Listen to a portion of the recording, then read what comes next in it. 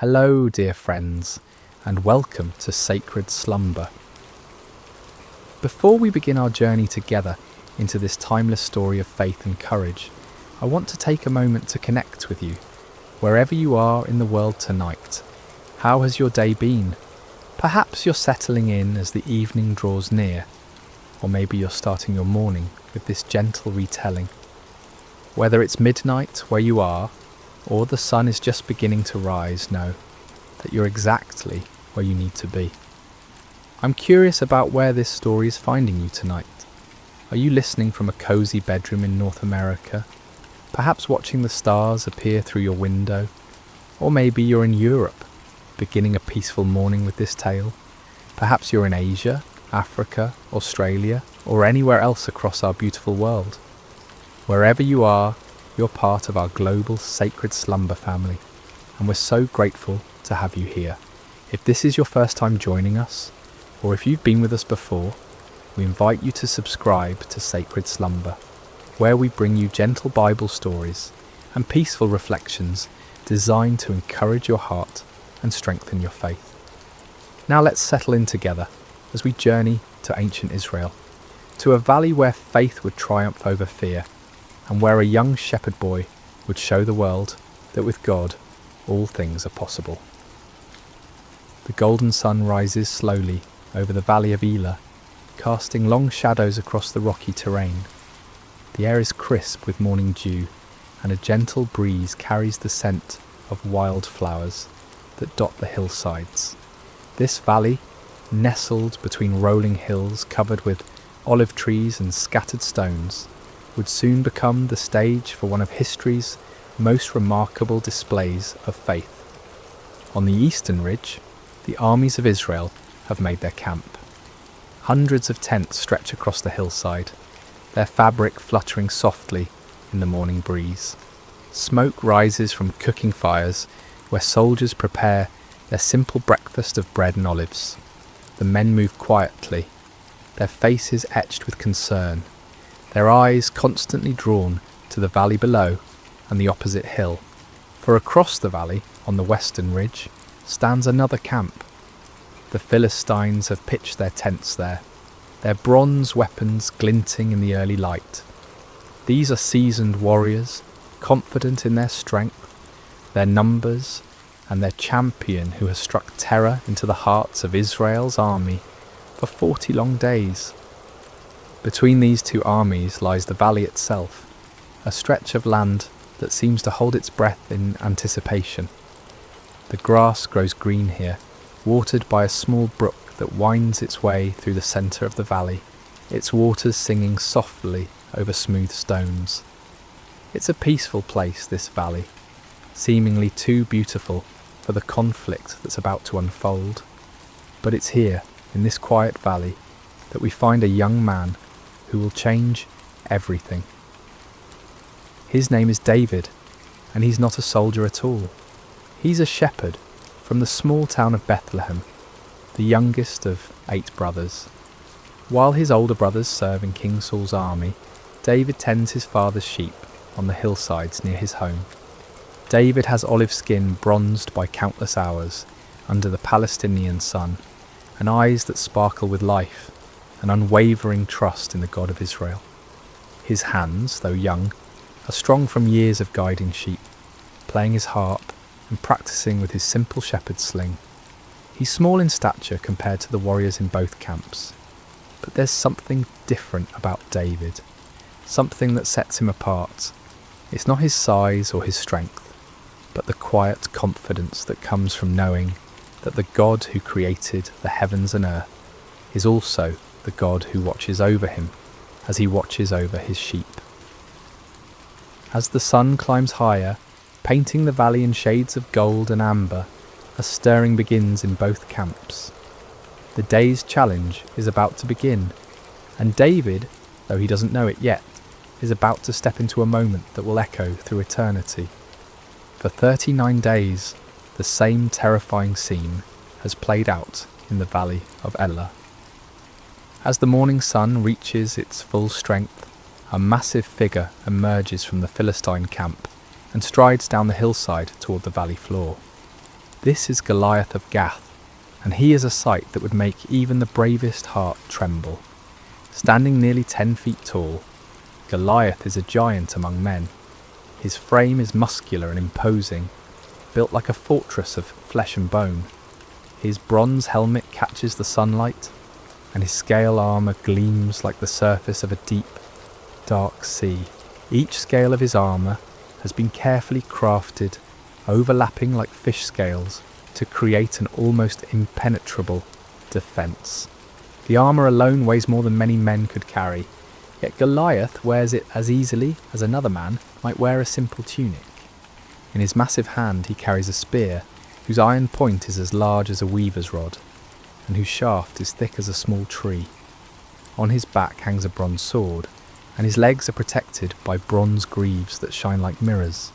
Walking before him is his armour-bearer, a man who would be considered large in any other company, but appears almost childlike next to his champion. As Goliath reaches the centre of the valley, near the gently flowing brook, he stops and turns to face the Israelite camp on the eastern hill. Then, in a voice that booms across the valley like thunder, he issues his daily challenge. "Why do you come out and line up for battle?" His voice echoes off the hillsides, causing birds to take flight from the olive trees. "Am I not a Philistine, and are you not the servants of Saul? Choose a man and have him come down to me. If he is able to fight and kill me, we will become your subjects.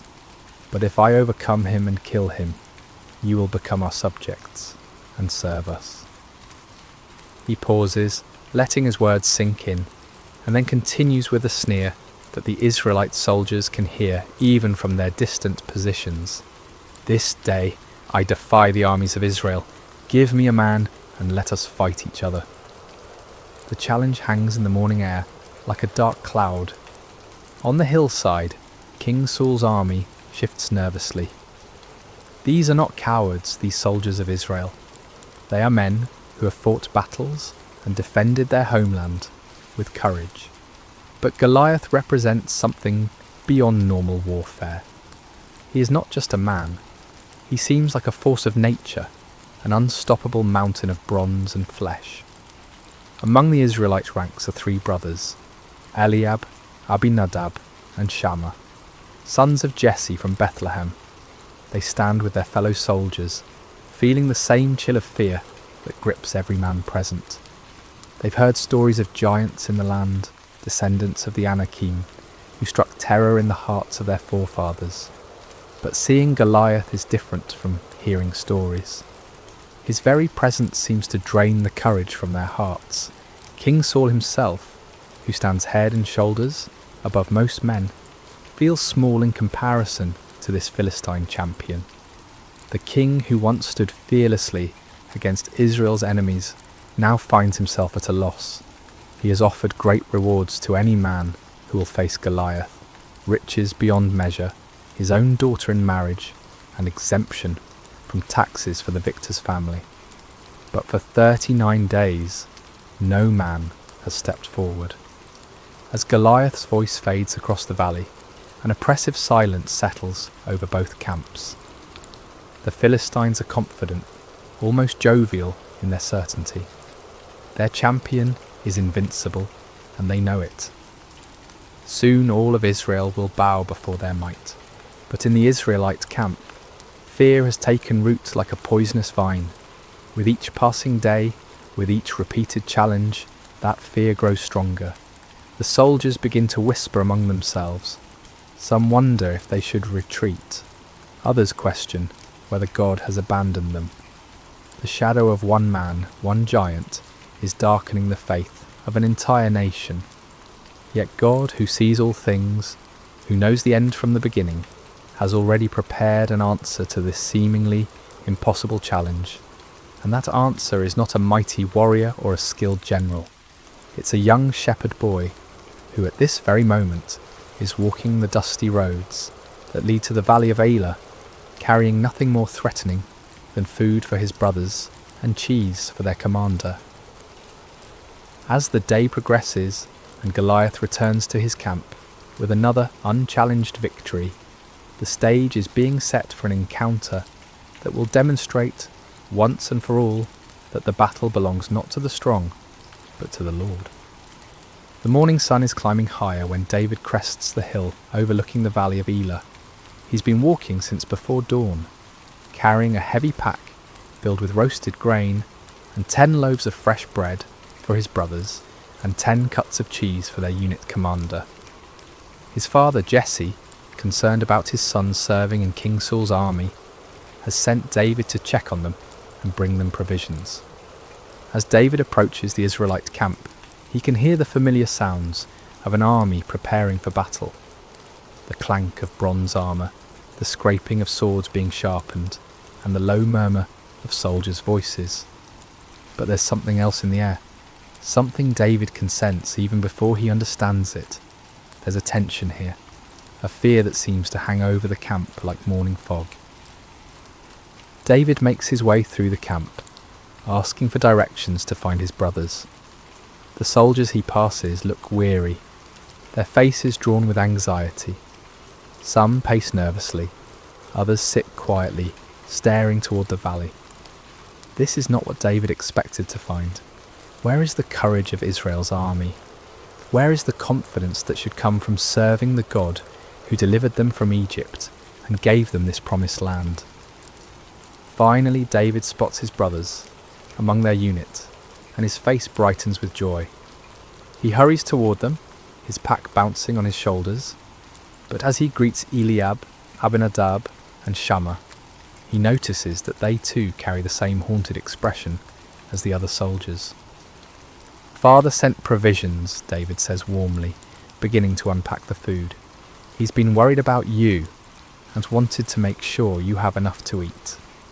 But before his brothers can respond fully to his greeting, a sound begins to build from across the valley. It starts as a low rumble and grows into the unmistakable boom of Goliath's voice. David stops unpacking and turns toward the valley, his eyes widening as he sees the massive figure striding down the hillside. Who is this uncircumcised Philistine that he should defy the armies of the living God? David asks, his voice filled not with fear, but with indignation. The words come naturally to him, spoken with the simple faith of someone who knows God personally, intimately, like a shepherd knows his flock. The soldiers around David stare at him in amazement.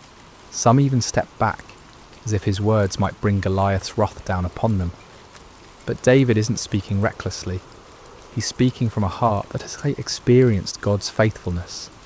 In the quiet places, in the fields where he tends sheep, under the stars where he plays his harp and sings psalms to the God who made them.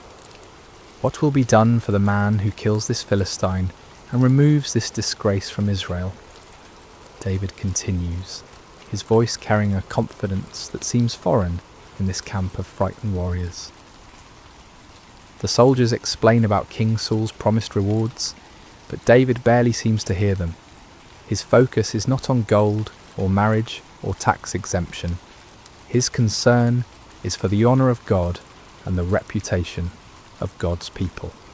How can this Philistine be allowed to mock the armies of the living God?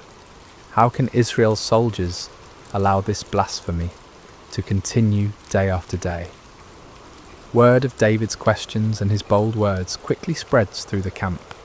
Some soldiers are amazed by his courage, others think he's simply too young to understand the danger. But when the news reaches Eliab, David's oldest brother, he responds with anger and embarrassment. "Why have you come down here?" Eliab demands, his face flushed with frustration. "And with whom did you leave those few sheep in the wilderness? I know how conceited you are, and how wicked your heart is. You came down only to watch the battle." Eliab's harsh words reveal the tension that can exist even in families when faith and fear collide. Perhaps Eliab is embarrassed that his youngest brother shows more courage than he and his fellow soldiers have demonstrated. Perhaps he's genuinely concerned for David's safety. But David responds with gentle humility. "Now what have I done?" David asks calmly.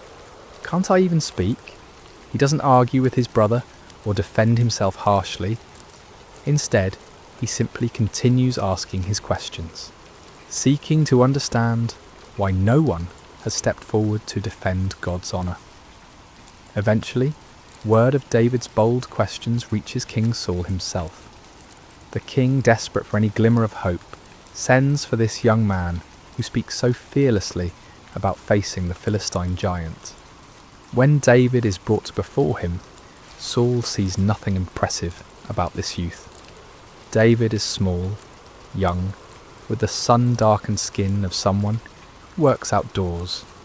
He carries no sword, no armour, nothing that would mark him as a warrior.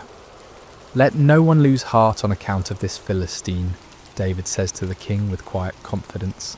"Your servant will go and fight him." King Saul looks at David in disbelief. "You are not able to go out against this Philistine and fight him," he says, his voice heavy with the weight of responsibility and fear. "You are only a young man, and he has been a warrior from his youth." But David's response comes from a wellspring of faith that has been tested and proven in the wilderness places where no one was watching. "Your servant has been keeping his father's sheep," David begins, his voice steady and sure. "When a lion or a bear came and carried off a sheep from the flock, I went after it, struck it, and rescued the sheep from its mouth. When it turned on me, I seized it by its hair, struck it, and killed it. Your servant has killed both the lion and the bear. This uncircumcised Philistine will be like one of them, because he has defied the armies of the living God." David pauses, and in that pause the tent seems to fill with the presence of something greater than human courage. "The Lord who rescued me from the paw of the lion and the paw of the bear will rescue me from the hand of this Philistine." Here is the key to David's confidence. It's not based on his own strength or skill. It's not rooted in pride or youthful foolishness. David's courage comes from his personal experience of God's faithfulness. In the quiet places when no one was watching except God, David learned to trust. When wild beasts threatened his father's sheep, David didn't run. He stood and fought, not in his own strength, but trusting in the God who had called him to be a shepherd. King Saul, moved by David's faith, and perhaps remembering his own younger days when he trusted God more completely, finally gives his consent. "Go," he says, "and the Lord be with you." Wanting to give David every possible advantage, Saul dresses him in his own tunic and puts a bronze helmet on his head and a coat of armour on his body. He gives David his own sword to carry, but when David tries to walk in all this military gear, he finds he can hardly move. "I cannot go in these," David says to Saul, "because I am not used to them." So he takes off the armour, removes the helmet, and sets aside the sword. He will not try to become something he's not, or fight in a way that's foreign to him. David will face Goliath as himself, a shepherd boy who trusts in the living God. Instead, David picks up his staff, the simple wooden rod that has been his companion through countless days in the fields. He goes to the brook that runs through the valley and carefully selects 5 smooth stones worn perfectly round by the flowing water. He places these in his shepherd's bag and takes his sling in his hand. As David walks toward the valley, he carries with him something more powerful than any bronze armour or iron sword. He carries the confidence that comes from knowing God personally, from experiencing his faithfulness in the quiet places of life. And he carries the understanding that this battle is not really between David and Goliath at all. This is a battle between the God of Israel and the false gods of the Philistines, between truth and blasphemy, between faith and fear. The young shepherd is ready to face the giant, not because he is strong, but because he knows the one who is stronger than any earthly power. The afternoon sun hangs bright and warm over the valley of Elah as 2 figures begin their approach toward each other across the grassy floor of the valley. The contrast between them could not be more dramatic, and yet it's precisely in this contrast that God's glory will be revealed. From the western hill, Goliath begins his descent, his bronze armour catching and reflecting the sunlight like a beacon. Each step he takes shakes the ground slightly, and the sound of his armour clanking echoes across the valley. He moves with the confidence of someone who has never known defeat, never felt the sting of uncertainty. His armour-bearer walks before him, carrying the massive shield that will protect the giant from any arrows that might be fired from the Israelite lines. From the eastern hill, David begins his own journey down into the valley. He walks with a steady, purposeful gait, his simple shepherd's clothing a stark contrast to the military spectacle approaching from the other side. In one hand he carries his staff, worn smooth by years of use. In the other, he holds his sling, a simple leather pouch attached to 2 cords, the kind of weapon that shepherds have used for generations to protect their flocks from predators. Behind David on the hillside, the entire Israelite army watches in stunned silence. Thousands of seasoned warriors stand motionless, their eyes fixed on the small figure walking steadily towards certain death. Some of them pray silently, asking God to protect this brave boy.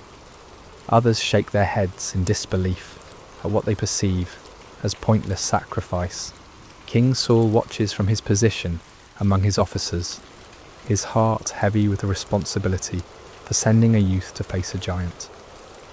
On the opposite hill, the Philistine army watches with amusement and anticipation.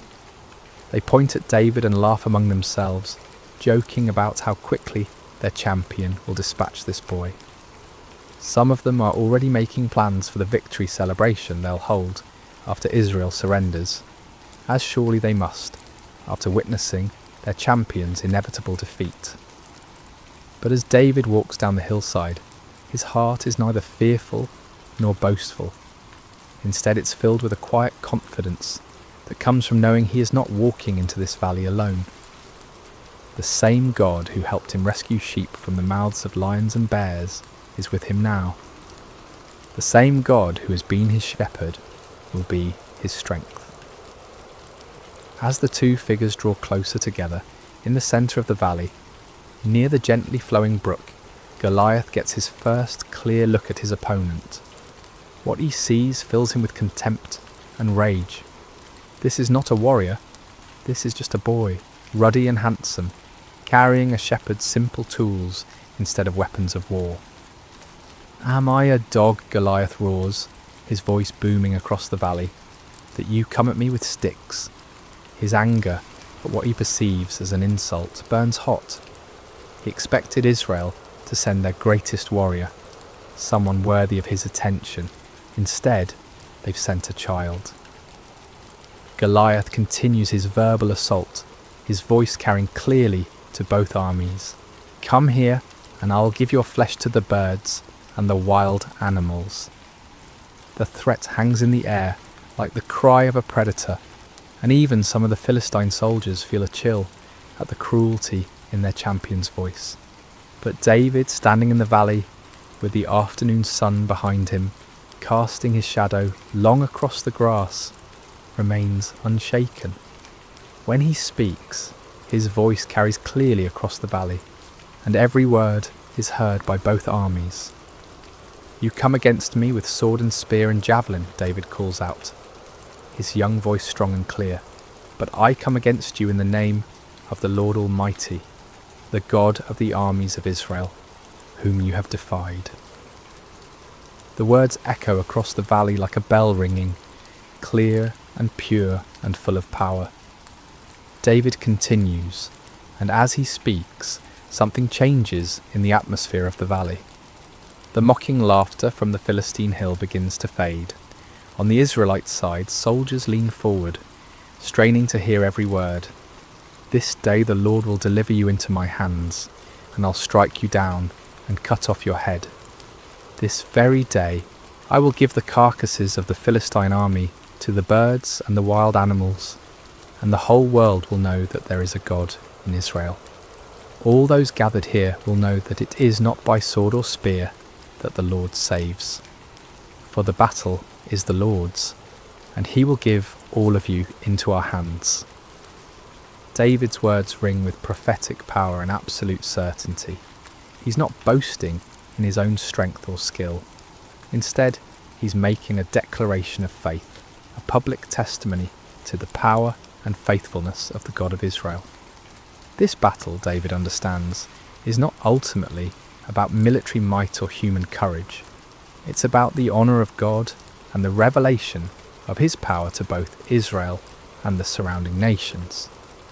Goliath, enraged by what he sees as blasphemous arrogance from a mere boy, begins moving quickly toward David, his massive frame covering the ground with surprising speed. His armour clanks and his weapons gleam as he bears down on his small opponent like an avalanche of bronze and iron. But David doesn't flee. Instead, he runs toward Goliath, closing the distance between them with swift, determined steps.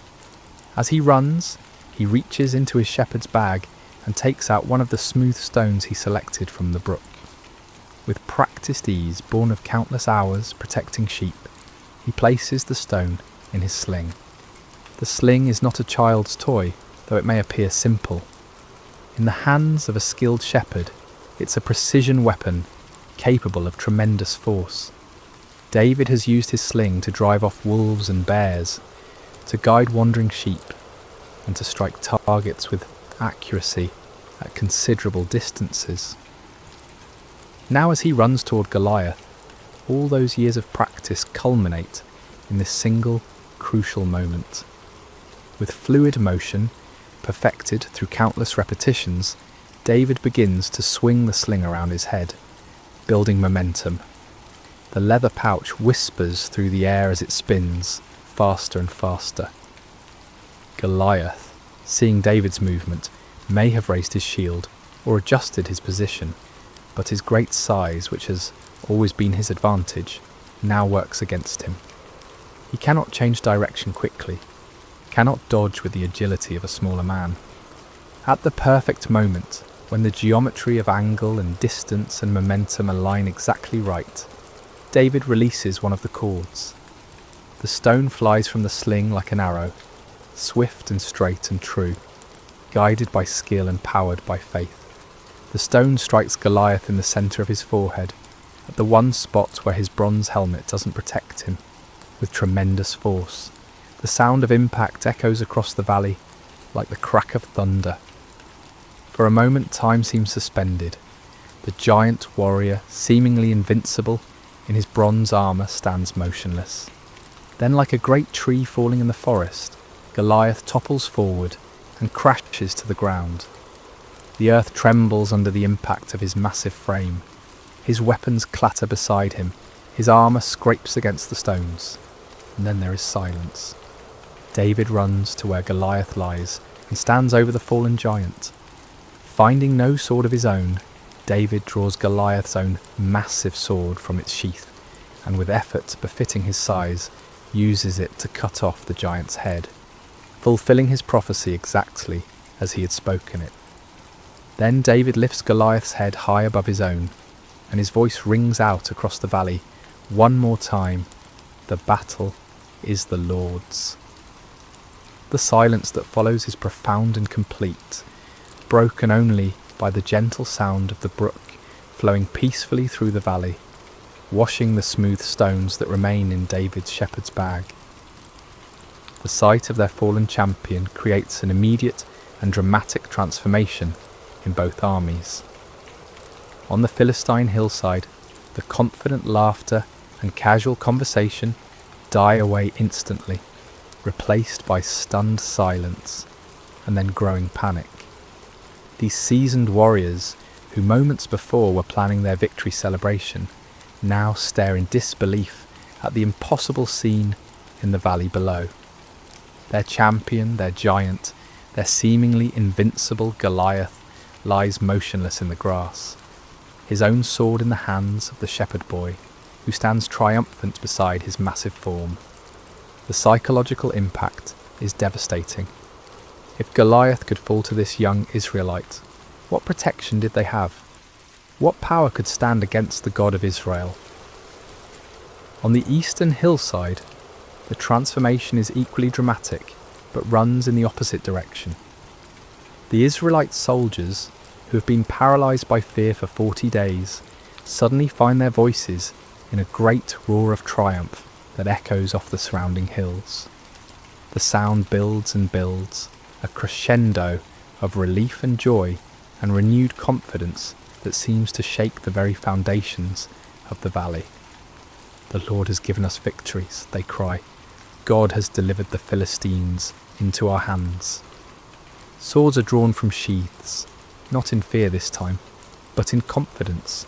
Spears are raised high, and the entire army begins to surge down the hillside like a mighty river breaking through a dam. King Saul, watching from his position among his officers, feels his own heart lift with amazement and gratitude. The burden of fear that has pressed down on him for weeks suddenly lifts, replaced by the returning memory of what it means to serve the living God. He gives the command that his army is already anticipating. Charge!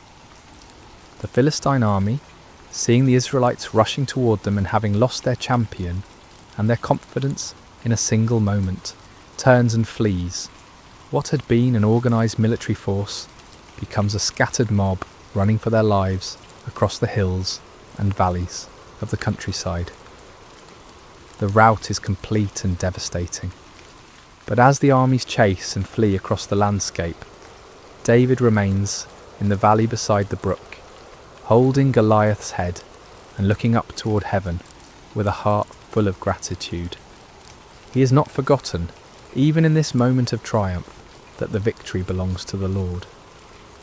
This was never about David's skill with a sling. Though his years of practice were important, this was never about David's courage. Though his faith was essential, this was about God's power to save his people and his determination to show both Israel and the nations around them that he alone is God.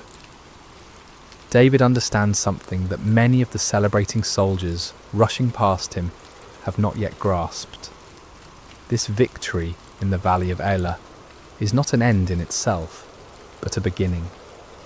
It's a demonstration of what becomes possible when someone is willing to trust completely in God's power and step forward in faith, even when the circumstances seem impossible. As David picks up his simple staff and adjusts his shepherd's bag, still containing 4 unused stones, he reflects on the events of the day. This morning he was simply bringing food to his brothers. Now he has become the deliverer of Israel, the slayer of giants, the one through whom God chose to demonstrate his power to the nations. But David's heart remains humble. He knows that he was simply the instrument God chose to use. The smooth stones came from God's creation. The skill to use the sling came from God's provision of years in the wilderness. The courage to step forward came from God's faithfulness in past trials. Even the opportunity to be in the valley today came from God's sovereign orchestration of events. As the sun begins to set over the valley of Elah, painting the sky in shades of orange and purple, David begins the journey back up the hillside. Behind him, the brook continues to flow peacefully, its waters singing the same gentle song they sang this morning, as if nothing extraordinary had happened here at all. But everything has changed. Israel has been delivered from their enemies. The name of the Lord has been glorified before the nations. Fear has been replaced with faith, and despair has given way to hope. Most importantly, everyone who witnessed this day now knows with certainty that there is a God in Israel, and that the battle belongs to the Lord.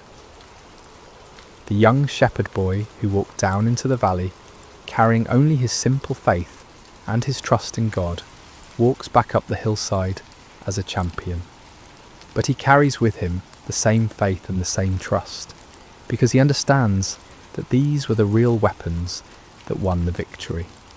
Size and strength and bronze armour are nothing compared to the power of the living God when it flows through a heart that trusts him completely. As David rejoins the celebrating Israelite army, his brothers look at him with new eyes.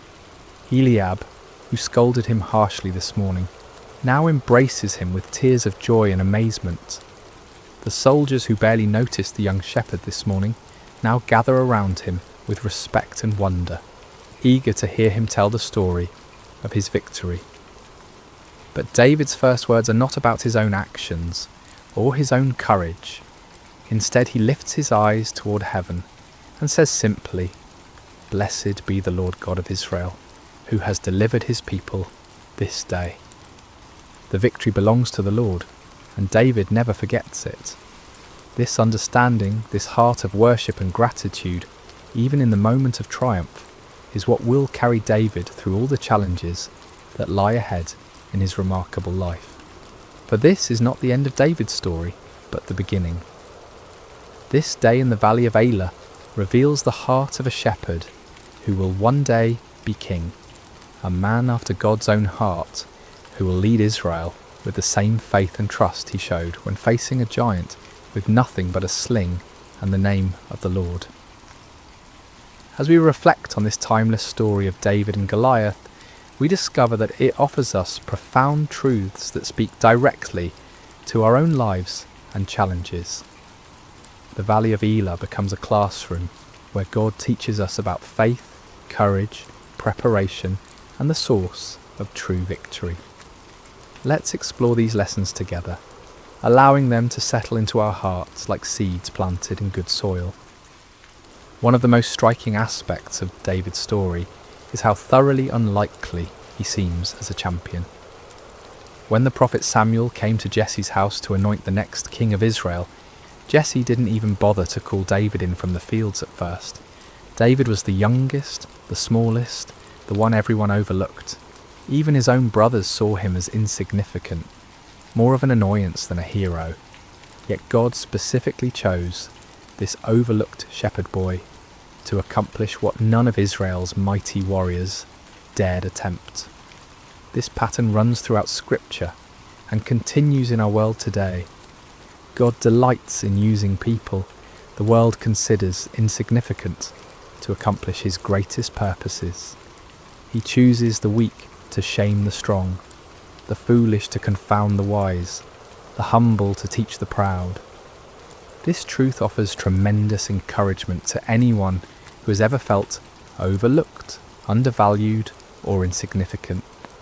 Perhaps you feel too young, too old, too inexperienced, or too ordinary to make a difference. Perhaps others have dismissed your dreams or minimized your contributions. If so, you're in excellent company. Moses felt too inadequate to speak for God. Gideon felt too weak to lead an army. Esther felt too powerless to influence a king.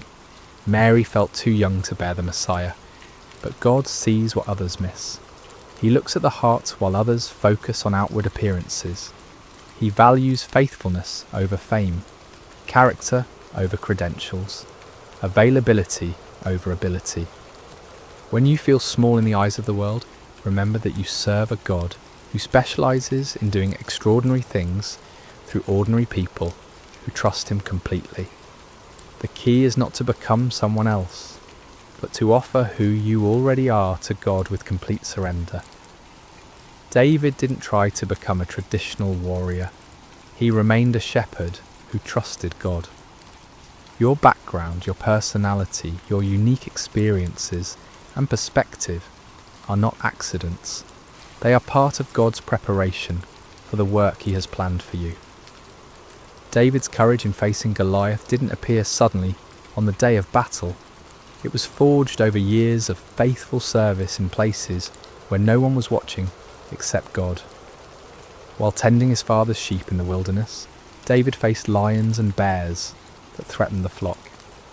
In those lonely, dangerous moments, with no audience to impress and no recognition to gain, David learned to depend completely on God's strength. These wilderness experiences became David's training ground.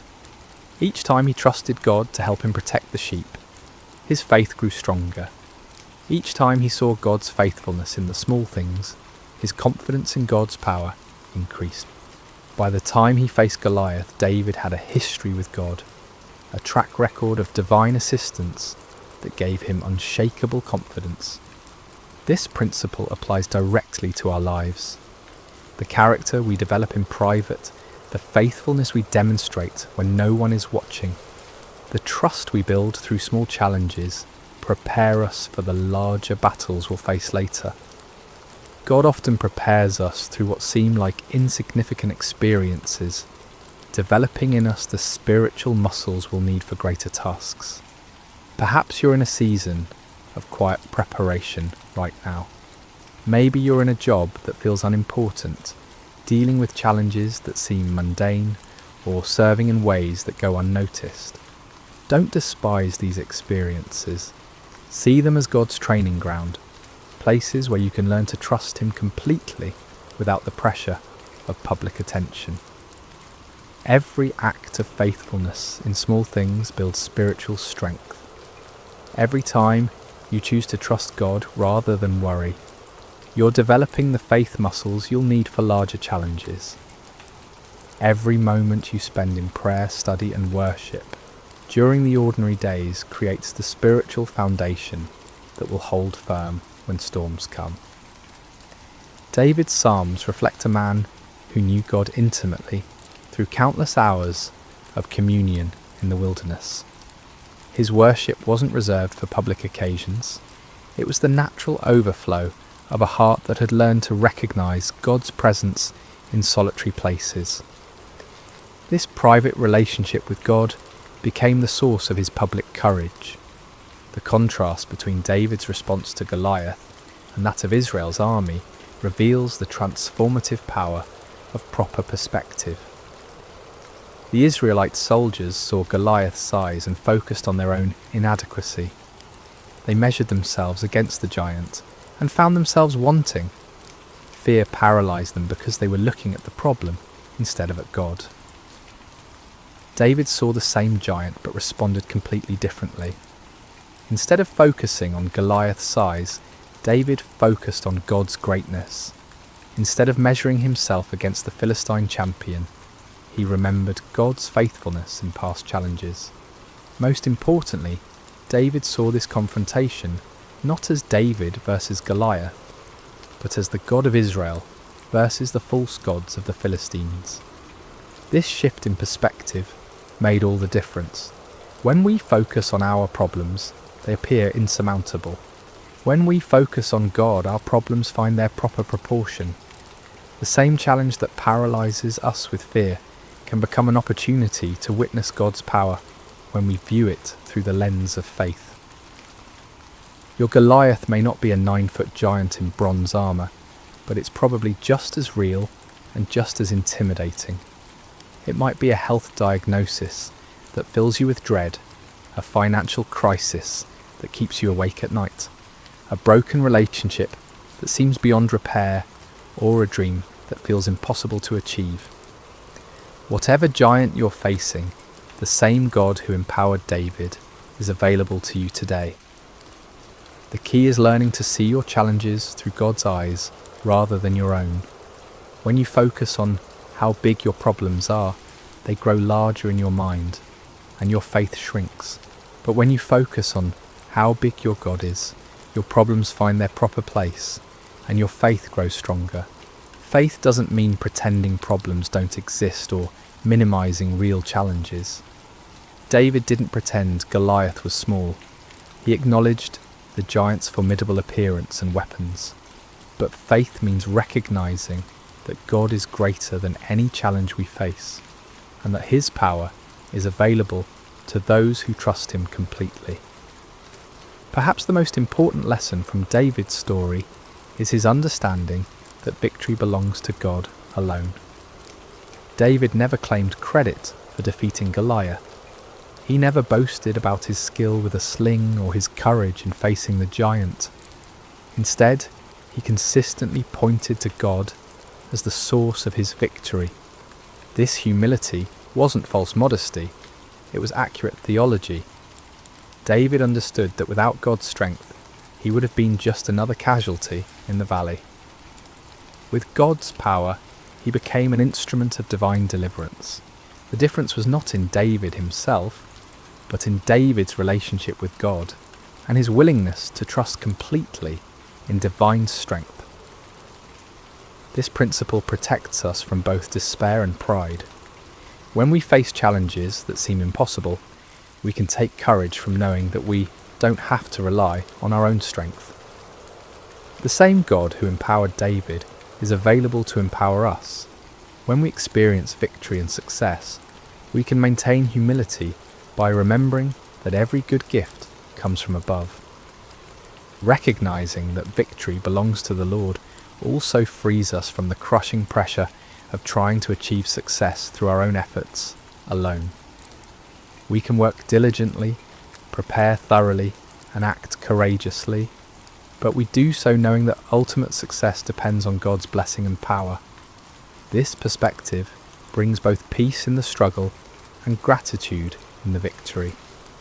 As we conclude our time together in the valley of Elah, I want you to imagine yourself standing where David stood. The sun is setting behind you, casting long shadows across the grass.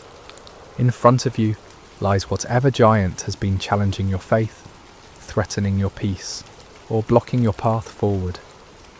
Your Goliath might be fear itself, that persistent anxiety that whispers lies about your future and your security. It might be doubt that questions God's goodness when life becomes difficult. Perhaps it's a pattern of sin that seems too strong to break, a relationship that appears too damaged to heal, or a dream that feels too big to pursue. Maybe your giant is loneliness that echoes in empty rooms and quiet evenings, or it could be anger that burns hot and destroys relationships. Perhaps it's despair that covers your days like a dark cloud, making it hard to see hope or purpose. Whatever giant you're facing, remember David's words, "I come against you in the name of the Lord Almighty." You don't have to face your challenges alone. You don't have to rely solely on your own strength, wisdom, or resources. The same God who empowered a shepherd boy to defeat a giant warrior is present with you today. Like David, you may feel small and inadequate when you look at the size of your challenges. That's normal and even healthy, because it drives you to depend on God rather than yourself. But don't let the size of your problems overshadow the greatness of your God. Don't let the voice of your giant drown out the whisper of divine love that calls you forward in faith. Remember that God has been preparing you for this moment through all the quiet experiences of your life. Every time you've chosen trust over worry, every moment you've experienced God's faithfulness in small things, every prayer you've whispered in the darkness has been building the spiritual strength you need for this challenge. Take up your simple faith like David took up his sling. Select the smooth stones of God's promises that have been worn smooth by the flowing waters of his love. Step forward, not in your own strength, but in the name of the Lord who loves you completely and fights on your behalf. And remember, the battle belongs to the Lord. Your job is not to guarantee the outcome, but to trust the one who holds the outcome in his hands. Your calling is not to be strong enough to win, but to be faithful enough to step forward when God calls. As you face your giants, may you have David's courage to step forward, his faith to trust completely, and his wisdom to give God all the glory for whatever victories he grants. May you discover, as David did, that with God all things are possible, and that no giant is too large for the power of divine love. Let us pray together. Heavenly Father, we thank you for the story of David and Goliath, which reminds us that you delight in using ordinary people to accomplish extraordinary things. Help us to see our challenges through your eyes rather than our own fears. Give us David's courage to step forward when you call, his faith to trust in your power rather than our own strength, and his humility to give you glory for every victory. We place our giants before you today, Lord, whatever form they may take in our lives. We acknowledge that we cannot defeat them in our own strength, but we trust in your power to deliver us. Use our weaknesses to display your strength, our fears to showcase your faithfulness, and our victories to bring glory to your name. Help us to be faithful in the quiet places of preparation, knowing that you are building in us the character and faith we'll need for the challenges ahead. May we never forget that the battle belongs to you, and may we always be quick to give you praise for your goodness and mercy in our lives. In the name of Jesus, our Good Shepherd and mighty champion, we pray. Amen. Sleep well, dear friends, knowing that the same God who was with David in the valley is with you wherever your journey leads.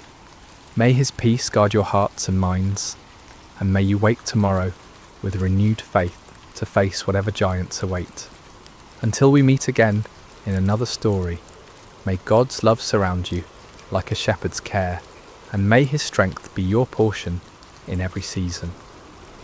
Thank you for joining us at Sacred Slumber, where every story reminds us that we are deeply loved and never alone. Hello, dear listener, and welcome to Sacred Slumber.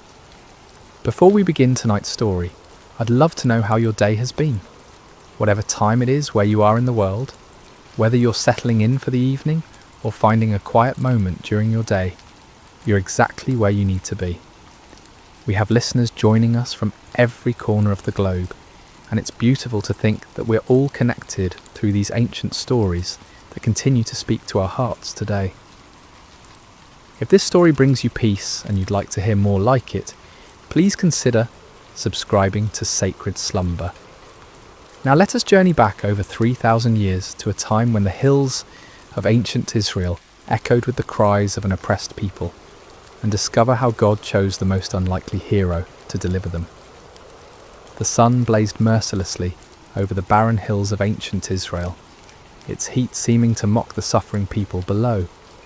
For 7 long years, the shadow of oppression had fallen across the promised land, like a plague that would not lift. The Midianites, fierce nomadic warriors from the desert, had swept down upon Israel like locusts, devouring everything in their path. In caves carved into limestone cliffs, families huddled in darkness, their faces gaunt with hunger and hollow with despair. Children, who should have been playing in village squares instead, learned to recognise the distant thunder of approaching hoofbeats, the signal to flee deeper into their rocky refuges. The once fertile valleys that had flowed with milk and honey now lay trampled and barren, stripped clean by the endless raids of their oppressors. The Israelites had forgotten what it meant to harvest their own crops.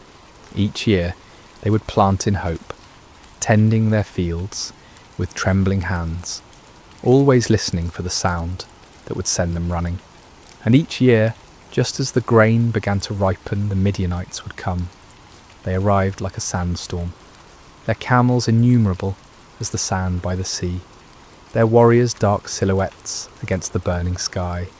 They took everything, left nothing, and vanished back into the wilderness, leaving behind only dust and desperation. In this time of darkness, when hope seemed as distant as the stars, there lived a young man named Gideon. He was not what anyone would call a mighty warrior. His hands, though calloused from labour, had never gripped a sword in battle. His shoulders, though broad from years of farm work, had never carried the weight of armour. His eyes, though keen from watching the horizon for danger, had never gazed unflinchingly into the face of an enemy. On this particular day, Gideon found himself doing what had become all too common among his people. Hiding.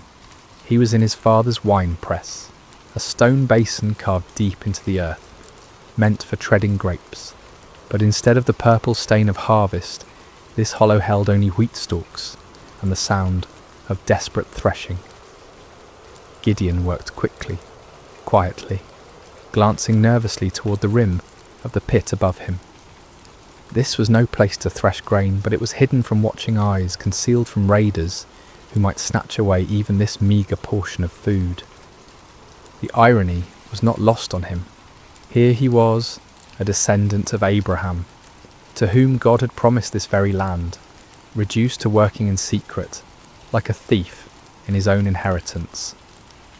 The wheat he threshed was barely enough to keep his family alive, and even this small amount had to be hidden from those who would steal it away. As Gideon worked, sweat dripping from his brow to mingle with the grain dust, he wondered where the God of his fathers had gone. The elders still told stories around carefully concealed fires, stories of a time when the Lord had parted the sea, when he had brought down the walls of Jericho, when his presence had dwelt among them in power and glory.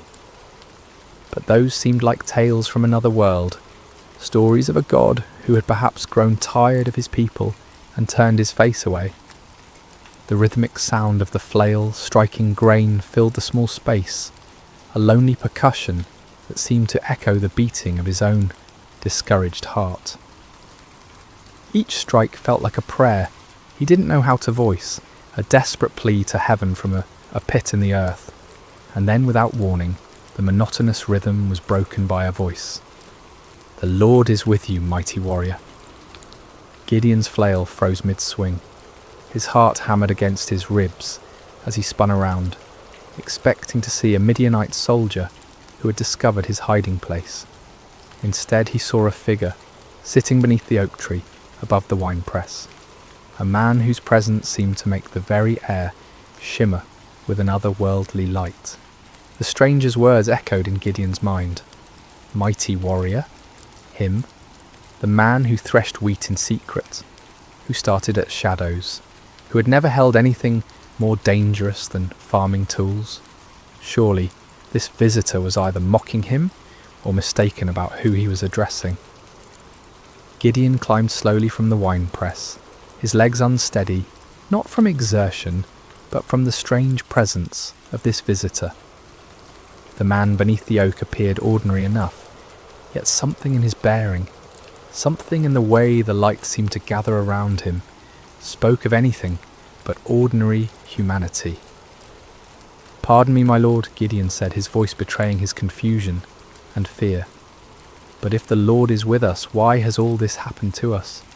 Where are all his wonders that our ancestors told us about when they said, 'Did not the Lord bring us up out of Egypt? But now the Lord has abandoned us and given us into the hand of Midian.'" The words tumbled out of him like water breaking through a dam. 7 years of bottled frustration, 7 years of unanswered prayers, 7 years of watching his people suffer, while heaven remained silent. If this stranger claimed the Lord was with them, then where was the evidence? Where was the God who had once fought for Israel, with fire and earthquake, with angel armies and miraculous interventions? The figure beneath the oak tree regarded him with eyes that seemed to hold depths of understanding far beyond human measure. When he spoke, his voice carried an authority that made the ground beneath Gideon's feet feel somehow more solid, as if reality itself paid attention to his words. "Go in the strength you have and save Israel out of Midian's hand. Am I not sending you?" Gideon felt his knees nearly buckle. Save Israel? Him? The man who hid in wine presses, who jumped at the sound of the wind through the barley? This had to be some terrible mistake, some cosmic error in judgment. "Pardon me, my lord," he said again, his voice barely above a whisper, "but how can I save Israel? My clan is the weakest in Manasseh, and I am the least in my family." It was true. His family held no position of honour among the tribe. They owned no great flocks, commanded no respect in the councils of the elders. Gideon himself was the youngest son, the one who tended to mundane tasks while others made important decisions. He was nobody special, nobody who mattered, nobody whom anyone would follow into battle. But the mysterious visitor seemed unmoved by these protests. "I will be with you," he said simply, "and you will strike down all the Midianites, leaving none alive." The promise hung in the air between them, impossible and overwhelming. Gideon's mind reeled as he tried to comprehend what was being asked of him. But if this was truly a messenger from the Lord, If this was indeed the God of his fathers speaking to him, then surely he could ask for some sign, some proof that this wasn't merely the product of too much sun and too little food. "If now I have found favour in your eyes," Gideon said carefully, "give me a sign that it is really you who speaks with me. Please do not go away until I come back and bring my offering and set it before you." The figure nodded gravely. "I will wait until you return." Gideon hurried to his house, his heart pounding with a mixture of terror and desperate hope. He prepared what he could offer: a young goat, unleavened bread made from precious flour, broth to complete the meal. It was a significant sacrifice for a family that had so little, but if there was even the slightest chance that the God of Israel was truly speaking to him, no cost was too great. When he returned to the oak tree, the stranger was still there, patient as stone, eternal as the hills. Gideon set the meat on a rock, poured out the broth, and waited to see what would happen. The visitor extended the staff in his hand and touched the meat and bread. Instantly, fire flared up from the rock, consuming the offering completely. In the same moment, the figure vanished from sight, leaving Gideon alone with the blackened stone and the certain terrifying knowledge that he had been speaking with an angel of the Lord. "Alas, sovereign Lord," Gideon cried out, falling to his knees, "I have seen the angel of the Lord face to face." But even as fear overwhelmed him, a voice spoke from heaven itself. "Peace, do not be afraid, you are not going to die." Gideon built an altar there and called it "The Lord is Peace," but peace was far from what he felt in his heart. That very night, the Lord spoke to him again, commanding him to tear down his father's altar to Baal and cut down the Asherah pole beside it. It was to be his first act of obedience, his first step toward the impossible task that lay ahead. Under cover of darkness, accompanied by 10 servants, Gideon did as he was commanded. They worked quietly, dismantling the stone altar and chopping down the wooden symbol of false worship. In their place, Gideon built an altar to the Lord and offered a bull as a sacrifice, using the wood from the Asherah pole as fuel for the fire. When morning came, the men of the town discovered what had been done. Their rage was immediate and fierce. They demanded that Joash, Gideon's father, bring out his son to be killed for destroying the altar of Baal, but Joash surprised everyone, including his son, with his response. "Are you going to plead Baal's cause?" he asked the angry crowd. "If Baal really is a god, he can defend himself when someone breaks down his altar." From that day on, Gideon was called Jerub-Baal, meaning "let Baal contend with him." But even after this first victory, even after seeing fire consume his sacrifice and hearing the voice of the Lord, doubt still gnawed at Gideon's heart like a persistent wound. When the Midianites assembled once again for their annual raid, gathering in the valley like a dark sea of destruction, Gideon knew the time had come. Yet still he hesitated. Still, he needed more assurance. That night, he took a wool fleece and placed it on the threshing floor. "If you will save Israel by my hand as you have promised," he prayed, "look, I will place a wool fleece on the threshing floor. If there is dew only on the fleece and all the ground is dry, then I will know that you will save Israel by my hand, as you said." In the morning, the fleece was soaked with dew, while the ground around it was completely dry.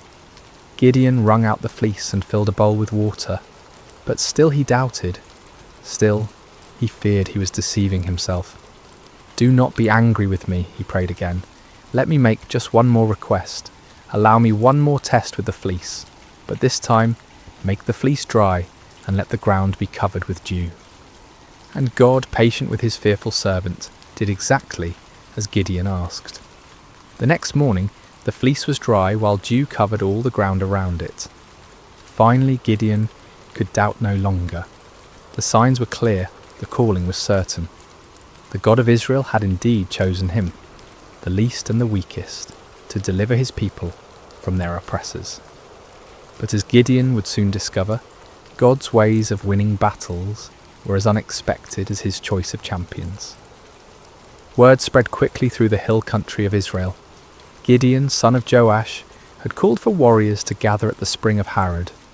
The response was overwhelming. Men came from every tribe, every village, every cave where families had been hiding.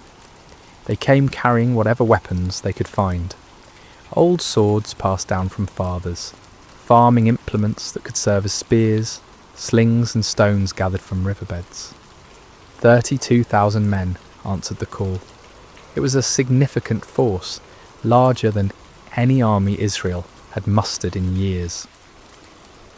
As Gideon looked out over the sea of faces, weathered by years of oppression, but now bright with hope, he felt a stirring of confidence. Perhaps this task wouldn't be as impossible as it had seemed. But even as he counted his forces, Gideon knew they were still vastly outnumbered. In the valley below, the Midianites and their allies spread across the landscape like a plague of locusts. Their camels were indeed as numerous as the sand on the seashore. Their warriors a dark tide that seemed to stretch to the horizon. Conservative estimates put their numbers at over 100,000 fighting men, but some said there were twice that many. Gideon was contemplating these daunting odds when the Lord spoke to him once again, and the words he heard made his blood run cold. "You have too many men," the Lord said. "I cannot deliver Midian into their hands, or Israel would boast against me. My own strength has saved me. Now announce to the army, anyone who trembles with fear may turn back and leave Mount Gilead." Too many men? Gideon stared out at his army, then down at the vast enemy host in the valley. How could 32,000 be too many when facing such overwhelming odds? But the Lord's reasoning became clear. If Israel won this battle with such numbers, they would attribute the victory to their own military might, rather than to God's power. With a heavy heart, Gideon stood before his assembled forces. These men had left their families, their hiding places, their small measures of safety to answer his call. Now he had to tell some of them to go home. "Men of Israel," he called out, his voice carrying across the gathered warriors. "The Lord has spoken to me. Anyone among you who is afraid, anyone who trembles with fear, may return to his home. There is no shame in this. Go in peace." A murmur rippled through the crowd.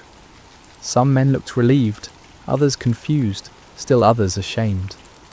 But slowly, surely, men began to step forward, to gather their belongings, to turn away from the camp. What started as a trickle became a stream, then a flood. By evening, 22,000 men had departed for their homes, leaving only 10,000 behind. Gideon watched them go with a mixture of understanding and dread.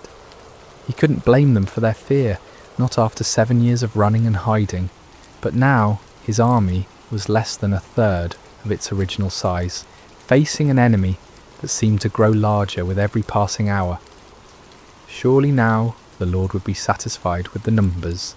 Surely now they could plan their attack, develop their strategy, prepare for battle. But as the sun set over the camp, painting the sky the colour of blood, the voice of the Lord came to Gideon once more. "There are still too many men," the Lord said. "Take them down to the water, and I will thin them out for you there." Gideon felt as if the ground was shifting beneath his feet. Still too many? 10,000 men were still too many to face 100,000? What kind of battle was the Lord planning? The next morning Gideon led his remaining men down to the spring of Harod. The water was clear and cold, bubbling up from underground sources that had never failed, even in the driest years. The men were thirsty from the march and eager to drink. Separate those who lapped the water with their tongues, as a dog laps from those who kneel down to drink, the Lord instructed. Gideon watched carefully as his men approached the water. Most of them, weary and relieved to finally rest, knelt down and put their faces directly to the stream, drinking deeply. But a few, perhaps more cautious or alert, cupped water in their hands and lapped it quickly while keeping their eyes up, watching for danger. When the test was complete, Gideon counted with growing amazement and terror. Only 300 men had lapped the water like dogs. 300 out of 10,000. 300 to face the multitudes of Midian. With the 300 men that lapped I will save you and give the Midianites into your hands, the Lord said. Let all the others return home.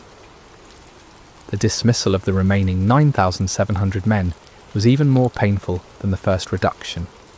These were the men who had stayed when others fled, who had shown courage and commitment. Yet now they too had to be sent away, carrying with them the supplies and provisions that would have sustained a larger force. As evening fell over the camp, Gideon found himself staring at his tiny army. 300 men sat around small fires, their faces illuminated by flickering flames. Some sharpened weapons, others mended gear, still others simply stared into the darkness where their enemies waited. They were farmers and shepherds, craftsmen and traders. None of them were professional soldiers. None of them had trained for this kind of warfare. Gideon walked among them, listening to their quiet conversations. Some spoke of their families, wondering if they would ever see their wives and children again. Others talked about the enemy, speculating about Midianite tactics and weapons. A few prayed quietly, their voices barely audible above the crackling of the fires. "Do you think we can win?" one young man asked his companion, his voice carrying the weight of doubt that Gideon felt in his own heart. "With God's help," came the reply, but even that voice held uncertainty. As Gideon continued his circuit of the camp, he felt the familiar weight of fear settling on his shoulders like a heavy cloak. 300 men. It was impossible. It was madness. It was a recipe for massacre, not victory. But even as doubt assailed him, Gideon remembered the fire that had consumed his sacrifice, the signs with the fleece, the voice that had called him mighty warrior when he was anything but mighty. The God who had chosen him, who had reduced his army to an impossibly small number, was the same God who had parted the Red Sea, who had brought down the walls of Jericho with trumpets and shouts. Still, as he looked out toward the valley, where enemy campfires twinkled like stars fallen to earth, Gideon found himself struggling with the same fears that had driven him to test God with fleeces. The odds were beyond daunting. They were simply impossible. But perhaps, he thought with growing understanding, that was exactly the point. Sleep eluded Gideon that night. He tossed on his simple bedroll, listening to the sounds of his small army around him. Some of the men snored peacefully, displaying a faith or fatalism that he envied. Others, like himself, shifted restlessly, no doubt contemplating the impossibility of what lay ahead. As the night deepened, the Lord spoke to him once more. "Get up, go down against the camp, because I am going to give it into your hands. If you are afraid to attack, go down to the camp with your servant Purah and listen to what they are saying. Afterward, you will be encouraged to attack the camp." The Lord knew him well, Gideon realized. He was indeed afraid, terrified beyond measure. The offer to scout the enemy camp was exactly what his anxious heart needed.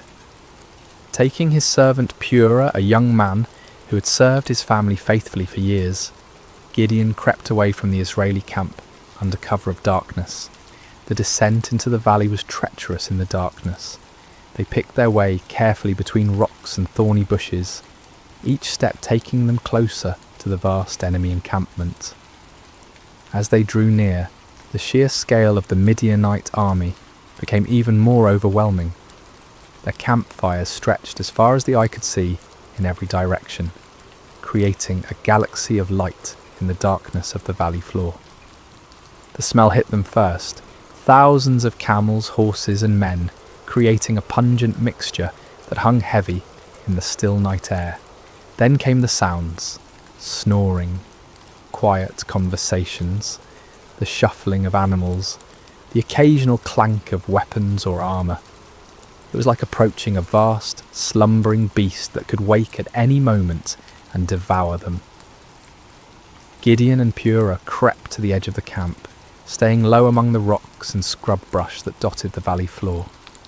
The nearest tents were only a few dozen yards away, their dark silhouettes outlined against the glow of dying fires.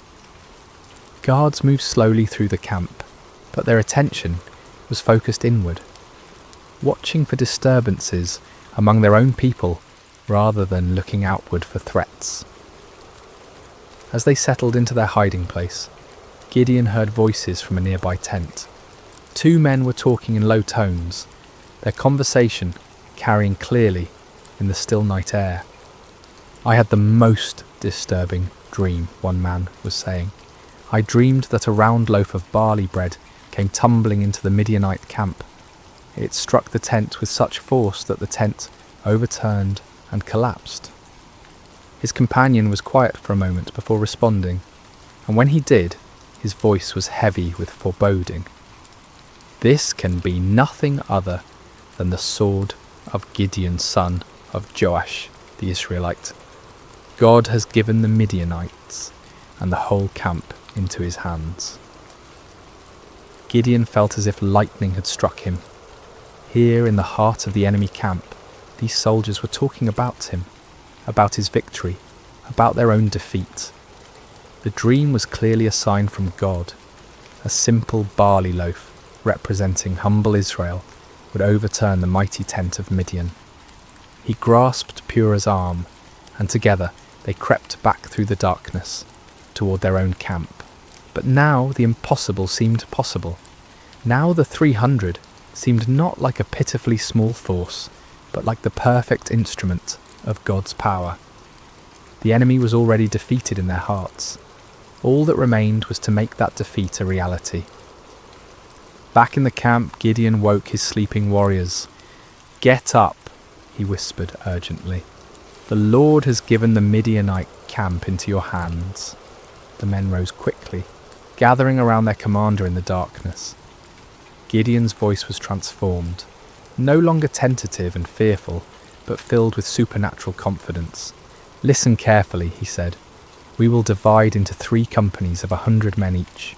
I will give each of you a trumpet and an empty jar with a torch inside it. Watch me and do exactly what I do.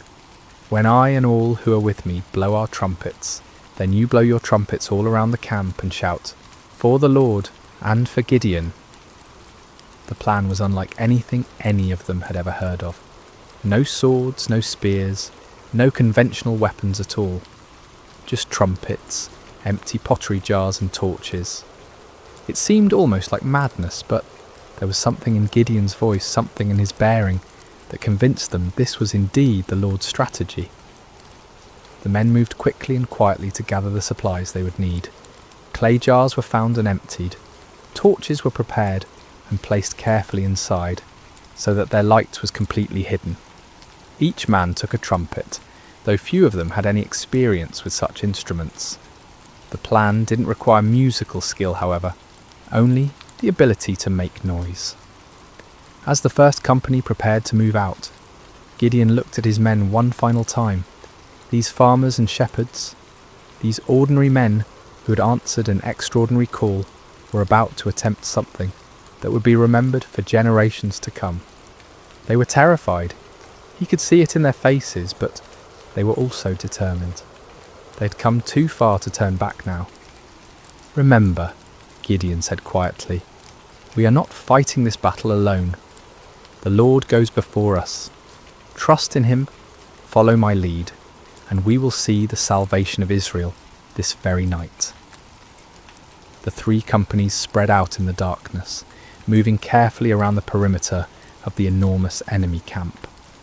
It took time to get into position, with each group having to navigate difficult terrain while carrying their unusual equipment. But finally, just as the middle watch began, just as the guards were changing and the camp was at its most vulnerable, Gideon's company reached their position on one side of the valley.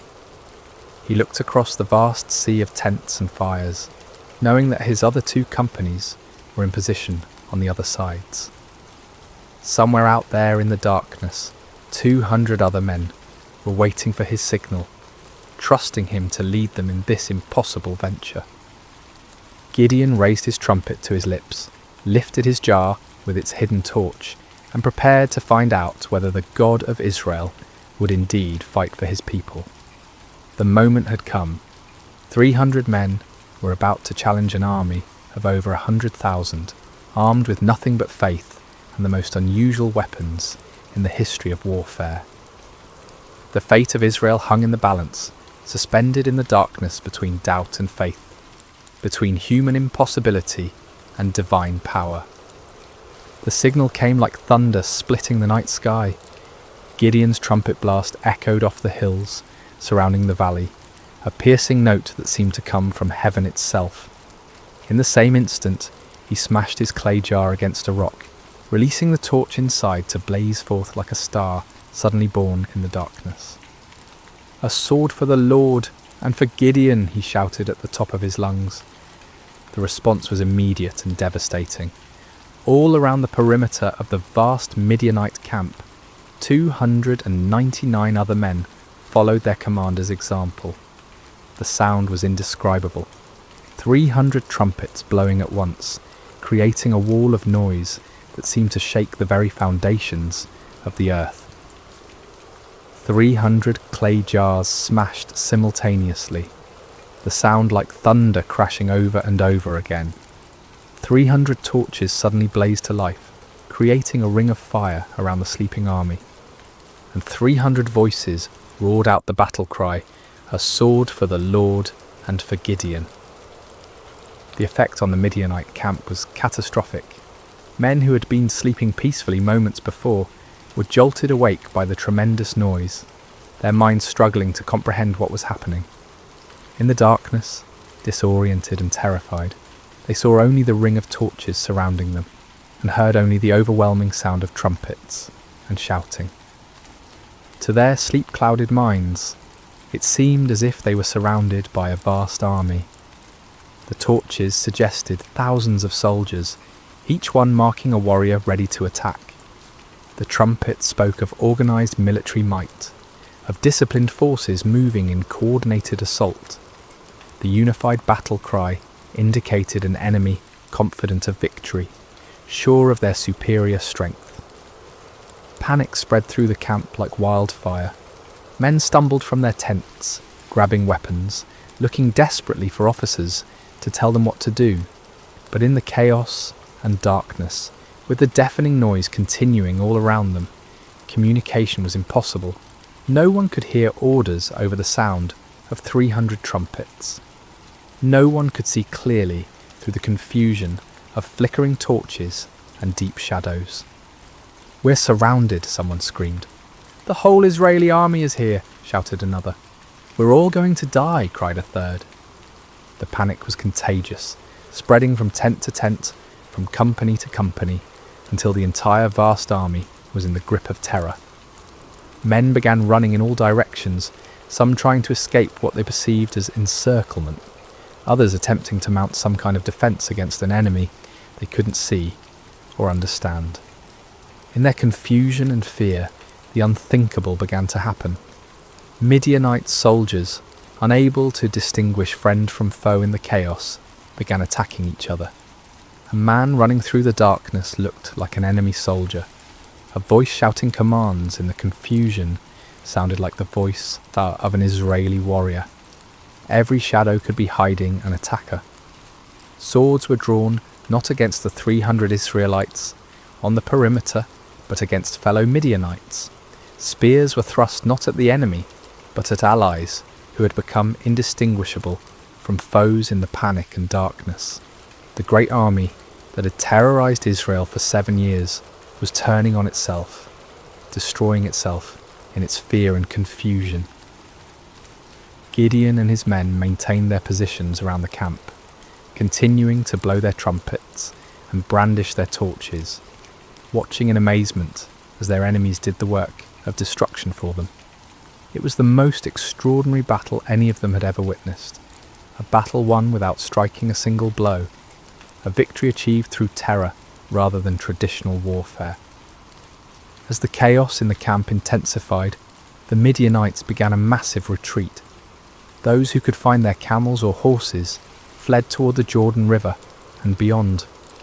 Others ran on foot, abandoning their weapons, their supplies, their wounded comrades, in their desperate attempt to escape what they believed was certain annihilation. But Gideon was not content to simply watch his enemies flee.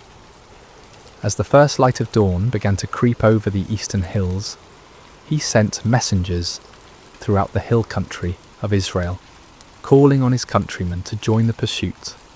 "Come down against the Midianites," the messengers proclaimed, "and seize the waters of the Jordan ahead of them as far as Beth-barah." The response was immediate and enthusiastic. Men who had been hiding in caves for 7 years suddenly found themselves called to active pursuit of their oppressors. They came streaming down from the hills, like water released from a dam, energized by the news that the mighty Midianite army was in full retreat. The men of Ephraim were particularly effective, seizing the fords of the Jordan River and trapping many of the fleeing enemy forces. They captured and killed Oreb and Zeb, 2 of the Midianite leaders, bringing their heads to Gideon as proof of their victory. Meanwhile, Gideon and his original 300 men continued the pursuit of the main enemy force. They crossed the Jordan River, following the fleeing armies eastward into the desert. Despite their exhaustion, despite having had no sleep and little food, they pressed on relentlessly. The psychological impact of the night's events had completely broken the spirit of the Midianite alliance. Armies that had seemed invincible just hours before were now scattered bands of demoralized fugitives. The camels that had been as numerous as sand by the seashore were now obstacles to rapid flight rather than instruments of swift attack. Gideon's small force continued to grow as more Israelites joined the pursuit. Men from Naphtali, Asher, and all of Manasseh took up arms and chased the fleeing enemy.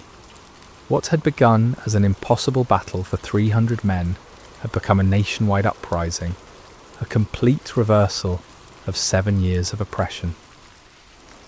The fleeing Midianites tried to regroup at Succoth and Penuel, but the local officials, perhaps fearing retaliation, refused to provide them with food or assistance. Gideon's pursuit was relentless, driving them ever deeper into the wilderness, further from their base of operations, further from any hope of mounting a counterattack. Finally, in the desert east of the Jordan, Gideon caught up with the remnants of the great army. Zebah and Zalmunna, the 2 kings of Midian, were there with about 15,000 men, all that was left of an army that had once numbered over 100,000. Even this reduced force vastly outnumbered Gideon's 300, but their spirit was completely broken. The final battle was swift and decisive. The Midianite army, already demoralized and exhausted, offered little resistance. Zebah and Zalmunna were captured alive, bringing to an end the 7-year reign of terror that had plagued Israel. As the sun set on that remarkable day, Gideon found himself looking out over a battlefield strewn with the evidence of complete victory. The mighty army that had seemed invincible just 24 hours earlier was destroyed. The kings who had terrorized his people were prisoners. The oppression that had driven Israel into caves and hiding places was broken forever. It had all begun with 300 men, 300 trumpets, 300 torches, and faith in a God who specializes in impossible victories. The journey back to Israel was unlike anything the land had seen in generations. What had begun as a desperate flight by 300 terrified farmers had become a triumphant procession that seemed to grow with every mile. Men emerged from caves and hidden places, women came out of their refuges, children ran alongside the returning heroes. The roads that had been empty for 7 years, too dangerous for normal travel, were now filled with celebration. Gideon rode at the head of the procession, the captured kings Zeba and Zalmunna walking in chains behind him. The sight of these once mighty rulers, who had struck terror into Israelite hearts for so long, now humbled and defeated, was almost too wonderful to believe. People lined the roads just to see them, to confirm with their own eyes that the nightmare was truly over. As they passed through villages and towns that had been ghost settlements just days before, people poured out of their houses with tears of joy streaming down their faces. Children, who had never known anything but hiding and fear, looked with wonder at the defeated enemy kings. Elderly men and women who remembered the time before the oppression began whispered prayers of thanksgiving to the God who had delivered them. The celebration that erupted across Israel was spontaneous and overwhelming. In every settlement, people brought out whatever food they had hidden away and shared it freely. Wine that had been buried for safekeeping was uncorked and passed around. Songs that had been silenced for 7 years rang out again from hilltops and valleys. But perhaps the most remarkable aspect of the victory was how complete it had been. The Midianite power was not just temporarily broken, but utterly destroyed. Their military organisation was shattered, their leadership eliminated, their will to fight completely crushed. Never again would they be able to mount the kind of massive raids that had devastated Israel year after year. The psychological impact was equally profound. For 7 years, the Israelites had seen themselves as victims, as weak and helpless prey for stronger predators. Now they had witnessed their God fighting for them in the most dramatic way imaginable. The story of the 300 and their trumpets would be told and retold around campfires for generations to come. A permanent reminder that no enemy is too strong when the Lord chooses to fight for his people. When Gideon finally reached his homeland, representatives from all the tribes of Israel came to meet him. They came with a proposal that on the surface seemed like the natural conclusion to his remarkable victory. "Rule over us," they said, their voices filled with genuine admiration and gratitude. "You, your son, and your grandson, because you have saved us from the hand of Midian." It was an offer of kingship, of dynastic rule, that would establish Gideon's family as the permanent rulers of Israel. After centuries of loose tribal confederation, of judges who arose in times of crisis, only to fade from prominence when the emergency passed, the people were ready for something more permanent, more stable, and who better to serve as their king than the man who had delivered them from their greatest enemy? The offer was tempting beyond measure. Gideon had gone from threshing wheat in secret to being offered the crown of all Israel. The boy who had hidden in wine presses was being invited to sit on a throne. The man who had doubted his own worth was being told that he was worthy to found a royal dynasty. But Gideon's response revealed the depth of his spiritual growth during this incredible journey. The fearful farmer, who had needed multiple signs and confirmations, had become a man who understood something fundamental about the nature of God's kingdom. "I will not rule over you," he declared firmly, "nor will my son rule over you. The Lord will rule over you." It was a profound statement of faith and wisdom. Gideon recognized that Israel's true king was the Lord himself, and that any human ruler would be merely a steward of God's authority. He had learned through his own experience that victory came not through human strength or wisdom, but through complete dependence on divine power. To accept a crown now would be to claim credit for what God alone had accomplished. The people were disappointed but not surprised. They had seen enough of Gideon's character to understand that he was not motivated by personal ambition. Still, they wanted to honour him in some way, to create some lasting memorial to his remarkable victory.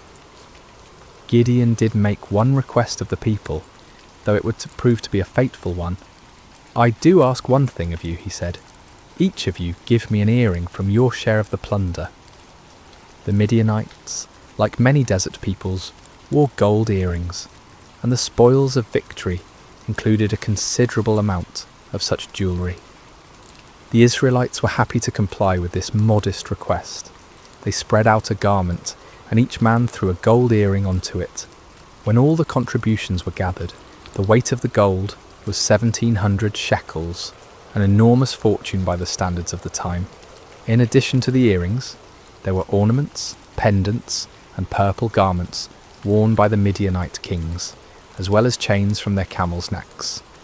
With this gold, Gideon made an ephod, a ceremonial garment similar to what the high priest wore. His intentions may have been pure, perhaps wanting to create a memorial to God's victory or a way for the people to seek divine guidance. But the results were tragic. All Israel prostituted themselves by worshipping it there, and it became a snare to Gideon and his family. The very man who had torn down his father's altar to Baal, who had refused the crown because only God should rule Israel, inadvertently created an object that led his people back into idolatry. It was a sobering reminder of how easy it is for even the most faithful to stumble, how quickly victory can turn to spiritual defeat. The golden ephod, created from the spoils of a battle won by faith alone, became a false god that drew the people's hearts away from the true God who had delivered them. Yet despite this failing, the primary result of Gideon's victory endured. The land had peace for 40 years during his lifetime. The Midianites never recovered from their devastating defeat. Other potential enemies, seeing what had happened to the mighty Desert Confederation, thought twice before threatening Israel. Gideon himself lived quietly on his estate, enjoying the respect of his people, but never again taking up the sword. He married and had many children, 70 sons from his various wives. One son, born to a concubine in Shechem, was named Abimelech, and he would later bring great trouble to Israel in his quest for the power his father had refused. When Gideon died at a good old age, he was buried in the tomb of his father Joash in Ophrah of the Abiezrites. His death marked the end of an era, the passing of a man who had embodied both the highest faith and the deepest human frailty. As we reach the end of this ancient story, told now across thousands of years and countless retellings, the lessons of Gideon's life continue to resonate with profound relevance. His journey, from fearful farmer to victorious leader, speaks to truths that transcend time and culture, offering wisdom for anyone who has ever felt inadequate for the tasks before them. The first and most striking lesson is how God chooses his instruments. When the angel called Gideon a mighty warrior while he hid in a wine press, it seemed like either a mistake or a cruel joke. Gideon was none of the things we typically associate with great leaders. He wasn't brave, wasn't confident, wasn't from an important family, wasn't trained in warfare or politics. By every human measure, he was spectacularly unqualified for the task ahead. Yet this was precisely why God chose him. The Lord deliberately selects the weak to confound the strong, the foolish to shame the wise, the lowly to humble the proud. Gideon's weakness became the perfect vessel for divine strength because there could be no question about who deserved the credit for the victory. This principle was reinforced by the reduction of Gideon's army from 32,000 to 300. With overwhelming numbers, Israel might have attributed their victory to superior military strategy or exceptional courage. With just 300 men, there could be no doubt that the victory belonged to God alone. The method of the victory itself drove this point home with unmistakable clarity. No swords were swung, no arrows were shot, no conventional battle was fought. Instead, the enemy was defeated by trumpets, torches, and shouting. It was a victory that made no sense according to human wisdom, but perfect sense according to divine strategy. Gideon's story also illustrates the patient grace of God toward human weakness. When Gideon asked for signs, when he tested God with fleeces, When he needed encouragement through overhearing the enemy's dream, the Lord did not respond with anger or impatience. Instead, he provided exactly what his frightened servant needed to move forward in faith. This divine patience extends to our failures as well as our fears. Even when Gideon created the golden ephod that led Israel into idolatry, even when his victory was tainted by this spiritual stumble, God's larger purposes were not thwarted. The peace that came to Israel lasted for 40 years, and the story of Gideon's faith continued to inspire future generations. Yet Gideon's failure with the ephod serves as a sobering warning about the subtle nature of spiritual pride. The man who had refused a crown could still fall into the trap of creating an object that drew worship away from God. Victory can be more spiritually dangerous than defeat, success more corrupting than failure. Even those who have experienced God's power in extraordinary ways must remain vigilant against the pride that can grow from their very victories. The story also reveals the importance of recognizing God's sovereignty in our circumstances. When Gideon questioned why God had allowed the Midianite oppression, he was struggling with one of humanity's oldest questions: why does a good God permit suffering? The answer that emerges from his story is not a theological explanation, but a practical demonstration. God had not abandoned his people. He was preparing to deliver them in a way that would reveal his power and restore their faith.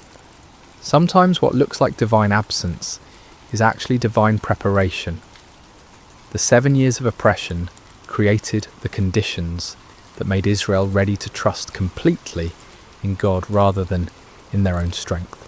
Without that desperation, they might never have been willing to follow 300 men with trumpets against an army of over 100,000. Gideon's reluctance to accept the crown offers another crucial lesson about the nature of true leadership. The people wanted to make him king because he had saved them, but Gideon understood that salvation belongs to God alone. Human leaders are at their best when they serve as instruments of divine will rather than as objects of human worship. This principle applies far beyond political leadership. In families, in businesses, in communities, in churches, the most effective leaders are those who understand that their authority is delegated, that their successes come from sources beyond themselves, that their role is to point others toward truth rather than toward their own personalities or achievements. The transformation in Gideon's character throughout the story demonstrates the power of stepping out in faith despite fear.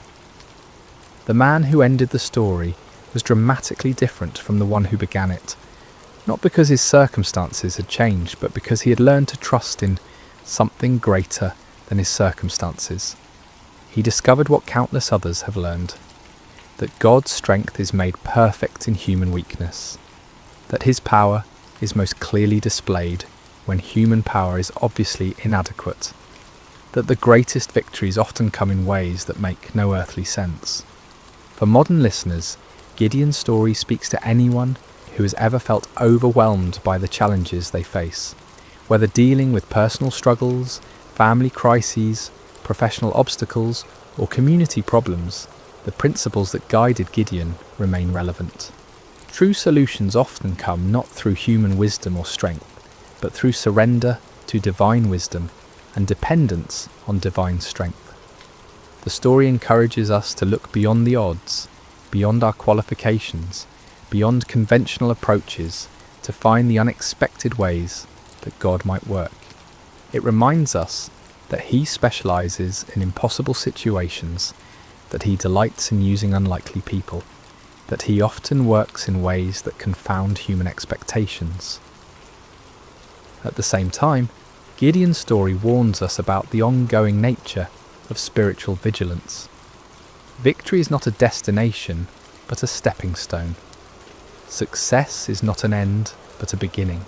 Even those who have experienced God's power in remarkable ways must continue to guard their hearts against pride, idolatry, and spiritual complacency. The golden ephod that became a snare to Gideon serves as a perpetual reminder that our greatest spiritual dangers often arise not from our failures, but from our successes, not from our weaknesses, but from our strengths, not from what we lack, but from what we have achieved. As we close this ancient tale, we're reminded that Gideon's story is ultimately not about Gideon at all.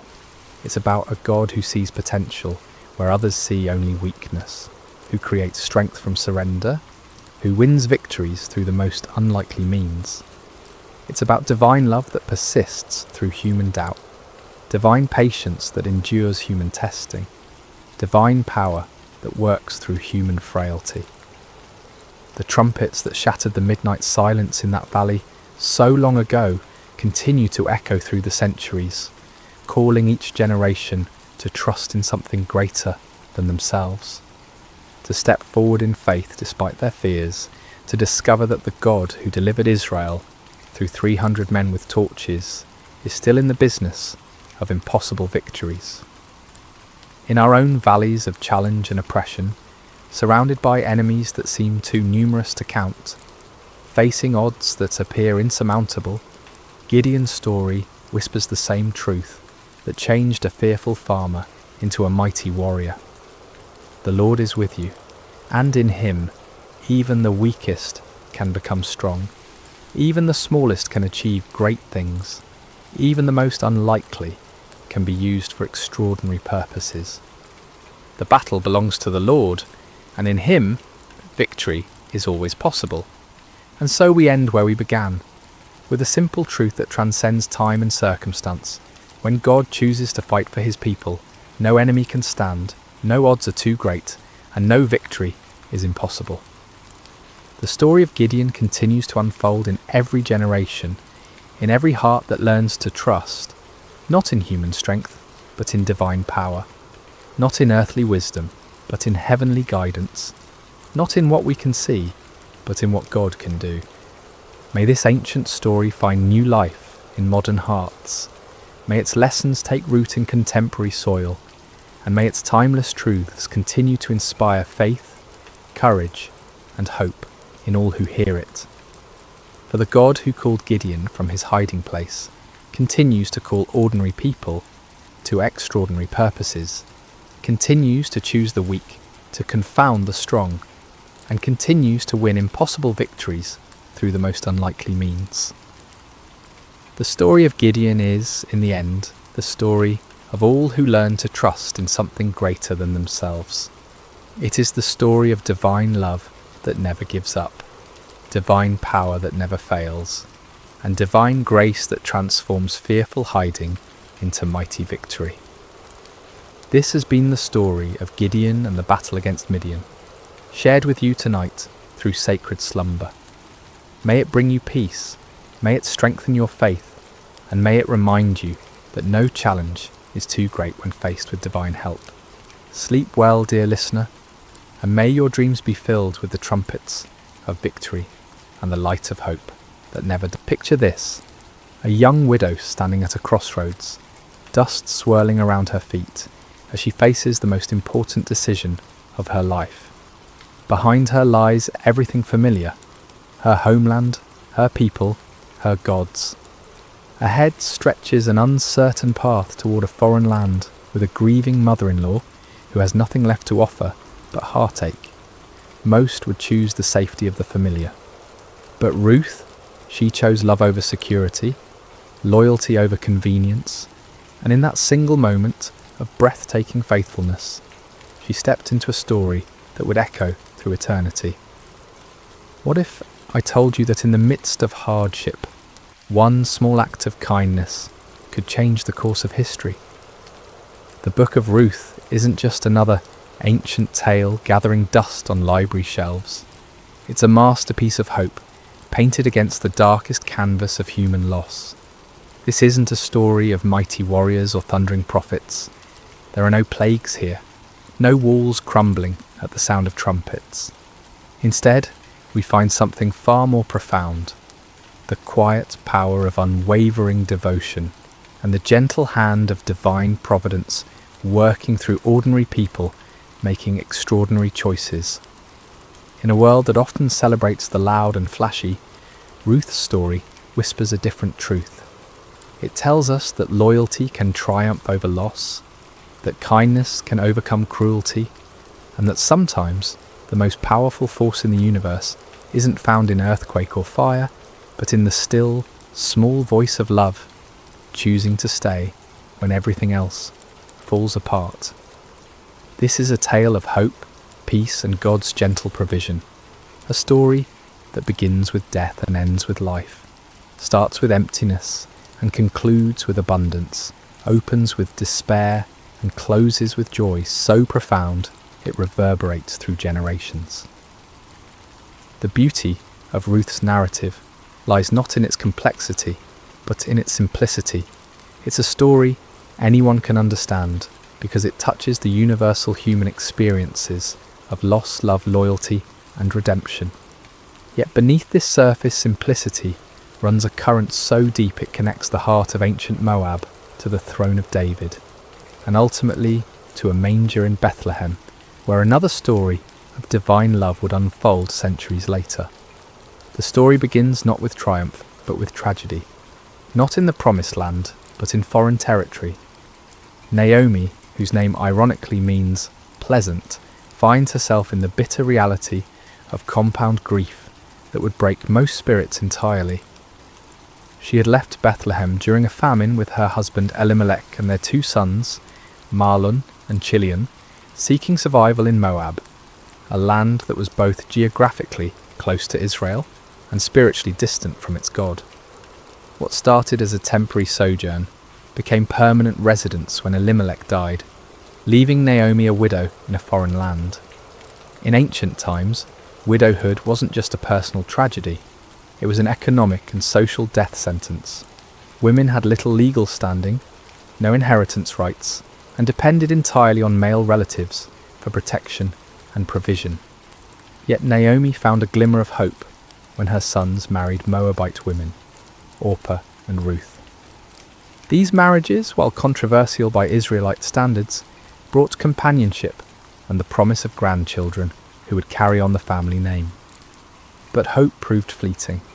After about 10 years in Moab, both sons died, leaving 3 widows to face an uncertain future together. The Hebrew text doesn't elaborate on how they died. Perhaps disease, perhaps accident, perhaps the simple harsh realities of ancient life. What matters isn't the how, but the devastation that followed. Naomi found herself stripped of everything that defined her identity: wife, mother, provider, protector. She was a living emblem of loss, carrying nothing but grief and 2 foreign daughters-in-law who had their own mourning to bear. When news reached Moab that the famine in Bethlehem had ended, Naomi made a decision, born of both hope and desperation. She would return to her homeland, to her people, to whatever remained of her former life. It was a journey of approximately 50 miles, but it might as well have been to the moon for all the security it promised. She was returning not as the confident woman who had left with her family, but as a broken widow with empty hands and an empty womb, carrying nothing but memories of better days. The moment of truth came when it was time to say goodbye. Standing at the border between Moab and Israel, Naomi turned to her daughters-in-law with words that revealed both her love for them and her own despair. "Go back," she urged them, "each of you to your mother's house. May the Lord show kindness to you, as you have shown to your dead and to me." It was a release tinged with blessing, an act of selfless love that put their welfare above her own companionship. Orpah, after much weeping and embracing, made the practical choice. She kissed Naomi goodbye and returned to her people and her gods. History doesn't judge her for this decision. It was sensible, even wise by worldly standards. She was young enough to remarry, to find security and happiness in familiar surroundings. Her choice was understandable, logical, and completely reasonable. But Ruth made a choice that defied every rational calculation. When Naomi urged her to follow Orpah's example, Ruth responded with words that have echoed through millennia, words that capture the very essence of covenant love. Don't urge me to leave you or to turn back from you. Where you go, I will go, and where you stay, I will stay. Your people will be my people, and your God my God. Where you die, I will die, and there I will be buried. May the Lord deal with me, be it ever so severely, if even death separates you and me. This wasn't a momentary burst of emotion. It was a deliberate, irrevocable commitment. Ruth wasn't just choosing to accompany Naomi. She was choosing to abandon everything familiar for everything unknown. She was trading the security of her homeland for the uncertainty of being a foreign widow in Israel. She was exchanging the comfort of her people's acceptance for the likelihood of being viewed as an outsider, even an enemy, given the historical tensions between Moab and Israel. Most remarkably, Ruth was choosing Naomi's God over her own family deities. In the ancient world, this wasn't merely a personal preference, it was a complete transformation of identity, worldview, and destiny. She was stepping away from the gods she had known since childhood and embracing the God of Israel, whom she knew primarily through the testimony of her mother-in-law's life and loss. The journey to Bethlehem began with two broken women walking together toward an uncertain future, but it was really the beginning of one of history's most beautiful stories of redemption. Ruth's choice to stay wasn't just loyalty to Naomi, it was an unconscious choice to step into the stream of God's redemptive plan for humanity. Without knowing it, she was walking not just toward Bethlehem, but toward her destiny as an ancestor of kings and ultimately of the King of Kings. The arrival in Bethlehem was far from triumphant. When Naomi and Ruth entered the town, the women who had known Naomi before could hardly believe their eyes. "Can this be Naomi?" they asked, seeing the toll that loss and hardship had taken on their former neighbour. Naomi's response revealed the depth of her pain. "Don't call me Naomi, call me Mara, because the Almighty has made my life very bitter. I went away full, but the Lord has brought me back empty." It was barley harvest time, a detail that might seem incidental, but carries profound significance. In God's economy, timing is never accidental. They arrived not during the lean months when work was scarce and food scarcer, but during the season of harvest when there might be opportunities for survival. Still, being widowed foreigners in a patriarchal society meant they stood at the very bottom of the social ladder, dependent on the kindness of others and whatever work Ruth could find. Ruth, whose name likely means friendship or companion, immediately proved the accuracy of her name through her actions. Without waiting for Naomi to devise a plan or wallowing in self-pity over their circumstances, she took initiative with the words that reveal her character. "Let me go to the fields and pick up the leftover grain behind anyone in whose eyes I find favour." This simple statement masks the courage it required. Ruth was volunteering to do backbreaking labour in the scorching sun, to work alongside the lowest members of society, to face possible harassment or rejection, all to provide for the woman she had chosen to love. Gleaning was God's provision for the poor, embedded in the law of Moses as a safety net for society's most vulnerable. Landowners were commanded not to harvest to the very edges of their fields and not to go back for grain that was dropped or missed. This leftover grain could be gathered by widows, orphans and foreigners, the three groups most at risk in ancient society. It was honest work, but humble work, requiring long hours bent over in the heat, gathering grain stalk by stalk, hoping for enough to make a small meal. The providential nature of Ruth's story becomes apparent in the simple phrase, "as it turned out." She happened to find herself working in a field belonging to Boaz, a prominent man from Elimelech's clan. But in God's story, there are no coincidences, only the invisible hand of providence, orchestrating circumstances for purposes beyond human understanding. Boaz first noticed Ruth through his foreman's report. When he asked about the young woman working diligently in his field, he learned her identity. She is the Moabite who came back from Moab with Naomi. That description carried weight. Moabites were not generally welcomed in Israelite society. They were descendants of Lot through an incestuous relationship, and their nation had historically been hostile to Israel. For Ruth to be identified first by her nationality rather than her name suggests the social barriers she faced. Yet when Boaz observed Ruth personally, he saw beyond her foreign origins to her character. He watched her work with steady dedication, saw her respectful interaction with his workers, and most importantly, he had heard of her kindness to Naomi. In a society that valued family loyalty above almost all other virtues, Ruth's devotion to her mother-in-law had become legendary. Word had spread throughout Bethlehem of the young Moabite woman who had abandoned everything to care for her husband's mother. Boaz's first words to Ruth were revolutionary for their kindness. "My daughter, listen to me. Don't go and glean in another field, and don't go away from here. Stay here with the women who work for me." He was offering her protection, stability, and dignity. In ancient times, young women working in fields were vulnerable to harassment and worse. By placing her under his personal protection and encouraging her to work alongside his regular female employees rather than as a desperate outsider, Boaz was treating Ruth not as a foreign charity case, but as a valued person worthy of respect. But his kindness went further. He instructed his workers to let her drink from their water jars when she was thirsty, in a time and place where clean water was precious.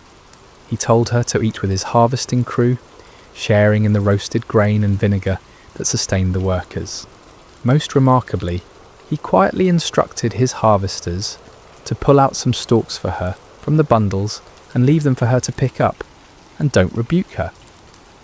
Ruth's response to this unexpected kindness reveals both her humility and her wisdom. She fell prostrate before Boaz, asking, "Why have I found such favour in your eyes that you notice me, a foreigner?" Her question acknowledges her outsider status while expressing genuine gratitude for treatment she neither expected nor felt she deserved. Boaz's answer illuminates the reputation Ruth had already built in Bethlehem. "I've been told all about what you have done for your mother-in-law since the death of your husband, how you left your father and mother and your homeland and came to live with a people you did not know before. May the Lord repay you for what you have done. May you be richly rewarded by the Lord, the God of Israel, under whose wings you have come to take refuge." These words are more than polite conversation. They're a blessing that recognises Ruth's choice to trust in Israel's God. The image of taking refuge under God's wings evokes the protective presence of the Almighty, like a bird sheltering its young. Boaz was acknowledging that Ruth's kindness to Naomi was really an act of faith, a stepping into the covenant community of Israel despite her foreign birth. That day Ruth gathered approximately an ephah of barley, about half a bushel, far more than a typical gleaner could hope to gather. When she returned home and showed Naomi her extraordinary harvest, along with the leftover food from the workers' meal, Naomi immediately recognised God's hand in these events. Her response, "Blessed be he by the Lord, whose kindness has not forsaken the living or the dead," reveals her growing awareness that their apparent coincidental encounter with Boaz was actually divine appointment. When Naomi learned that the field owner was Boaz, her excitement was palpable. "The man is our close relative," she explained to Ruth. "He is one of our kinsman redeemers." This wasn't just good news, it was the first glimpse of hope Naomi had felt since leaving Moab.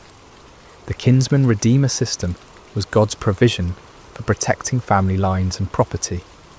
A close male relative had both the right and responsibility to buy back family land that had been sold due to poverty and to marry a widowed relative to preserve the family name and inheritance.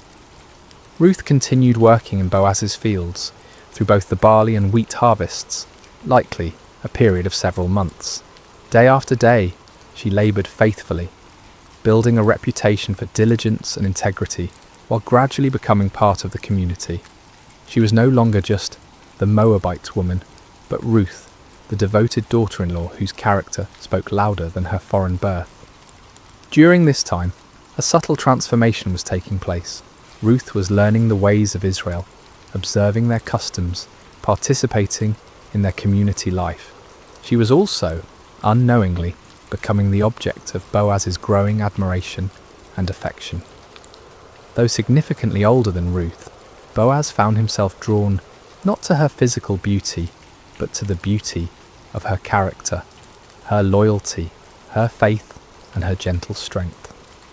This season in the fields was more than economic survival. It was Ruth's integration into the covenant community of Israel and the beginning of a love story that would have implications far beyond the borders of Bethlehem.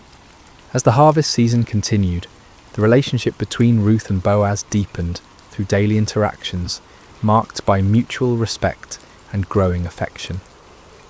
Boaz's kindness wasn't mere politeness, it was the recognition of extraordinary character in someone society might easily overlook.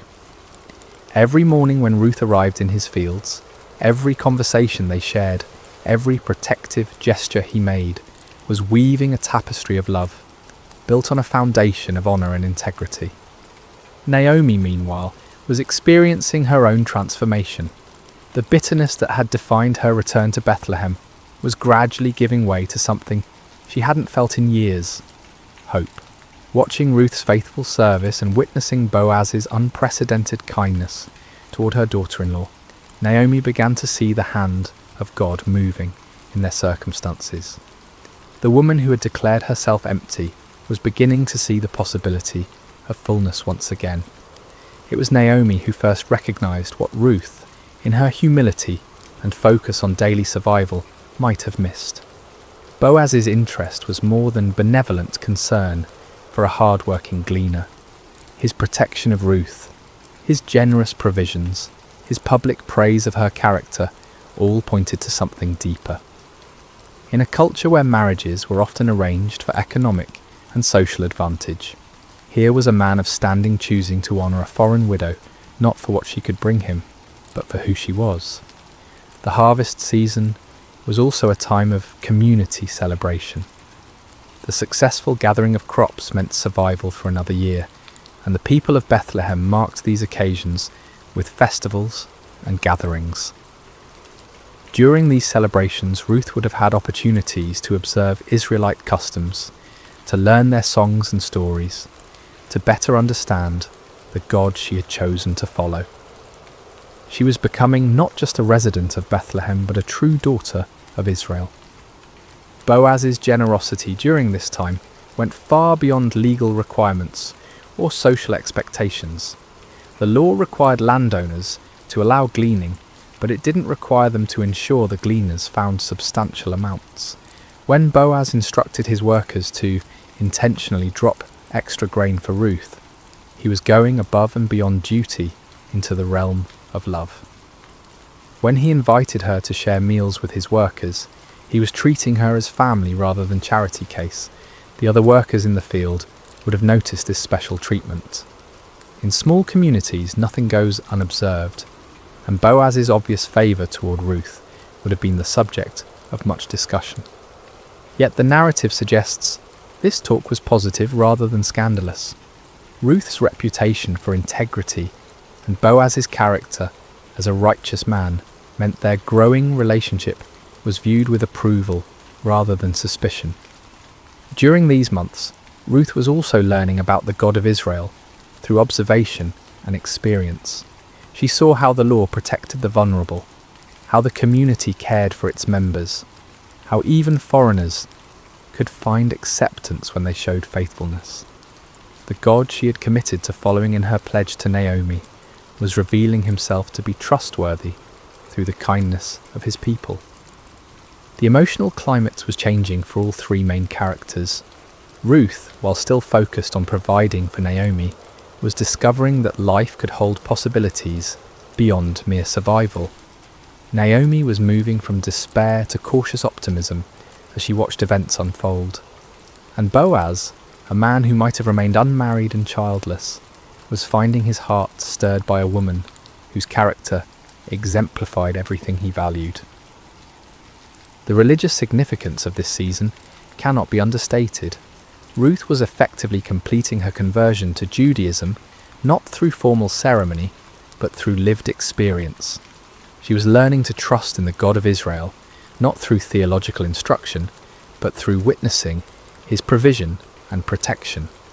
Her faith was being refined and deepened through the daily rhythm of work, community, and growing relationship with both Naomi and Boaz. The harvest season was also a time when family relationships and inheritance rights became particularly relevant. With successful crops came discussions of land ownership, family obligations, and the duties of kinsman redeemers. Naomi would have been acutely aware of these conversations, knowing that her late husband's property rights and family obligations remained unresolved.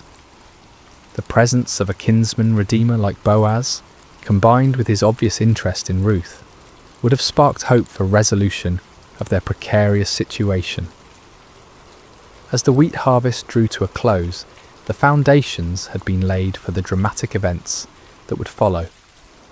Ruth had proven her character through months of faithful work. Boaz had demonstrated his integrity and growing love through consistent kindness. Naomi had moved from bitter resignation to hopeful planning. The community had accepted Ruth as one of their own, and God's providence had been orchestrating circumstances toward a conclusion that would provide redemption, love, and legacy for generations to come. The harvest season was ending, and with it came both celebration and anxiety about the future. Naomi, who had been quietly observing the growing relationship between Ruth and Boaz, decided it was time to take decisive action. Her plan, which she shared with Ruth, was both bold and risky. Ruth would approach Boaz at the threshing floor during the harvest festival and essentially propose marriage by invoking his rights and responsibilities as a kinsman redeemer. "My daughter," Naomi said to Ruth, "I must find a home for you, where you will be well provided for." This wasn't merely matchmaking, it was strategic thinking about survival and security. Naomi understood that while Boaz's kindness during harvest season had been extraordinary, the relationship needed to move beyond casual benevolence to formal commitment if it were to provide lasting security for both women. The plan required enormous courage from Ruth. She would need to bathe, perfume herself, put on her best clothes, and go to the threshing floor where Boaz would be winnowing barley. After he had eaten and drunk and was sleeping beside the grain pile, she was to uncover his feet and lie down. When he woke and asked what she wanted, she was to say, "Spread the corner of your garment over me, since you're a kinsman redeemer." This might sound forward by modern standards, but it was actually a proper, though bold, way for a woman to request marriage from a kinsman redeemer. The act of lying at his feet was a gesture of submission and trust. The request to spread his garment over her was asking him to take her under his protection as his wife. The same imagery Boaz had used earlier when he spoke of Ruth taking refuge under God's wings. Ruth's response to this plan reveals the depth of her trust in Naomi. "I will do whatever you say." She didn't question the wisdom of the approach or worry about the potential for misunderstanding or rejection. She had committed herself to following Naomi's guidance, and she would do so even in this most vulnerable moment. The night at the threshing floor was a pivotal moment in the story. Ruth followed Naomi's instructions precisely, approaching quietly and lying at Boaz's feet after he had fallen asleep. Around midnight, Boaz stirred and discovered someone at his feet. "Who are you?" he asked in the darkness. Ruth's answer was direct and humble. "I am your servant Ruth. Spread the corner of your garment over me, since you're a kinsman redeemer." She was formally requesting that he fulfill his family obligations by marrying her, thereby providing security for both her and Naomi, and potentially redeeming Elimelech's family property. Boaz's response exceeded Ruth's hopes. "The Lord bless you, my daughter," he said. "This kindness is greater than that which you showed earlier. You have not run after the younger men, whether rich or poor." He was acknowledging that Ruth's approach to him wasn't born of desperation or opportunism, but of faithfulness to family obligations and trust in God's provision. However, Boaz revealed a complication Ruth hadn't known about. There was another kinsman redeemer who had a closer family relationship and therefore first rights to redeem Elimelech's property and marry Ruth. "Although it is true that I am near of kin," Boaz explained, "there is a kinsman redeemer nearer than I."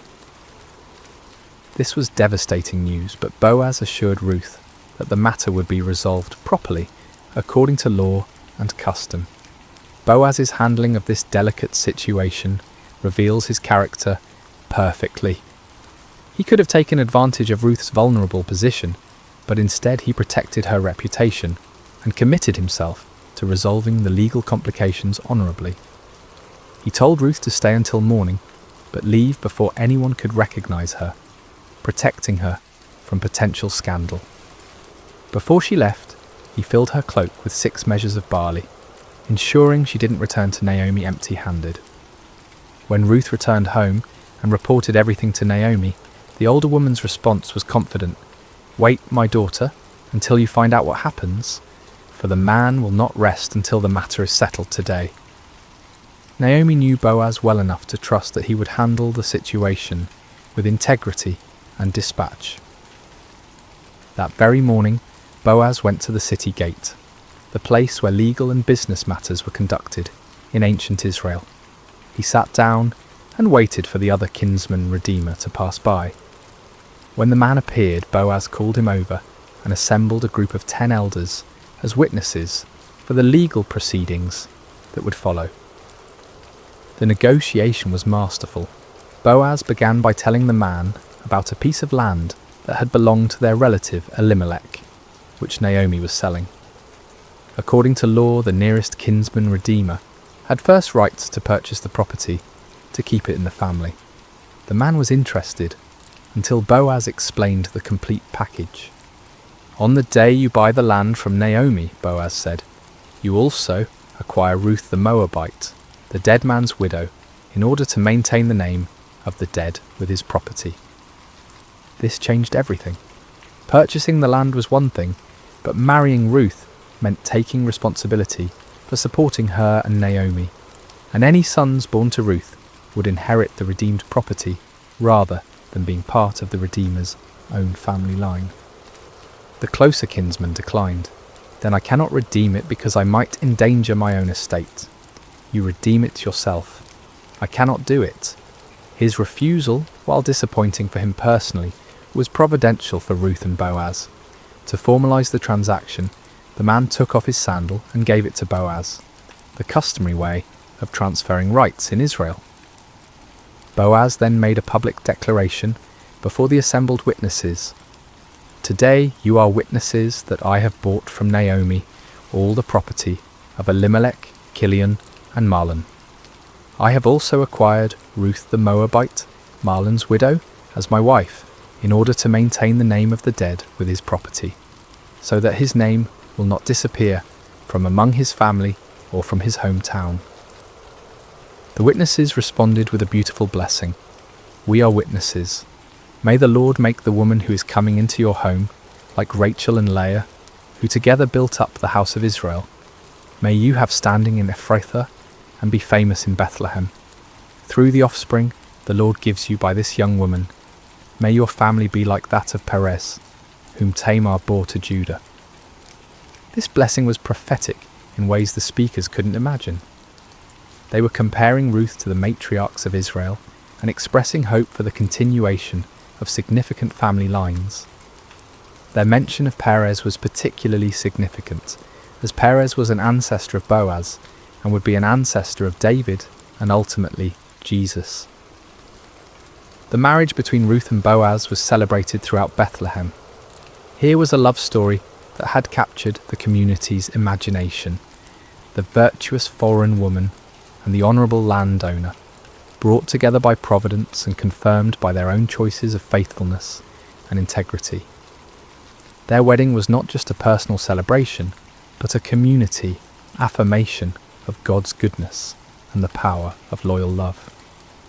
Ruth, who had come to Bethlehem as a destitute foreign widow, was now the wife of one of the town's most respected men. Naomi, who had returned empty, was now provided for and honoured as the mother-in-law of a prominent family. Boaz, who might have remained childless, was married to a woman whose character and beauty had won his heart. The redemption was complete, financially, socially, emotionally, and spiritually. The marriage of Ruth and Boaz represented more than the happy ending to a beautiful love story. It was the beginning of a legacy that would reshape history. Their union produced a son named Obed, whose birth brought completion to the themes of redemption and restoration that had woven throughout the narrative. When the women of Bethlehem saw Naomi holding her grandson, they declared, "Naomi has a son," acknowledging that through Ruth's faithfulness, Naomi's line would continue. The birth of Obed was celebrated as divine vindication of Ruth's loyalty and God's faithfulness to his people. The same women who had witnessed Naomi's bitter return to Bethlehem now rejoiced with her in this ultimate reversal of fortune. "Praise be to the Lord, who this day has not left you without a kinsman redeemer," they told Naomi. "May he become famous throughout Israel. He will renew your life and sustain you in your old age. For your daughter-in-law, who loves you, and who's better to you than 7 sons, has given him birth." The significance of being better than 7 sons cannot be overstated in a culture that prized male heirs above all other blessings. 7 was the number of completeness and perfection.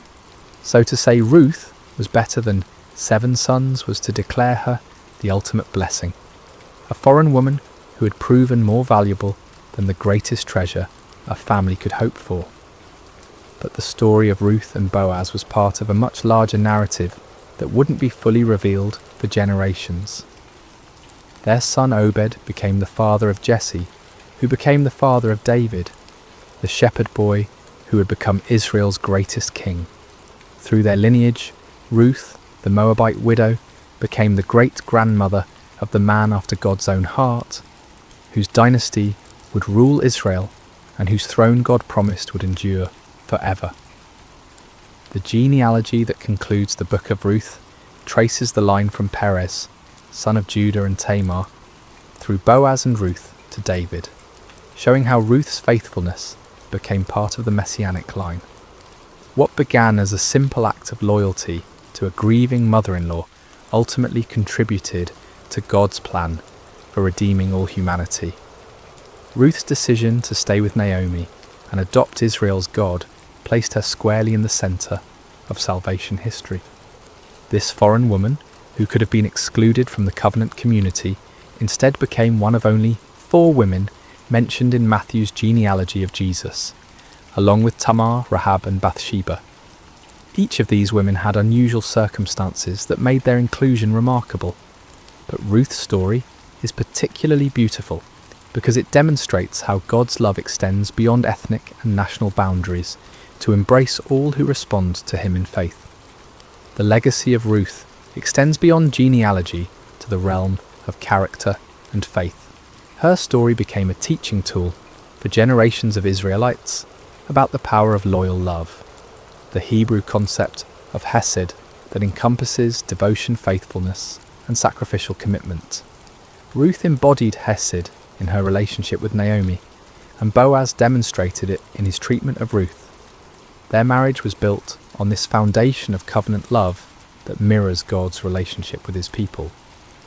Ruth's integration into Israelite society also established an important precedent for how foreigners could be welcomed into the covenant community.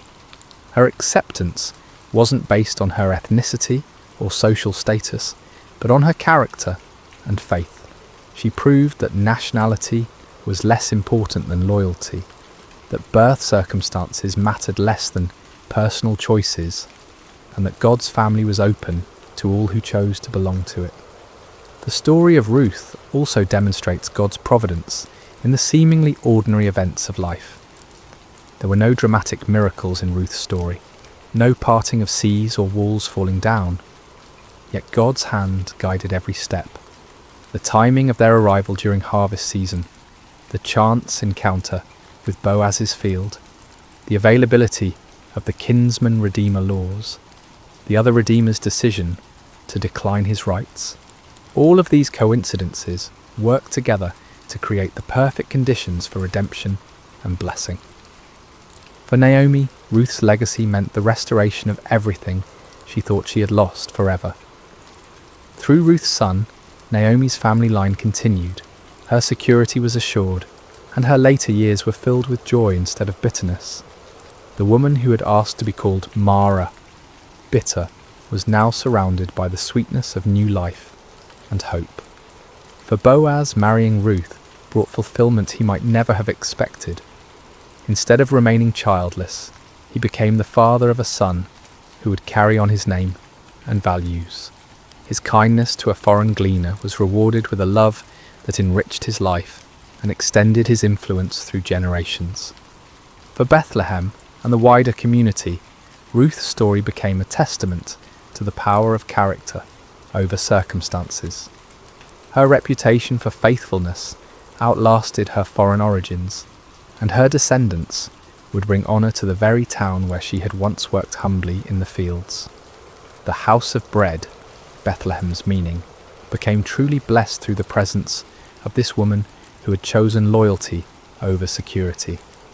The themes of Ruth's story, loyalty rewarded, faithfulness blessed, love conquering prejudice, and providence working through ordinary events, would resonate throughout Scripture and human experience. Her example of sacrificial love prefigures the ultimate sacrifice that would come through her descendant, Jesus, who would demonstrate the same kind of loyal love on a cosmic scale. Ruth's legacy teaches us that small acts of faithfulness can have eternal consequences, that God's plans often work through unlikely people in unexpected ways, and that the greatest blessings sometimes come disguised as difficult choices. Her decision to stay with Naomi seemed like the harder path, but it led to blessings she could never have imagined.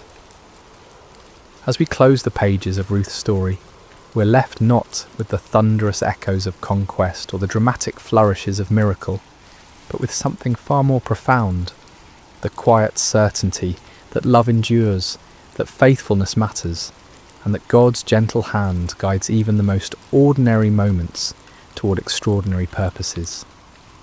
Ruth's tale doesn't shout at us, it whispers truths that settle into our hearts, like seeds waiting for the right season to bloom. The beauty of Ruth's narrative lies in its accessibility. We may never face exile in a foreign land or need to glean in harvest fields, but we all encounter crossroads where we must choose between security and loyalty, between what's easy and what's right.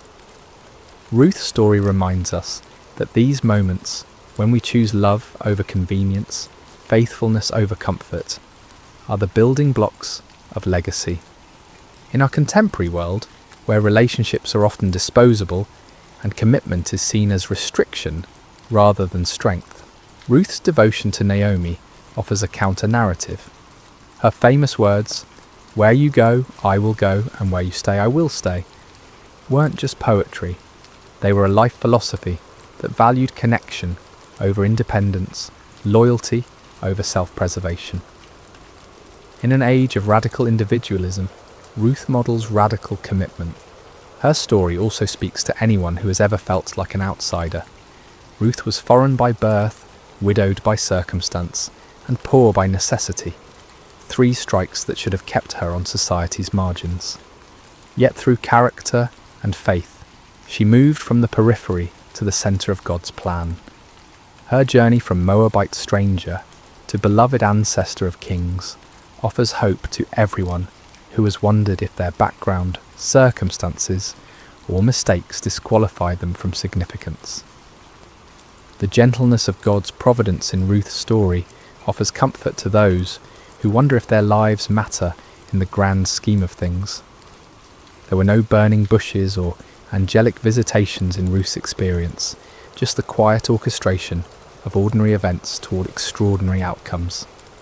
Her story suggests that God is just as present in the mundane moments as in the miraculous ones, working through harvest seasons and chance encounters to weave tapestries of grace.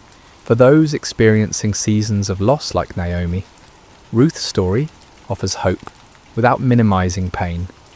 Naomi's bitterness was real and justified. She had lost everything that mattered to her. Yet through Ruth's faithfulness and God's providence, her empty hands were filled again. The story doesn't suggest that loss isn't real, or that pain isn't valid, but it does promise that emptiness isn't the end of the story. Boaz represents the power of kindness and integrity in a world that often seems harsh and selfish. His treatment of Ruth demonstrates how one person's compassion can transform another's entire trajectory. He saw beyond her circumstances to her character, beyond her foreignness to her faithfulness. In doing so, he models how we might approach the marginalised and struggling people in our own communities.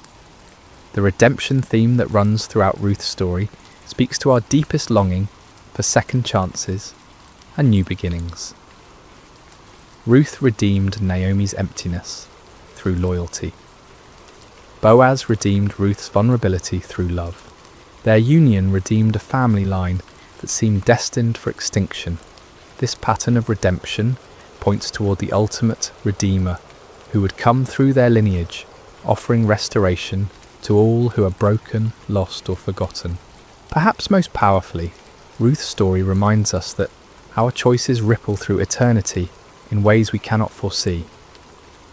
When Ruth chose to stay with Naomi, she had no idea she was choosing to become the great-grandmother of King David or an ancestor of Jesus.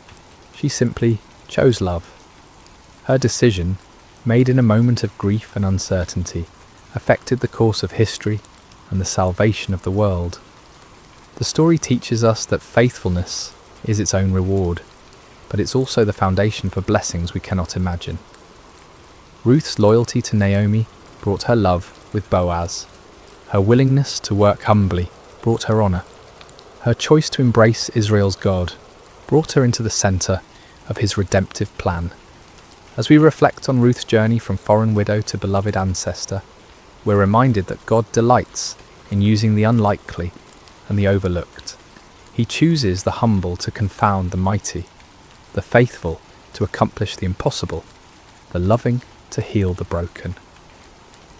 Ruth's story is ultimately not about her exceptional character, though that was remarkable, but about God's exceptional grace working through ordinary obedience.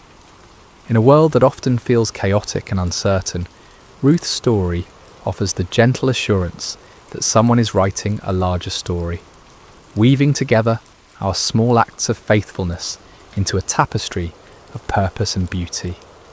Every choice to love instead of abandon, to stay instead of leave, to serve instead of demand, becomes part of a narrative larger than ourselves.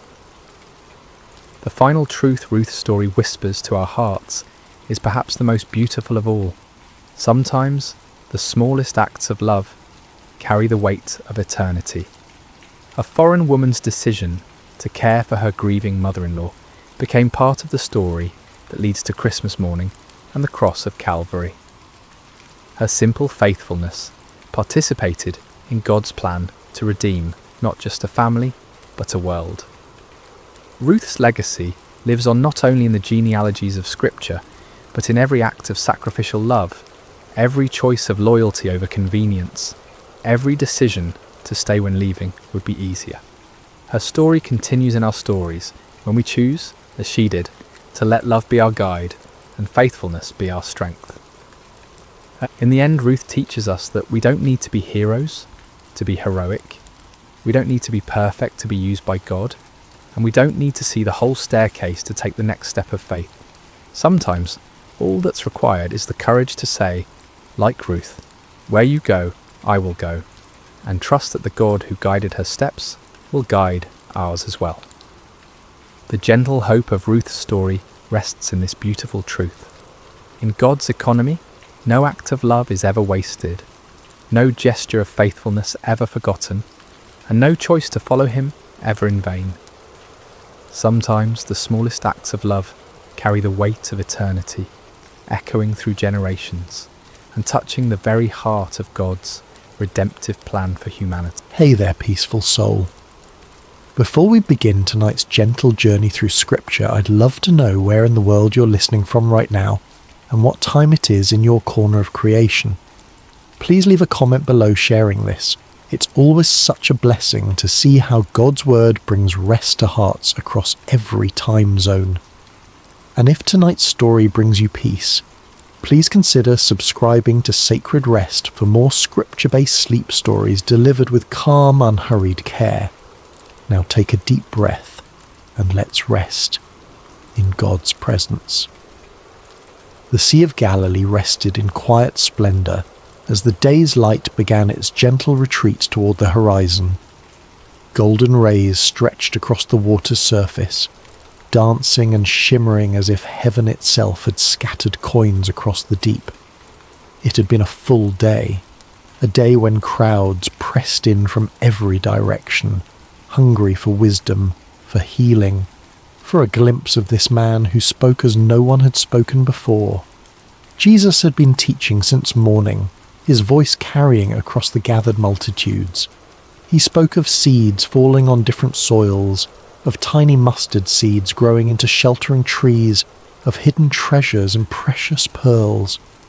The kingdom of heaven, he said, was like these things, sometimes hidden, always valuable, growing in ways the human eye might miss. His words were simple yet profound, accessible yet mysterious, and the crowds hung on every syllable. But even the Son of God wrapped in human flesh grew weary. As the sun began its descent, Jesus looked out at his disciples with eyes that held both exhaustion and purpose. "Let us go over to the other side," he said simply. No fanfare accompanied these words, no dramatic declaration, just a quiet invitation to cross the sea. This is where our meditation begins tonight, with this small, seemingly unremarkable statement. Let us go over to the other side. 5 ordinary words that carried extraordinary meaning. For when Jesus says, "Let us go," he already knows what lies ahead. The storm that would soon rage was not a surprise to him. The fear that would grip his disciples' hearts was already known. The peace he would speak was already prepared. The disciples, eager to follow their teacher wherever he led, began to prepare the boat. Some of them were fishermen by trade, Peter, Andrew, James, and John. Their hands calloused and strong from years of casting nets and pulling oars. They knew this sea intimately, had crossed its waters countless times. This evening crossing seemed unremarkable to them, simply another journey in their extraordinary adventure with this remarkable man. Other followers bid Jesus and the disciples farewell from the shore, perhaps still pondering the parables they had heard throughout the day. The kingdom of heaven is like. These words would linger in their hearts as they returned to their homes, planting seeds of truth that would grow in ways they couldn't yet imagine. As the boat pushed away from shore, Jesus settled into the stern. A small cushion was placed there, nothing luxurious, just a simple comfort for the teacher's rest. Several of the disciples took up the oars, their strong arms working in rhythmic unison to guide the vessel forward. Others perhaps sat quietly, watching the shoreline recede or gazing up at the vast canvas of sky that was beginning to transition from azure blue to deepening indigo. The evening air was cool against their skin, a welcome relief after the heat of the day. Birds wheeled overhead, their silhouettes dark against the warming colours of sunset. Fish occasionally broke the surface of the water, creating ripples that expanded outward in perfect circles. All seemed peaceful, all seemed well. Jesus, his body surrendering to weariness, closed his eyes. The gentle rocking of the boat, the quiet splash of water against its sides, the distant calls of birds, these formed a lullaby that invited rest. And so he slept, his head resting on the cushion, his breath falling into the deep, steady rhythm of slumber. The disciples continued their work, some rowing, others perhaps talking quietly among themselves about the day's events. What did the Master mean by this parable or that? How had he known what was in the heart of the Pharisee who had challenged him? Would they truly understand all these mysteries someday, as he had promised? As twilight deepened into dusk, stars began to appear overhead. First one, then dozens, then hundreds, until the sky above was spangled with light. On any other night, this might have been a moment of transcendent beauty, a reminder of God's promise to Abraham that his descendants would be as numerous as these very stars. But those with experience on these waters noticed something concerning. The air had changed, becoming charged with an expectancy that seasoned fishermen recognized. A slight shift in the wind's direction, a subtle change in temperature.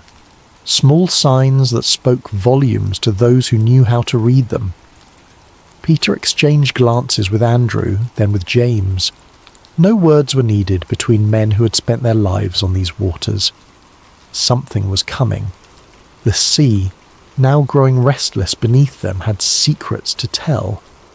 Yet Jesus slept on, his face peaceful in the gathering darkness.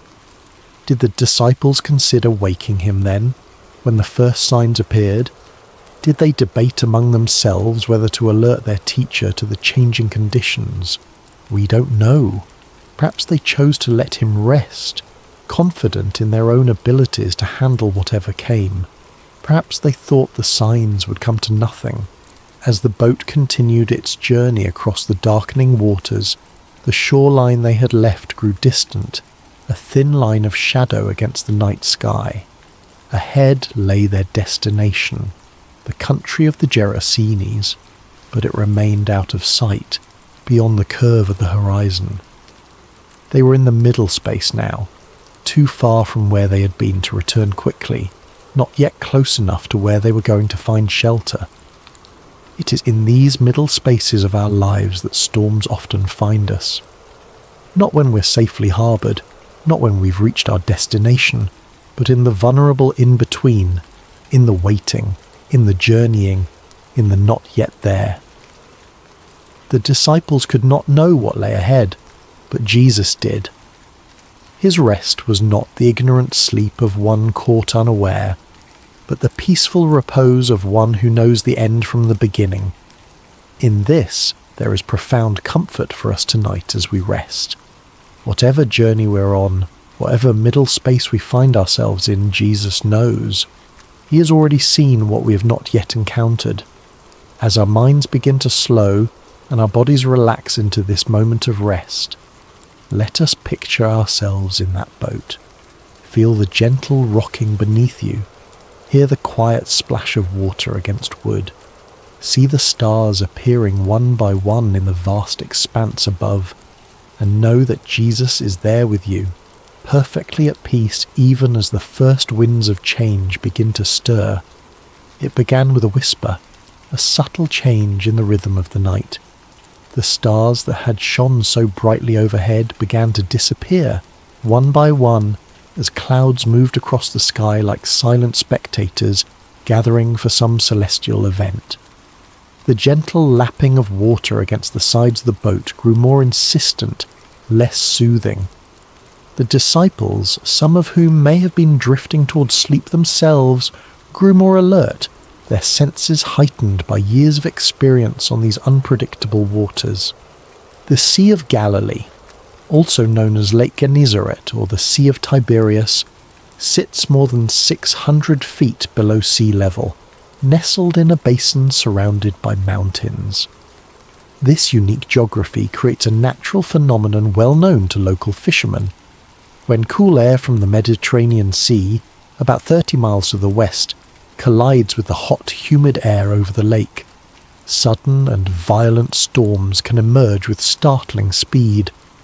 This night would prove no exception to that natural law. One moment, the disciples were crossing in relative calm. The next, they found themselves battling a windstorm that seemed to descend upon them from nowhere. The Greek word used in Mark's Gospel to describe this storm is leilaps.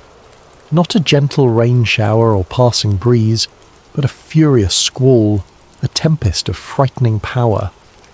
The wind began to howl, no longer a whisper but a roar that filled their ears and made conversation nearly impossible.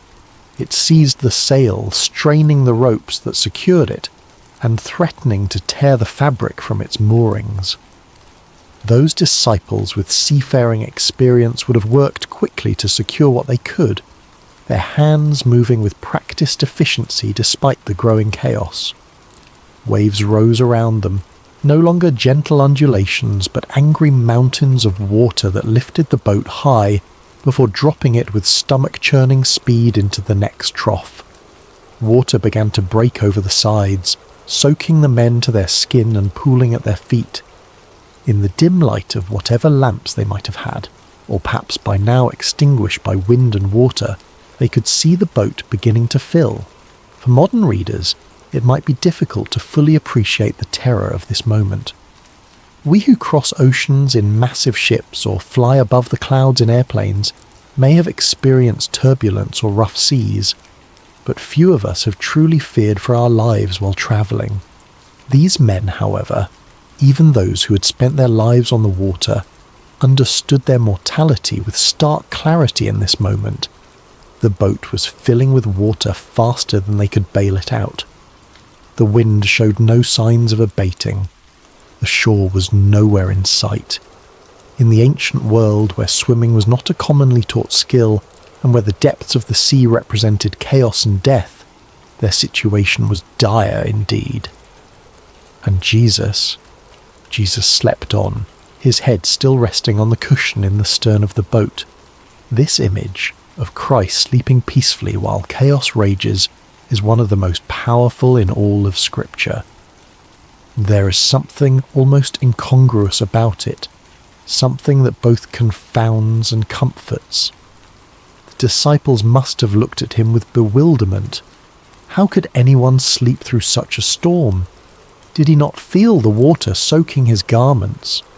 Did he not hear the howling wind, or feel the violent pitching of the vessel? Perhaps some of them remembered the words of Psalm 121. He who watches over you will not slumber. Indeed, he who watches over Israel will neither slumber nor sleep. Yet here was their teacher, their master, whom some had begun to believe might be the promised Messiah, deep in slumber while destruction seemed imminent. We might pause here in our meditation and consider times when God has seemed silent or sleeping in our own lives. Those dark nights when prayers appear to go unanswered. Those seasons of suffering when heaven itself seems shut tight. Those moments when we cry out, "Lord, don't you care?" For this was precisely the question that rose to the disciples' lips as fear gave way to desperation. Someone, we don't know who, moved to the stern where Jesus lay sleeping. Perhaps they shook his shoulder roughly, the protocol of respect forgotten in the face of survival's urgency. "Teacher," they cried, their voices barely audible above the storm's rage, "don't you care if we drown?" There is raw humanity in this question, the unfiltered cry of those who feel abandoned in their hour of greatest need. It's not a theologian's careful inquiry or a philosopher's pondering, but the gut-level response of frightened men who cannot understand why the one they've come to trust seems indifferent to their plight. Don't you care? How many times have these words formed in human hearts across the centuries? The parent kneeling by the bed of a suffering child, the widow standing by a fresh grave, the refugee fleeing violence with nothing but the clothes on their back, the addict fighting for sobriety and failing again. Lord, don't you care?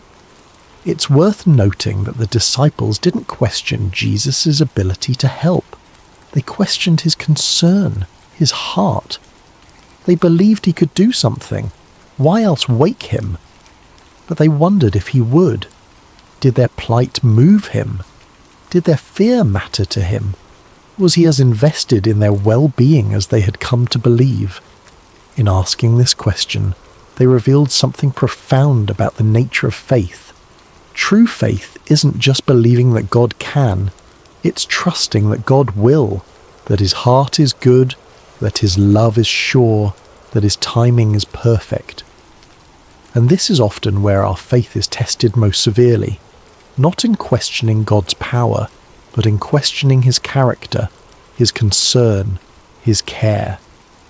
As we continue to settle into rest tonight, let's acknowledge any storms that may be raging in our own lives. Perhaps there are circumstances that have caused us to wonder if God sees, if God cares.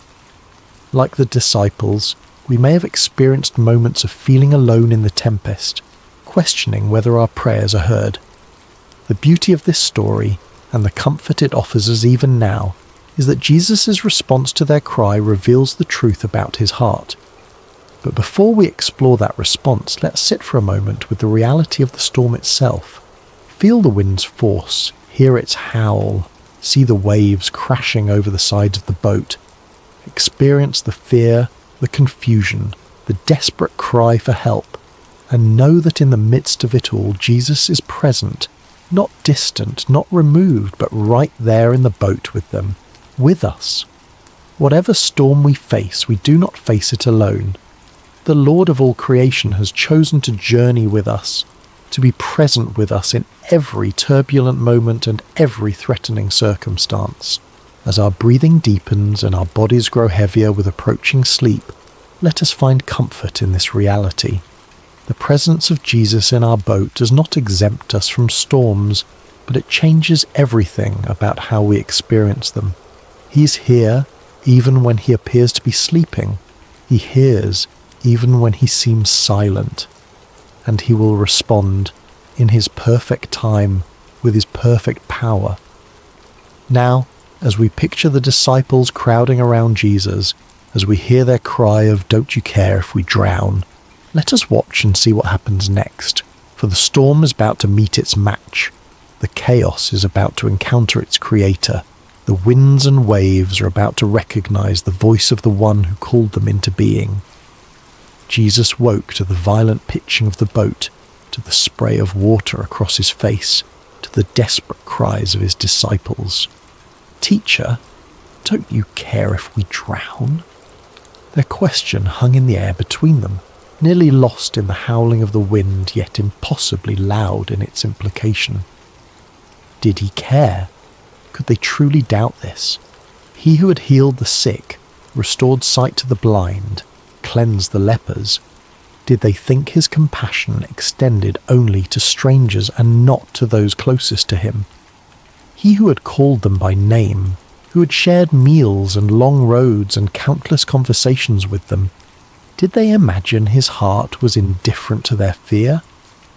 Yet Jesus did not respond to their question directly. He did not immediately reassure them of his care or explain his apparent indifference. Instead, he rose, calm, unhurried, sovereign, and turned his attention to the storm itself. Mark's Gospel tells us that he got up, rebuked the wind, and said to the waves, "Quiet, be still." The Greek phrase used here, siopa pephimoso, carries the sense of be silent, be muzzled. It is the language one might use to quiet a disruptive animal or silence a disturbing noise. There is authority in these words, command and expectation of immediate obedience, and obey they did.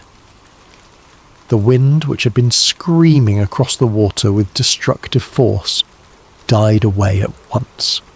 The waves, which had been crashing over the sides of the boat and threatening to sink it, flattened into submission. The entire chaotic scene transformed in an instant from deadly peril to perfect calm. Imagine witnessing this moment.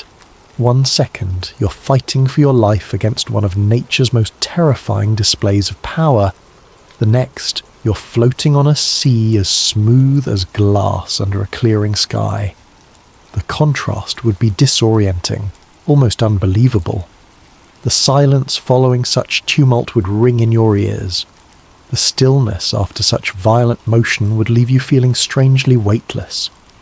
Only then, after demonstrating his authority over creation itself, did Jesus turn back to his disciples, and his words to them were not what they might have expected. No warm reassurance that yes, of course he cared, no gentle understanding of their fear. Instead, he asked them 2 pointed questions. Why are you so afraid? Do you still have no faith? These questions weren't meant to shame or condemn. Jesus was not expressing disappointment so much as issuing an invitation to examine the gap between what they professed to believe about him and how they responded when those beliefs were tested by circumstance. The first question, why are you so afraid, invites examination of the source of our fears. Fear often arises from a perception of threat coupled with a sense of powerlessness to address that threat. The disciples feared drowning because they perceived the storm's power and recognized their inability to control it.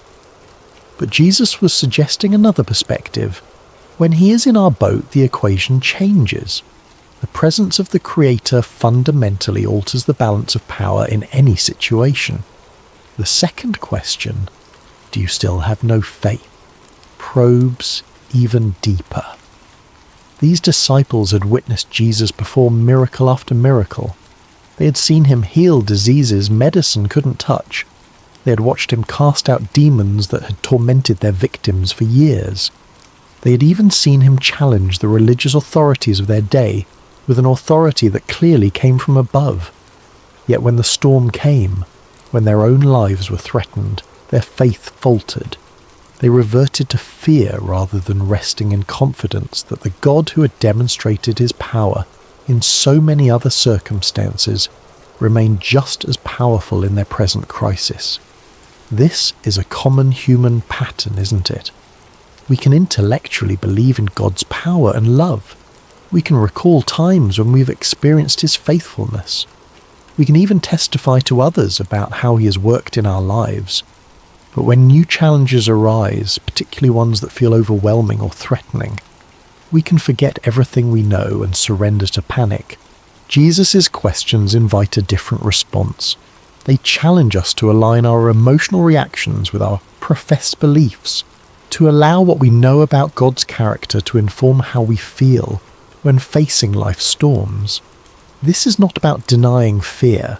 Fear is a natural human emotion that even Jesus experienced in the Garden of Gethsemane. Rather, it's about preventing fear from distorting our view of God and his activity in our lives. The disciples' fear had led them to question Jesus' care for them. Don't you care if we drown? His questions in return invited them to question their fear instead. Was it consistent with what they knew of him? Was it justified in light of who he had revealed himself to be? As we continue our journey toward rest tonight, these questions can guide our own reflection. What fears keep us awake at night? What storms in our lives have made us wonder if God cares? And more importantly, what do we know about the character of Jesus that might speak to those fears? If Jesus is truly who Scripture reveals him to be, all-powerful yet deeply compassionate, sovereign yet intimately involved, holy yet merciful, then our fears must be evaluated in light of these truths. Not dismissed or denied, but placed within the larger context of who God is and how he works. The disciples in that boat had to reconcile their experience of the storm with their experience of Jesus' power over it. We too must reconcile our experience of life's challenges with our understanding of God's character and capabilities. This reconciliation doesn't happen once and for all. It's an ongoing process, a continued growth in trust that develops as we walk with him through both calm seas and raging tempests.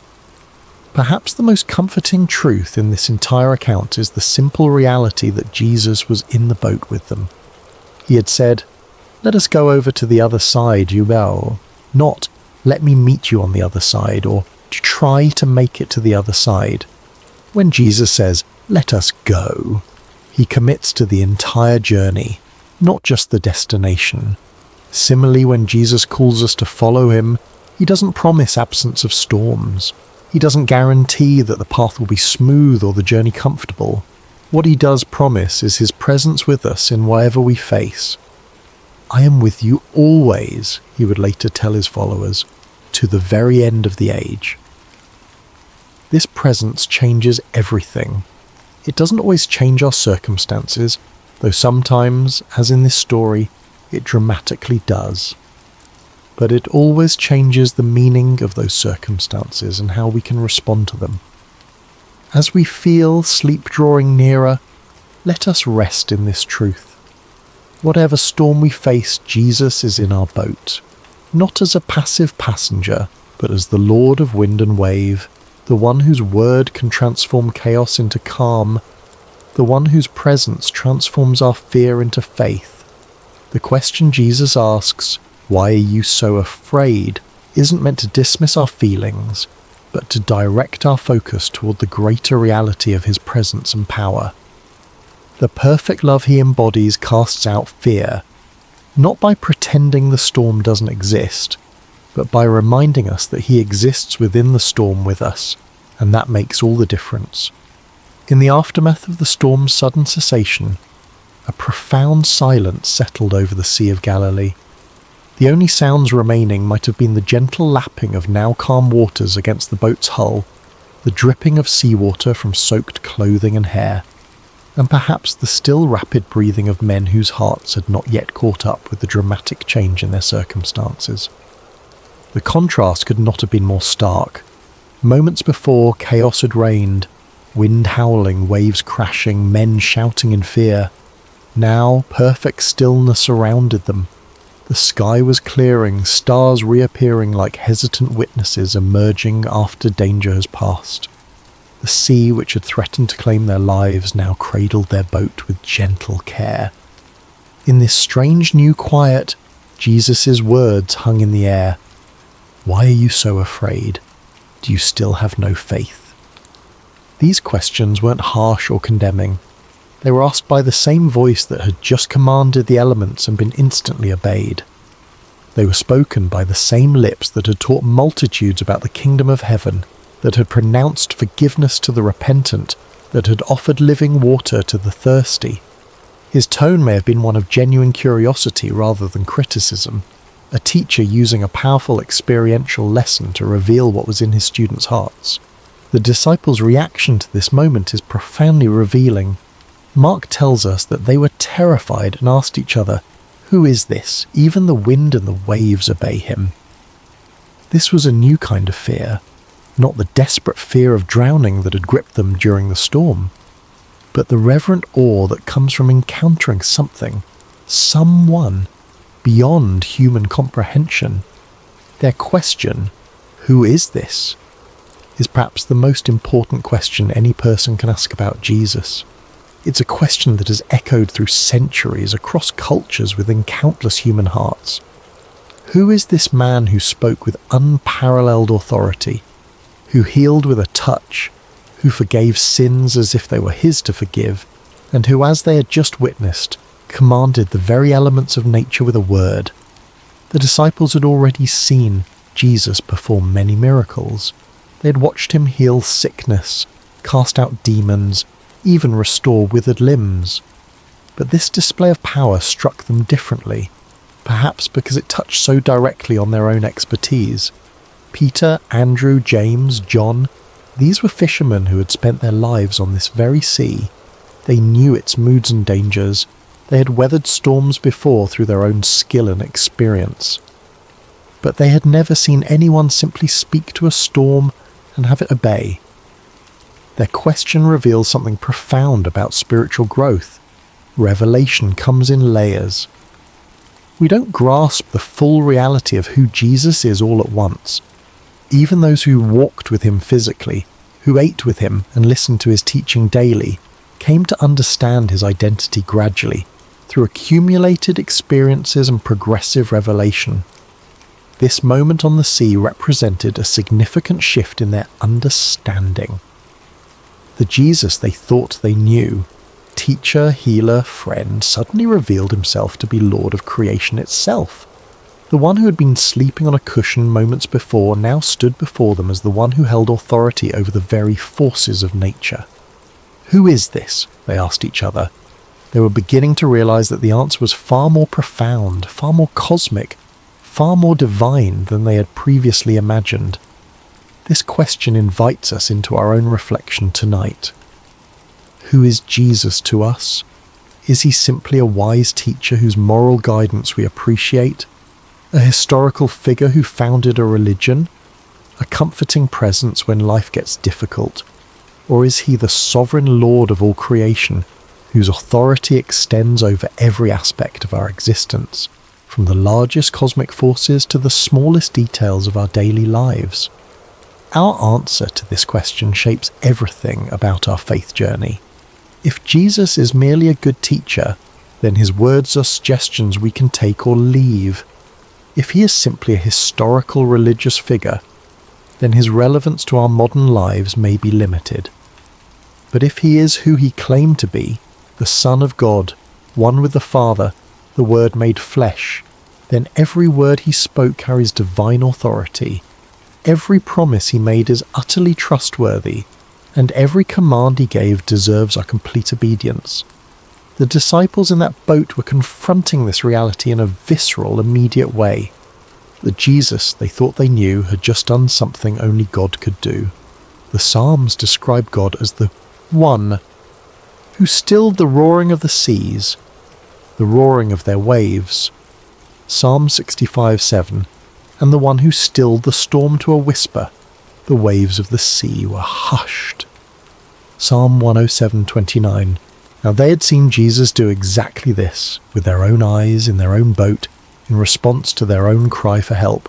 Their question, "Who is this?" was not merely rhetorical. It reflected genuine wrestling with an expanding understanding of Jesus' identity. And this wrestling is an essential part of authentic faith. God does not expect us to have perfect theological understanding from the beginning of our journey with him. He reveals himself to us gradually, meeting us where we are and gently expanding our capacity to know him as he truly is.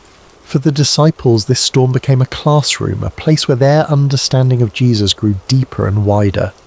Similarly, the storms of our lives often become the context in which we come to know God more truly. It's relatively easy to affirm God's goodness when life is calm and comfortable. It's when the winds howl and the waves threaten that our true understanding of his character is both revealed and refined. As we continue our journey towards sleep tonight, let's allow this holy question to linger in our minds. Who is this Jesus? Not as an abstract theological inquiry, but as a personal exploration of relationship. Who is he to me? What have I seen him do in my life? How has my understanding of him grown through seasons of both calm and storm? The beauty of this story is that it invites us to know Jesus more fully, not just as a distant miracle worker, but as the one who journeys with us through every circumstance of life. He is in our boat. He may sometimes appear to be sleeping, but he is never absent, never unaware, never unconcerned. And when he speaks, whether to rebuke a storm or to question our fear, his words carry the authority of the one who created all things and holds all things together. The wind and waves recognize his voice, because they came into being through that same voice. All things were created through him and for him, Paul would later write to the Colossians. He is before all things, and in him all things hold together. Colossians 1:16-15. This is the Jesus who accompanies us through every storm. This is the one who has promised never to leave us or forsake us. This is the Lord who may ask us, as he asked his first disciples, "Why are you so afraid?" not to shame us for our fear, but to invite us into deeper trust based on deeper knowledge of who he truly is. As our bodies grow heavier with approaching sleep, as our thoughts begin to slow and quiet, let us rest in this profound truth. The one who commands the wind and waves is with us, and if even the storm obeys his voice, how much more can we trust him with the circumstances of our lives, with the fears that sometimes keep us awake, with the future that remains unknown to us but is fully known to him. In this trust we find not just theological truth but practical peace, the kind of peace that allows us to rest even when circumstances remain uncertain. Jesus didn't promise his disciples a storm-free journey. He promised them his presence through whatever storms might come. He offers us the same today. Who is this? The disciples asked. The answer to that question continues to unfold for all who choose to journey with him, not in abstract propositions, but in lived experience, in daily walking with the one whose authority extends over every realm and whose love reaches into every heart that opens to receive him. As the boat continued its journey across the now peaceful sea, the disciples must have fallen into a contemplative silence. The question they had asked each other, "Who is this? Even the wind and the waves obey him," would linger in their hearts and minds for days, weeks, perhaps even years to come. Each time they recalled this night, this storm, this miracle, their understanding of Jesus would deepen a little more. This is often how spiritual growth unfolds for us as well. Not primarily through intellectual study, though that has its place, but through lived experiences that reveal God's character and power in ways that transform our understanding. Head knowledge becomes heart knowledge when we see God act in response to our deepest needs and most desperate prayers. The disciples were beginning to grasp something profound. Jesus was not merely with them, he was over all things. His presence in their boat didn't just mean companionship, it meant protection, provision, and peace that transcended circumstances. Even when he appeared to be sleeping, his sovereignty remained active and absolute. As the first light of dawn began to brighten the eastern sky, they could see their destination approaching, the region of the Gerasenes on the opposite shore of the lake. Jesus had said, "Let us go over to the other side," and despite all that had transpired during the night, they were indeed arriving exactly where he had intended to take them. This small detail carries significant comfort. When Jesus sets a destination, he ensures arrival. The storm, powerful as it was, had not prevented the fulfillment of his stated purpose. It had threatened, certainly. It had frightened the disciples badly. But in the end, it had simply become another opportunity for Jesus to reveal more of himself to those who followed him. This pattern appears throughout Scripture and throughout the lives of those who walk with God. What appears to be a detour or a disaster often becomes the very context in which God manifests his glory most clearly. The storm on the sea, the fiery furnace, the lion's den, the prison cell. In Scripture, these became stages for divine revelation, not obstacles to divine purpose. As we prepare to drift into sleep tonight, there is profound rest available in this reality. Whatever storms we face, they do not take Jesus by surprise. Whatever fears arise within us, they do not diminish his power. Whatever threatens to overwhelm us, it cannot overrule his sovereign declaration over our lives. If Jesus has said to us, in any area of our lives, "Let us go to the other side," then we can rest assured that no storm, internal or external, can prevent us from reaching the destination he has established. The journey may include unexpected turbulence. We may experience moments of genuine fear, but the presence of Jesus in our boat, in our lives, our circumstances, our hearts, guarantees safe passage. This doesn't mean we won't get wet, doesn't mean the journey will always feel comfortable or proceed according to our preferred timeline. The disciples in that boat experienced genuine terror before they witnessed miraculous calm. They got soaked to the skin. They may have lost cargo overboard. The boat likely required bailing out and repairs afterward, but they made it to the other side because Jesus had declared that this would be so. And in the process, they came to know him more deeply than they had before. The storm became not an obstacle to their progress, but a vehicle for their spiritual growth. As we reflect on this story one final time tonight, let's consider 3 enduring comforts it offers to all who journey with Jesus. First, Jesus is present in every storm. He may not manifest his power immediately or in the ways we expect, but he's never absent from our struggles. The psalmist wrote, "God is our refuge and strength, an ever-present help in trouble. Therefore we will not fear, though the earth give way and the mountains fall into the heart of the sea, though its waters roar and foam, and the mountains quake with their surging." Psalm 46, 1 and 3. This presence is not just comforting, it is transformative. It changes how we experience our circumstances, even when it doesn't immediately change the circumstances themselves. Second, Jesus' timing is perfect.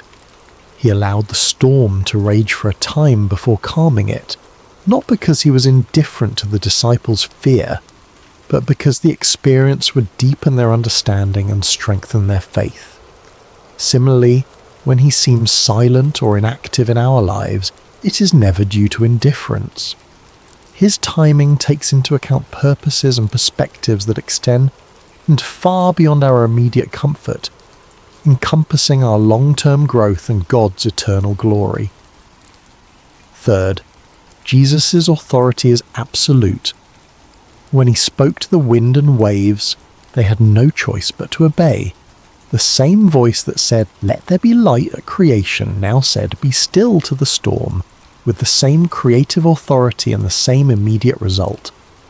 This ultimate authority means that nothing we face, no circumstance, no enemy, no fear, no failure, is beyond his power to redeem, restore, or transform according to his perfect will. These truths don't eliminate life's storms, but they fundamentally change how we experience them. They allow us to sleep, literally and figuratively, in the sovereignty of the one who has promised to bring us safely to the other side. As your body relaxes more deeply now, as your breathing slows and your thoughts begin to drift, imagine yourself in that boat after the storm has ceased. Feel the gentle rocking of the vessel on calm waters. See the stars reflected on the surface like scattered diamonds. Hear the quiet lapping of small waves against the wooden hull. And most importantly, know that Jesus is there with you, awake, aware, almighty. The night is passing.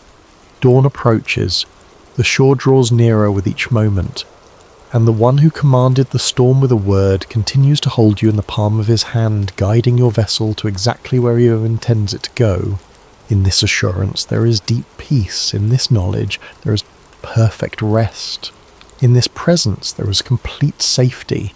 Whether we find ourselves currently in the midst of a raging storm, in the calm that follows, or in the ordinary moments between dramatic events, the truth remains.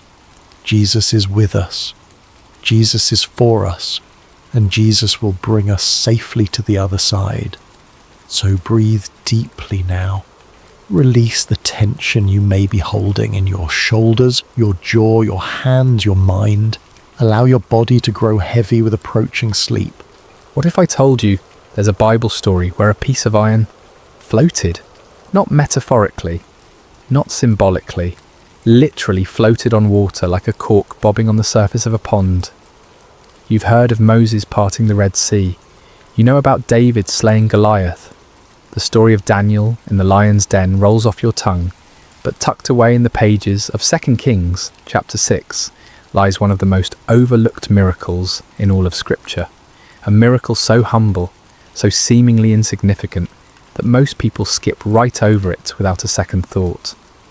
Yet this brief narrative, comprising only 6 verses, contains profound truths about faith, responsibility, and the God who cares about the smallest details of our lives.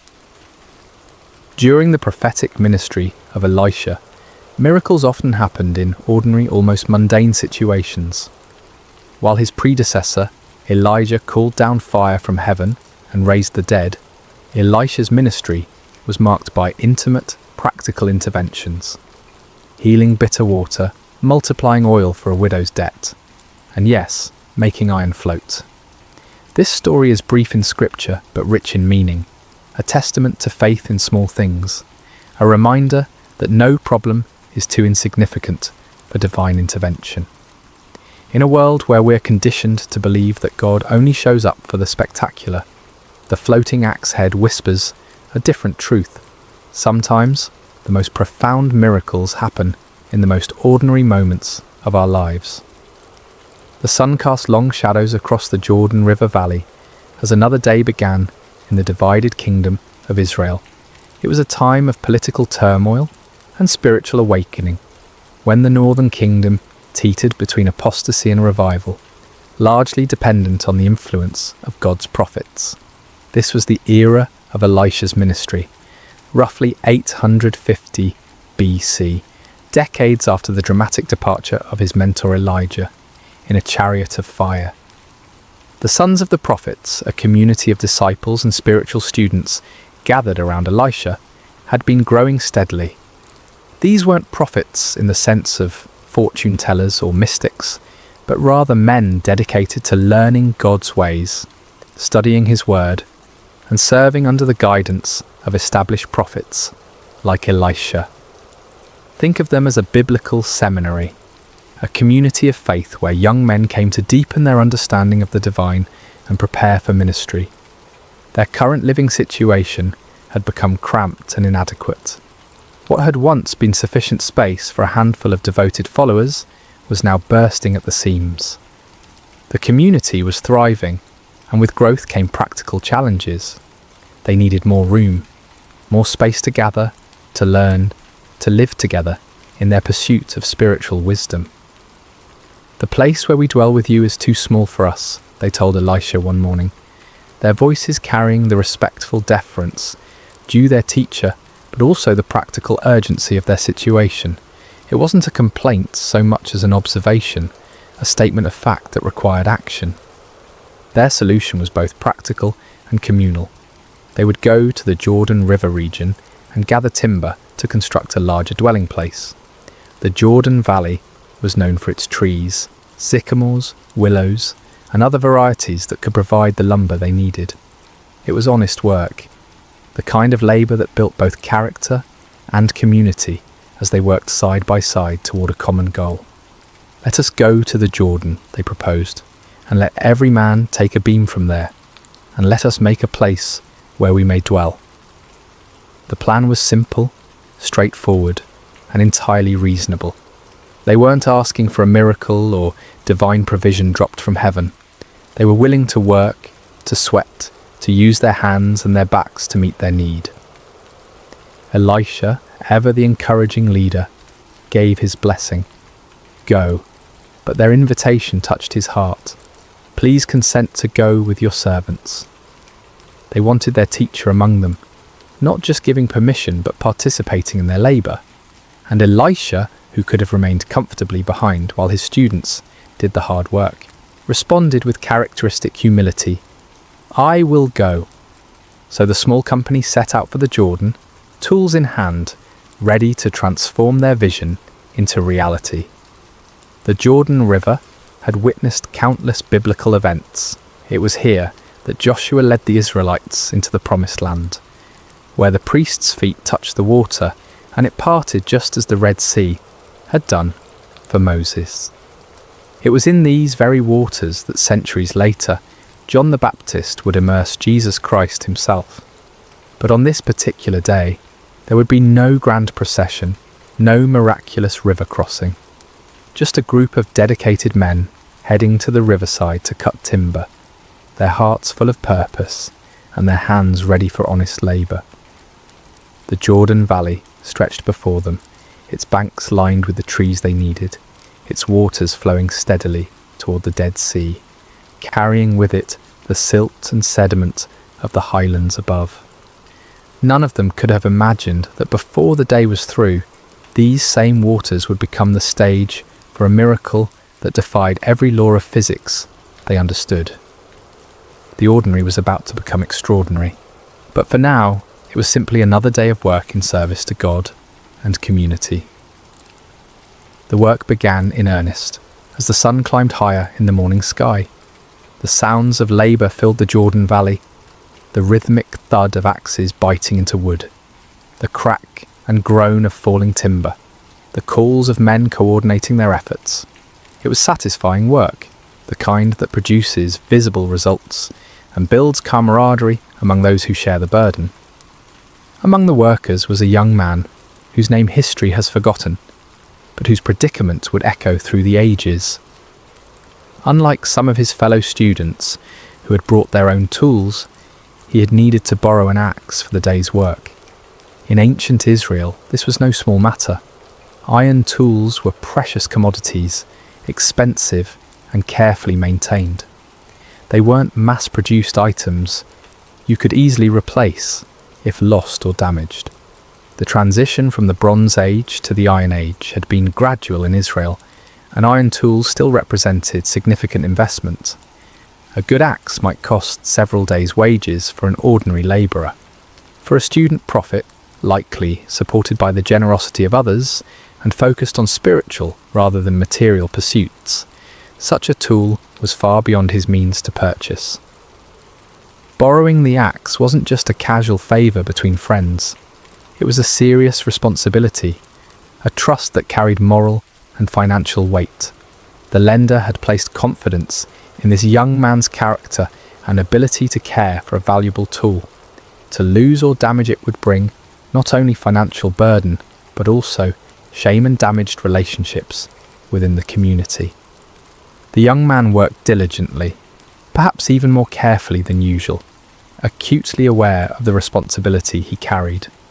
The axe felt good in his hands, well balanced, sharp, effective. Each swing brought down chips of wood as he worked to shape a beam for their new dwelling. The rhythm of the work was almost meditative. Lift, aim, strike, lift, aim, strike. Then it happened. Mid-swing, with no warning, the iron head of the axe flew off the handle. The wooden shaft, suddenly lightened, completed its arc uselessly through the air, while the heavy iron head traced a different trajectory entirely.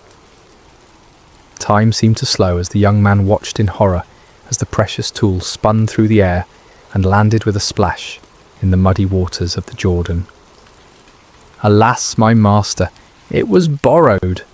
The cry escaped his lips before he could stop it, a wail of despair that carried all the weight of his predicament. This wasn't merely an inconvenience or a temporary setback. This was a crisis that threatened his integrity, his relationships, and his financial future. The Jordan River at this point wasn't like a clear mountain stream, where you might hope to spot a lost item on the bottom. Fed by tributaries from the hill country, it carried sediment and silt that made the water murky and opaque. The riverbed was soft mud, perfect for swallowing a heavy piece of iron and holding it fast. Even if the water had been crystal clear, the iron head would have sunk quickly into the soft bottom, possibly disappearing entirely into the muck. The other workers had stopped their labour at the sound of his cry. Elisha, who had been moving among them, observing the work and encouraging the labourers, turned his attention to the young man's distress. Here was a scene that any leader would recognise, a moment when accident and circumstance converge to create a problem that seems insurmountable. For the young man, the calculations were stark and frightening. How long would he need to work to earn enough to replace the axe? How could he face the man who had trusted him with this valuable tool? What would this mean for his standing in the community of prophets? The borrowed axe represented more than just iron and wood. It was a symbol of trust, responsibility, and his place in the community. The irony wasn't lost on anyone present. Here they were, working to build a place for spiritual learning and growth, and yet they faced an utterly practical, mundane problem. There was no theological complexity here, no deep spiritual mystery to unravel. Just a young man, a borrowed tool, and the murky waters of an ancient river. Standing there on the bank, staring at the spot where the ripples were already beginning to fade, the young man faced a moment that would test not only his faith, but his understanding of God's character. Was this the kind of problem that merited divine attention? Did the God who controlled the fate of nations care about one lost axe head? The question hung in the air, like morning mist over the Jordan, waiting for an answer that would surprise everyone present and challenge their assumptions about the scope of God's concern for the details of human life. Elisha approached the distressed young man with the calm demeanour that had become characteristic of his ministry. Where others might have seen an unfortunate accident requiring practical solutions, perhaps organising a group effort to drag the river bottom or beginning calculations about replacement costs, the prophet saw something different entirely. He saw an opportunity for God to reveal his character in the midst of everyday trouble. "Where did it fall?" Elisha asked simply. There was no rebuke in his voice, no suggestion that the young man had been careless or irresponsible. Just a straightforward question seeking practical information. The prophet's tone carried neither judgment nor dismissal of the problem's seriousness. He understood the weight of borrowed responsibility and the genuine distress it caused when things went wrong. The young man pointed to the spot where the axe head had disappeared beneath the surface. By now, any ripples had long since faded, and the river flowed on as if nothing had happened. To everyone watching, it looked like any other section of the Jordan, muddy water flowing over an invisible bottom, carrying the same sediment and debris as every other part of the river. But Elisha saw it differently. In his spiritual vision, this wasn't just another spot in the river. It was a specific location where God could demonstrate his power and his care for individual needs. The prophet moved with purpose, scanning the riverbank until he found what he was looking for, a suitable piece of wood. What happened next would have seemed almost comical if it weren't so profound. Elisha cut a stick, nothing special, just an ordinary piece of wood from the riverside. He didn't select anything particularly impressive or perform any elaborate ritual over it. It was simply wood, the kind of material they had been working with all morning, as common and unremarkable as anything could be. Then, with the focused intent of someone who knew exactly what he was doing, Elisha threw the stick into the water at the exact spot the young man had indicated. To the observers, it must have seemed like an odd gesture, perhaps the first step in some complex retrieval process they didn't yet understand. But Elisha's action carried the quiet confidence of a man who had learned to cooperate with divine power in the most unexpected ways. What happened next violated every natural law the witnesses understood. The iron axe head, which should have been resting in the mud at the bottom of the river, began to rise. Not slowly, not gradually, but with the buoyant purpose of cork or wood designed to float. The heavy metal broke the surface of the water and bobbed there like a leaf, defying gravity, density, and everything they thought they knew about the natural world. The silence that followed was profound. Even the sounds of the river seemed muted as the group of prophets stared at the impossible sight before them. Iron doesn't float. Everyone knows that. It's one of those fundamental facts about the physical world that requires no explanation because it's so obviously true. Yet there it was, unmistakably iron, unmistakably floating, unmistakably real. Elisha's voice broke through their amazement with practical direction. Pick it up. There was no grand speech about the miracle they had just witnessed, no theological explanation of what had occurred, no demand for praise or recognition, just simple, practical instruction to complete the restoration. The young man reached out, his hand probably trembling with a mixture of relief and awe and lifted the iron axe head from the water. It was solid, real, unchanged, except for its brief defiance of natural law. The crisis was over. The debt was avoided. The trust was preserved. The borrowed tool was restored to its owner's care.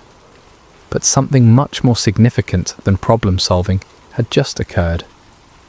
In those few moments beside the Jordan River, God had revealed something crucial about his character and his relationship with his people. This wasn't a miracle performed for crowds or kings. There were no political implications, no national consequences, no strategic advantages gained. This was simply God caring about one young man's distress over a borrowed tool. The miracle spoke to the heart of divine character, a God who notices when sparrows fall, who knows the number of hairs on each head, who cares about the details that seem insignificant to everyone else. The floating axe head declared that no genuine need is too small for divine attention, no honest trouble too mundane for miraculous intervention.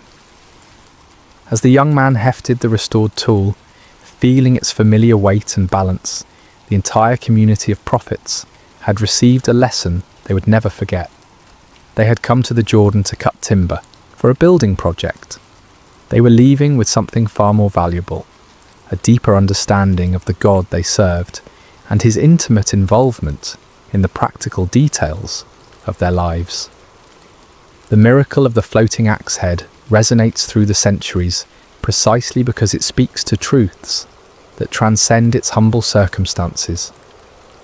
In a world where we often compartmentalize the spiritual and the practical, this story demolishes the artificial barriers we create between sacred and secular concerns. The most striking aspect of this miracle is its ordinariness. God's intervention came not in response to a national crisis or a life-threatening emergency, but to solve an everyday problem that millions of people might face. The young prophet wasn't dying, wasn't facing persecution for his faith, wasn't even engaged in what we might consider particularly spiritual work. He was simply trying to help build a dormitory and had encountered the kind of mishap that makes any honest person's heart sink. This reveals something profound about God's character, his care for the complete range of human experience, not just the dramatic or spiritually significant moments. The God who controls the destiny of nations also notices when his children face embarrassment, financial stress, or the weight of broken trust. There's no problem too small, no concern too mundane, no worry too insignificant to merit his attention. The symbolism of Elisha's intervention method is equally meaningful.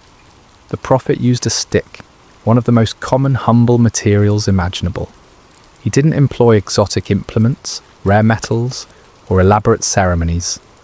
Just wood thrown into water, the kind of action that in any other context would seem pointless or even foolish. This speaks to God's pattern of working through humble means to accomplish extraordinary purposes.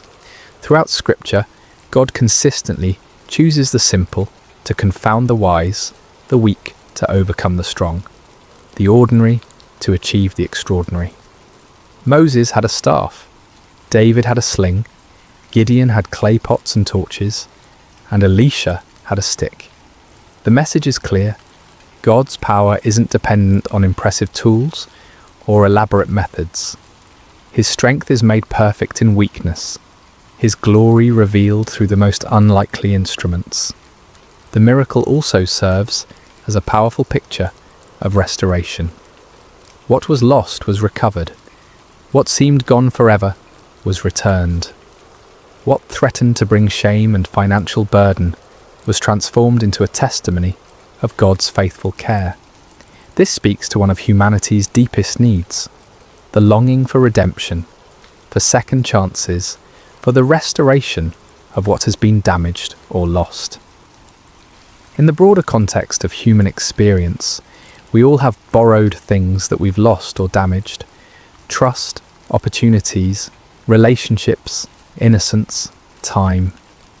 We all face moments when we stare at the metaphorical muddy water where something precious has disappeared, feeling the weight of responsibility we can't fulfill.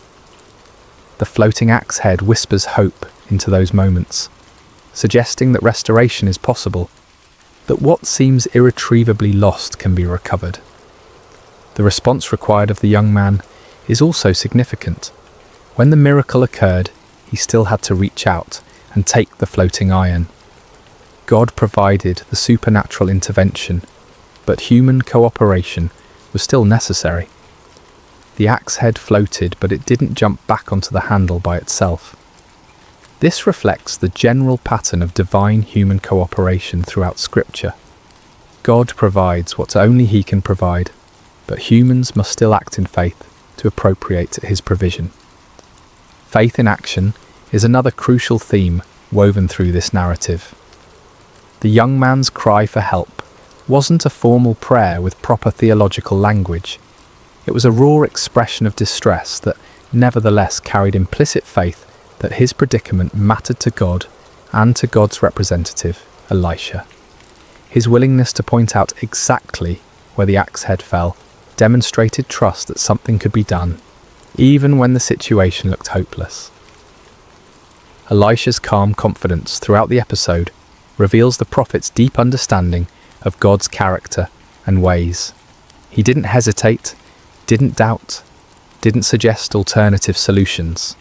He simply asked where the iron fell, and then acted with the assurance of someone who knew he served a God of intimate concern and unlimited power. The miracle also highlights the value of community and leadership. The young man wasn't facing his crisis alone.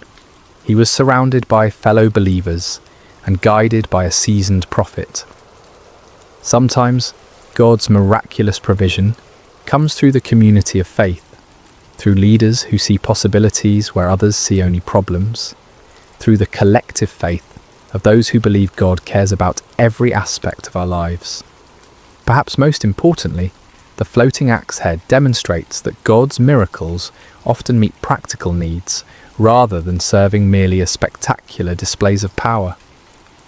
This wasn't a miracle performed to convince skeptics or to showcase divine ability. It was a miracle of compassion, addressing a real need in the life of a faithful but distressed young man. It suggests that many of God's interventions in our lives might be similarly practical and personal rather than dramatic and public. The miracle of the floating axe head speaks across the millennia with surprising relevance to our contemporary struggles and concerns. In our age of complex problems and global crises, this ancient story reminds us that faith begins with trusting God in the small things, the everyday challenges that rarely make headlines but profoundly impact our daily lives. The first and perhaps most important lesson concerns the scope of prayer and divine concern. How many times do we hesitate to bring our smaller problems to God because they seem insignificant compared to global suffering or major life crises? The floating axe head shatters this false hierarchy of divine attention. If God cares enough to make iron float for a borrowed tool, then no legitimate concern is too small for prayer. This doesn't trivialize prayer or reduce it to a cosmic vending machine for convenience. Rather, it reveals the intimate nature of our relationship with the divine. Just as loving parents care about both the major milestones and the minor disappointments in their children's lives, our Heavenly Father is interested in the full spectrum of our human experience. Financial stress, damaged relationships, professional setbacks, personal failures, all of these matter to God because they matter to us. The principle of integrity and accountability that runs through this story remains powerfully relevant in our modern context. The young prophet's distress wasn't primarily about losing money, it was about failing to fulfill his responsibility to someone who had trusted him. In a culture where personal accountability is often diminished and broken commitments are easily rationalized away, the ancient prophet's anguish over a borrowed tool offers a compelling counterexample. When we borrow, we incur genuine responsibility. When we make commitments, we create legitimate expectations in others. When we fail to fulfill these obligations, we damage more than our own interests. We harm relationships, erode trust, and diminish the social fabric that holds communities together. The young prophet understood this instinctively, which is why his cry for help carried such genuine distress. The story also demonstrates how God's miracles often meet practical needs rather than serving merely as spectacular demonstrations of power. In our entertainment-driven culture, we sometimes expect divine intervention to be dramatic, public, and unmistakably supernatural. But many of God's most meaningful interventions in our lives might be much quieter and more practical. The unexpected job opportunity that comes just when finances are stretched thin. The chance encounter that provides exactly the encouragement we needed. The solution that appears to These interventions might not violate physical laws as dramatically as floating iron, but they reveal the same divine character, a God who cares about our practical needs and works in our circumstances to provide for them. Learning to recognize and appreciate these quieter miracles can transform our perspective on God's activity in our lives.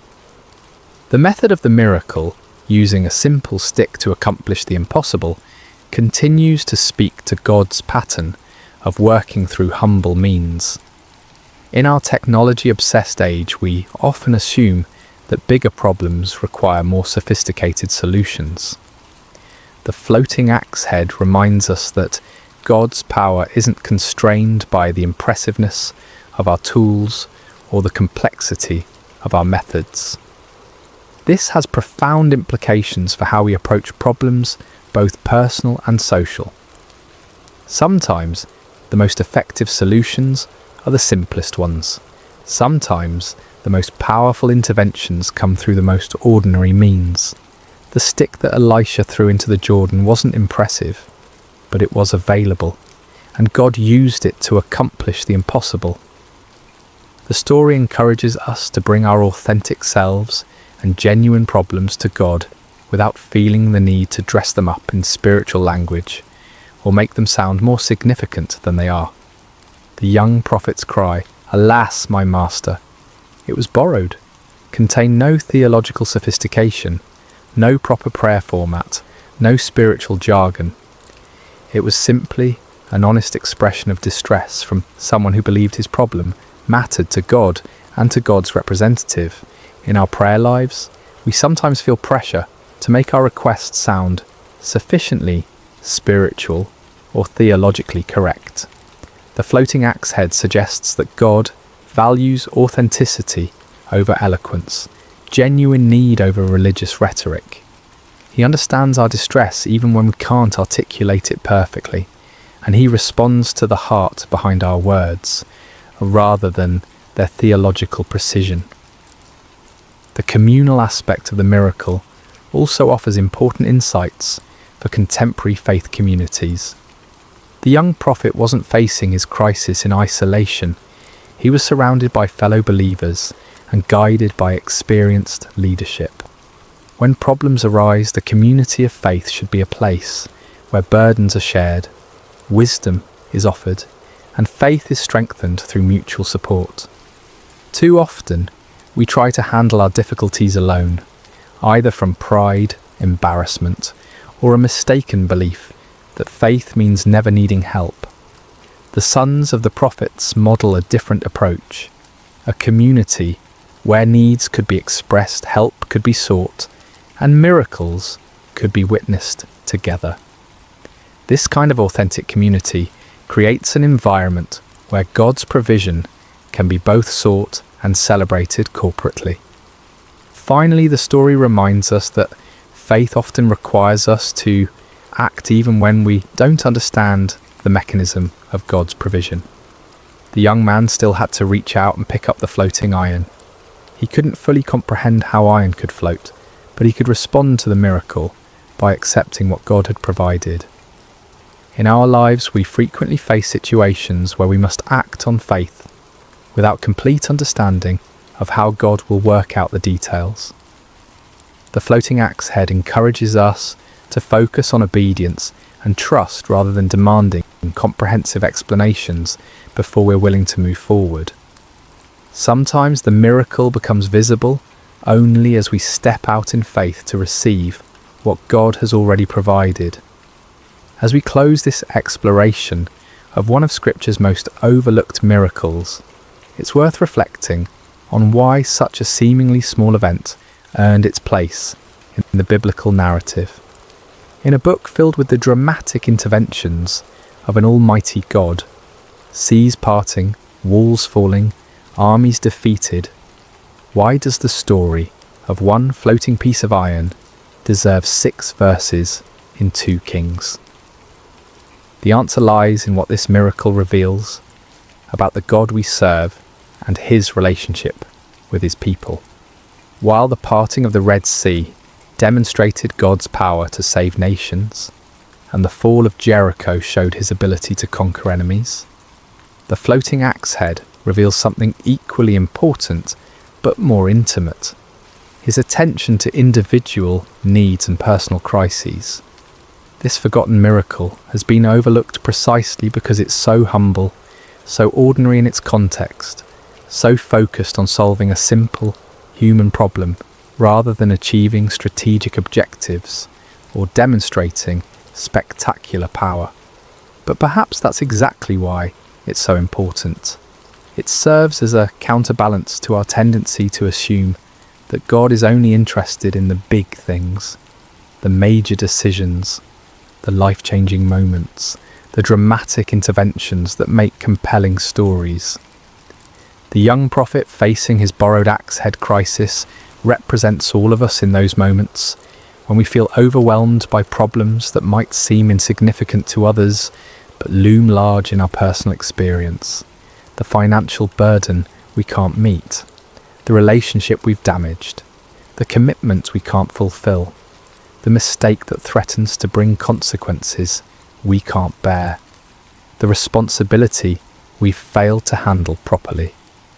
In these moments, the floating axe head whispers a profound truth. God sees, God cares, and God acts. Not always in the ways we expect, not always with the timing we prefer, not always through the means we would choose, but always with the same loving attention to our genuine needs and distress. The miracle also stands as a testament to the power of authentic community and spiritual leadership. Elisha didn't dismiss the young man's problem as trivial or suggest that he simply accept the consequences and learn from his mistake. Instead, the prophet engaged with the crisis as if it mattered deeply, which to the person experiencing it certainly did. This models the kind of leadership and community that makes faith communities truly supportive rather than merely social. When someone faces a crisis, even one that might seem small from the outside, the appropriate response is compassionate engagement, not dismissive advice or spiritual platitudes that minimize the real impact of the problem. The stick that Elisha threw into the Jordan has become across the centuries a symbol of God's willingness to work through the most ordinary means to accomplish extraordinary purposes. It reminds us that miracles don't always require impressive staging or elaborate preparation. Sometimes they happen through simple acts of faith, using whatever materials are at hand, in response to genuine need expressed with authentic desperation. As we navigate our own challenges, financial pressures, damaged relationships, professional setbacks, personal failures, the floating axe head offers both comfort and challenge. Comfort in knowing that our problems, however humble they might seem, matter to God.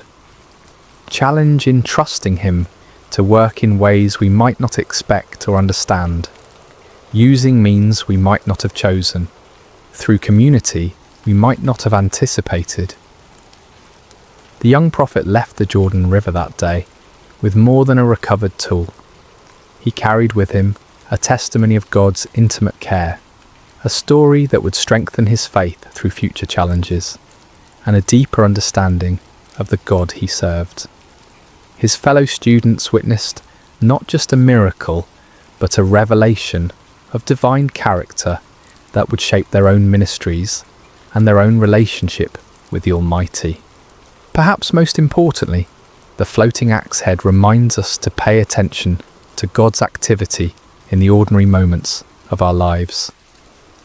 If we're only looking for dramatic interventions and spectacular displays of power, we might miss the quieter miracles happening all around us, the practical provisions, the timely encouragements, the unexpected solutions to everyday problems. The iron that floated in the Jordan River that day has long since returned to dust, but the truth it demonstrated remains as solid as ever. God's care extends to every aspect of human experience. No genuine need is too small for his attention, and no problem is too ordinary for his miraculous intervention. In a world that often feels divided between the spiritual and the practical, the sacred and the secular, the significant and the trivial, the floating axe head bridges all these false divisions. It declares that the God who spoke the universe into existence also cares when his children lose borrowed tools, face financial embarrassment, or struggle with the weight of unfulfilled responsibility. If God can make iron float, what's truly impossible? The question echoes across the centuries, challenging our assumptions about divine limitation and inviting us to bring our authentic needs, however humble they might seem, to the one who specialises in doing the impossible through the most ordinary means. The miracle you've never heard of might just be the one you need most to hear. Hello dear friends, and welcome to Sacred Slumber. Before we begin tonight's story, I'd love to know, how has your day been?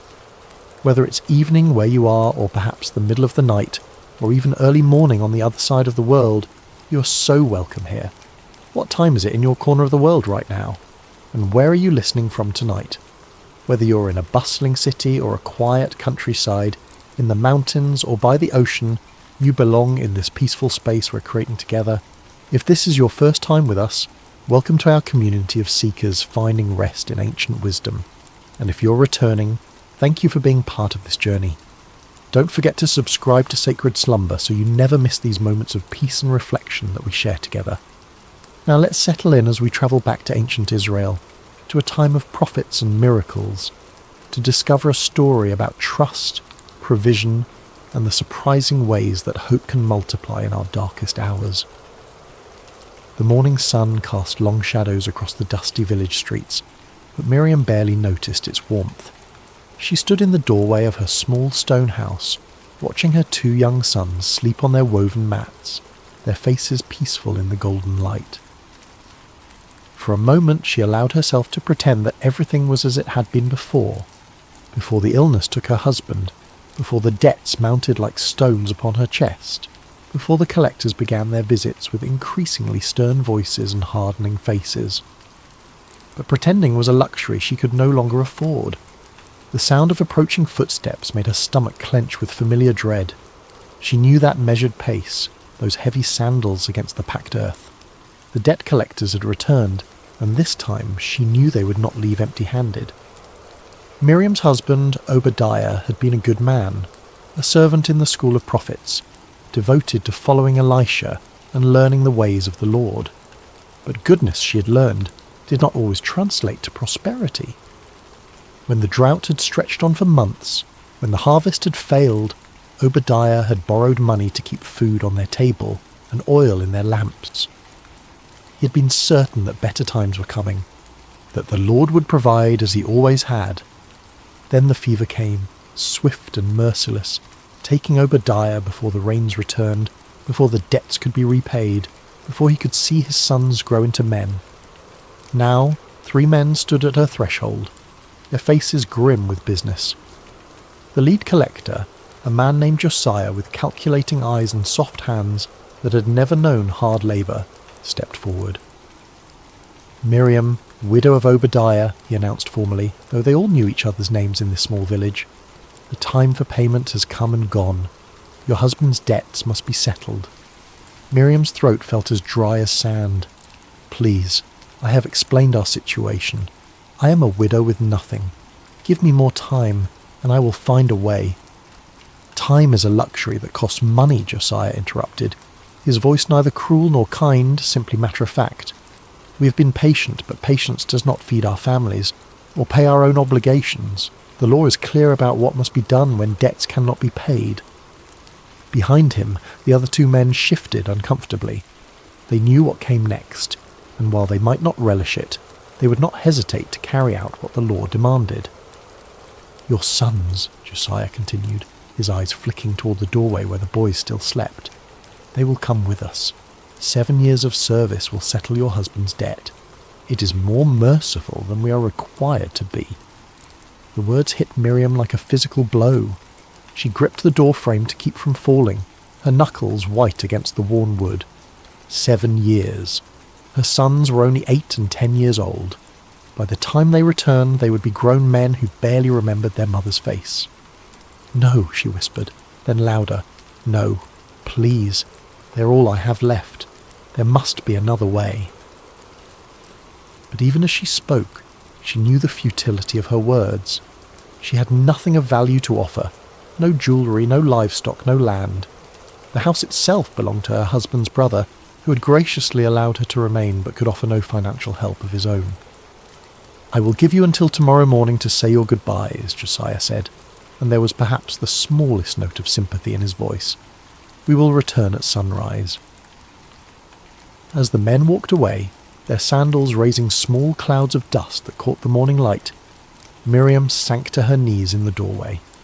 The weight of hopelessness pressed down upon her like a stone, threatening to crush what little breath remained in her lungs. Her sons stirred behind her, waking to another day they assumed would be like all the others. Simple, poor perhaps, but together. How could she tell them that their childhood was about to end? How could she explain that the law that was meant to protect would now tear their family apart? But as the sun climbed higher, and the reality of her situation settled like dust around her, Miriam remembered something her husband used to say when times were difficult. "When we have nowhere else to turn, we can always turn upward." Obadiah had learned this truth in his years following the prophet Elisha, and even in death, his faith whispered to her across the veil of grief. Elisha. The prophet was still in the region, still teaching and performing the wonders that had made him famous throughout Israel and beyond. If anyone could help her, if anyone might know a way where there seemed to be no way, it would be the man of God who had been her husband's teacher and guide. Miriam rose to her feet, dust falling from her simple brown robe. She looked back at her sons, now awake and eating the last of their bread, with the unconscious contentment of children who trust that tomorrow will somehow provide for itself. "Aaron, Micah," she called softly, "I must go into the village. Stay close to home and watch out for each other." The boys nodded, accustomed to their mother's brief errands, unaware that she was about to embark on a journey that would either save their family or confirm their worst fears. As Miriam walked through the village streets, her heart hammered against her ribs like a caged bird. The prophet Elisha was known to be staying with a family on the far side of the village, and with each step she rehearsed what she would say, how she would explain their desperate situation without sounding like she was demanding a miracle. But by the time she reached the modest house where Elisha was lodging, all her carefully planned words had evaporated like morning dew. She stood at the gate, paralysed by the enormity of what she was about to ask and the crushing possibility that even a prophet might not be able to help her. The courtyard was quiet except for the gentle murmur of voices from within the house. Miriam could see Elisha through the open doorway, seated on a low cushion with several young men gathered around him, students perhaps, or local villagers seeking wisdom.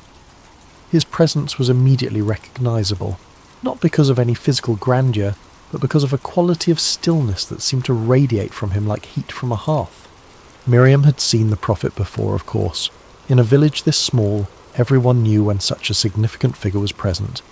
She had watched from a distance as people brought their sick children for healing, their troubled hearts for counsel, their impossible situations for divine intervention. But she had never imagined herself among their number. never thought her own need would drive her to such a desperate act. A woman emerged from the house, evidently the hostess, and noticed Miriam standing uncertainly at the gate. "Can I help you, sister?" the woman asked kindly, but there was a protective quality in her voice. She had probably dealt with many people seeking the prophet's attention. Before Miriam could answer, Elisha's voice came from within. "Let her come. The Lord has brought her here for a reason." The woman's expression immediately softened, and she gestured for Miriam to enter. "Come, the prophet will see you." Miriam's legs felt unsteady as she crossed the threshold. The young men who had been listening to Elisha's teaching respectfully moved aside, creating a space for her to approach. The prophet's eyes, kind but penetrating, met hers, and she felt as though he could see not just her present desperation, but the entire story of her life written in her face. "You're Obadiah's widow," Elisha said gently. It was not a question. Miriam nodded, surprised that he knew her by sight. "Yes, my lord. I am Miriam. Your husband was a faithful servant, both to the Lord and to this community. His loss has been felt by many." Elisha's words were spoken with genuine warmth. Miriam felt tears prick at her eyes, partly from grief that was still fresh, partly from gratitude that someone remembered her husband's worth. "Thank you, my lord," she managed, "but I have come because—" The words stuck in her throat like thorns. How did one ask a holy man to solve what seemed unsolvable? "Speak freely, daughter. What troubles you?" The kindness in his voice broke through her restraint like water through a cracked dam. The whole story poured out. The debts, the collectors, the threat to take her sons, the sunrise deadline that loomed like an executioner's blade. She spoke of her husband's faithful service, of their family's long devotion to the Lord, of her complete bewilderment at how faithfulness could lead to such devastating circumstances. When she finished, the courtyard was silent except for the distant sound of children playing in another street, a sound that reminded Miriam acutely of what she stood to lose. Elisha listened without interruption, his expression grave but not hopeless. When she fell silent, he sat quietly for a moment, as though listening to a voice only he could hear. Finally he spoke. "Tell me, what do you have in your house?" The question caught Miriam off guard. What did she have? The very essence of her problem was that she had nothing. No money, no valuables, no resources with which to pay her debts, or provide for her family. "Nothing, my lord," she said, her voice barely above a whisper. "I have nothing at all." But Elisha's gaze remained steady, patient. "Look again. What do you have in your house?" Miriam searched her memory, walking through their small home in her mind. A few pieces of simple furniture, some clay pots, worn clothing, sleeping mats. Nothing of any value.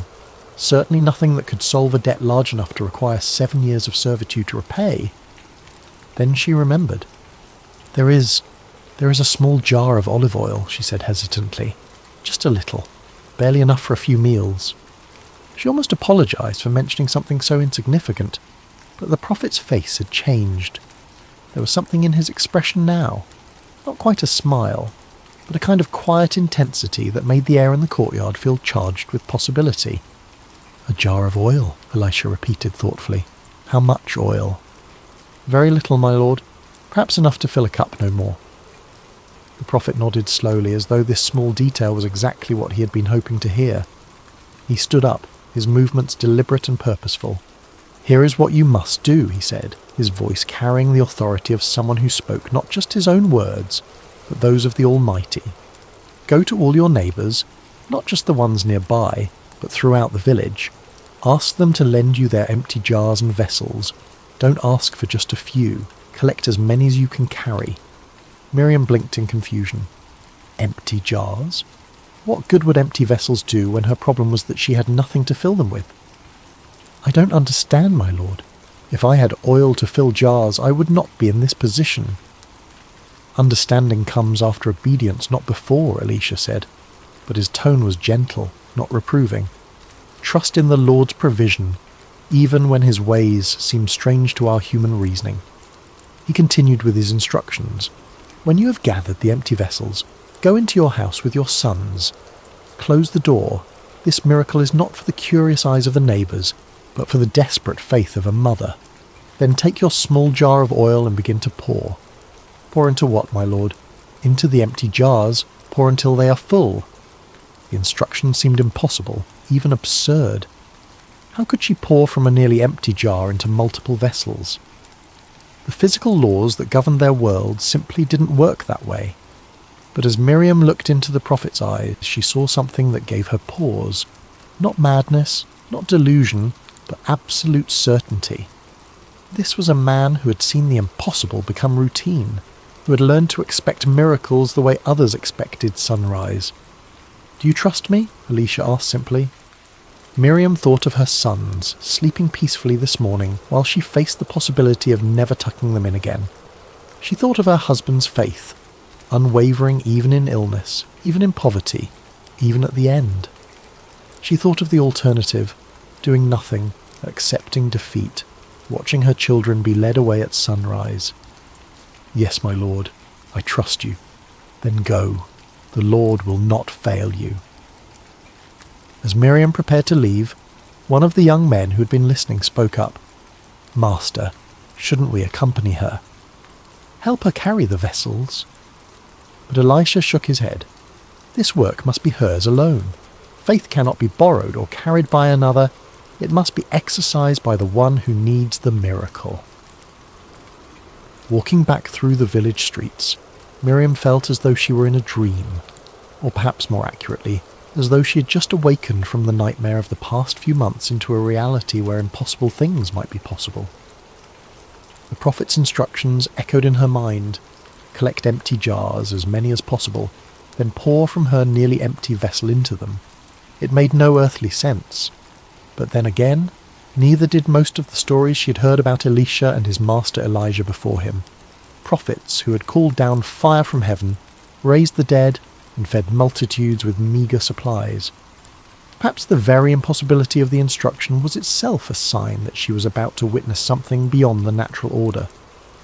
Her first stop was at the house of her neighbour Sarah, an elderly woman who had been kind to Miriam since Obadiah's death, often sharing vegetables from her garden when she had none to spare. "Sarah," Miriam called softly at the gate, "may I speak with you?" The older woman emerged, wiping flour from her hands on her apron. "Of course, child. You look different somehow. Is everything well?" Miriam almost laughed at the question. Nothing was well, and yet somehow everything felt different than it had this morning. "I need to ask a favour. Do you have any empty jars or vessels that I might borrow?" Sarah's eyebrows rose in surprise. Empty jars? Whatever for? How could Miriam explain without sounding like she had lost her mind? "The prophet Elisha has given me instructions. I need to gather as many empty containers as I can." To her credit, Sarah didn't ask for further explanation. In a community where prophets occasionally walked among them, people had learned that divine instructions often defied human logic. "I have several clay jars that I use for storing grain, but they're empty now since the harvest was so poor. You're welcome to them. Let me help you carry them." As they loaded the vessels into Miriam's arms, Sarah's expression grew concerned. "Miriam, the whole village knows about your situation with the debt collectors. If there's anything else I can do..." "Pray," Miriam said simply. "Pray that the Lord remembers his promises to care for widows and orphans." Her next stop was at the home of Rebecca, a woman with several children who had always been friendly but not particularly close. Here, Miriam felt more nervous about making her request. "Rebecca, I know this will sound strange, but I need to borrow any empty jars or pots you might have." Rebecca looked puzzled but not unfriendly. "Empty jars? Are you planning to store something? I heard about your troubles. Surely you're not thinking of buying oil or grain?" "No, nothing like that. The prophet Elisha has asked me to collect empty vessels. I'm not entirely sure why, but I trust that he knows what he's doing." At the mention of Elisha's name, Rebecca's demeanour changed immediately. "The prophet gave you instructions? Of course, take whatever you need." "Children," she called into the house. "Bring out all the jars and pots we're not using, quickly now." Soon Miriam's arms were full again, and Rebecca's children were helping to carry the additional vessels. Word seemed to be spreading through the village. She could see neighbours emerging from their houses, curious about the unusual activity. By the time she reached the house of David the Potter, she didn't even need to make her request. He was already waiting with an armload of clay vessels, not his finest work, but good serviceable jars in various sizes. "I heard you were collecting empties on the prophet's instructions," he said with a grin. "I've got plenty of these. Consider it my contribution to whatever miracle is about to happen." "You really think there will be a miracle?" Miriam asked, suddenly feeling the weight of what she was attempting. So many people were now involved, so many witnesses to what would either be a tremendous demonstration of God's power or a devastating display of her own foolishness. David's expression grew serious. "I've lived in this village for 40 years, and I've seen 3 different prophets pass through. Not once have I seen one of them give instructions that didn't lead to something remarkable. The real question isn't whether there will be a miracle, it's whether we'll have enough faith to receive it." As Miriam continued through the village, she was amazed by the response. People she barely knew were offering their vessels, and those who had no jars to spare were spreading the word to others who might. Children ran ahead of her, announcing to each household what was needed. Even some of the village elders, usually stern and cautious about anything that disrupted the normal order, were nodding their approval and contributing what they could. By mid-afternoon, Miriam's small house was surrounded by more clay vessels than she had ever seen in one place. There were large storage jars that could hold enough oil for a family for months, medium-sized pitchers perfect for daily use, and small vessels suitable for lamps and cooking. Some were beautifully crafted, others rough and practical. Some were new, others showed the wear of years of faithful service. Her sons, Aaron and Micah, had awakened to find their home transformed into something resembling a pottery merchant's stall. They helped carry the vessels inside, their eyes wide with excitement and confusion. "Mother, what are all these for?" Aaron asked. At 10, he was old enough to sense that something significant was happening, but young enough to find it more exciting than frightening. "We're going to fill them," Miriam said, the words sounding even stranger when spoken aloud to her children. "Fill them with what?" 8-year-old Micah wanted to know. Miriam looked at the small jar of oil sitting on their simple wooden table, the same jar she had mentioned to the prophet, containing perhaps a cup's worth of precious olive oil. It looked impossibly small, surrounded by all the empty vessels now crowding their one-room home. "With oil," she said, and saw her sons exchange the kind of look children give when they're certain their parent has said something that makes no sense but are too polite to argue.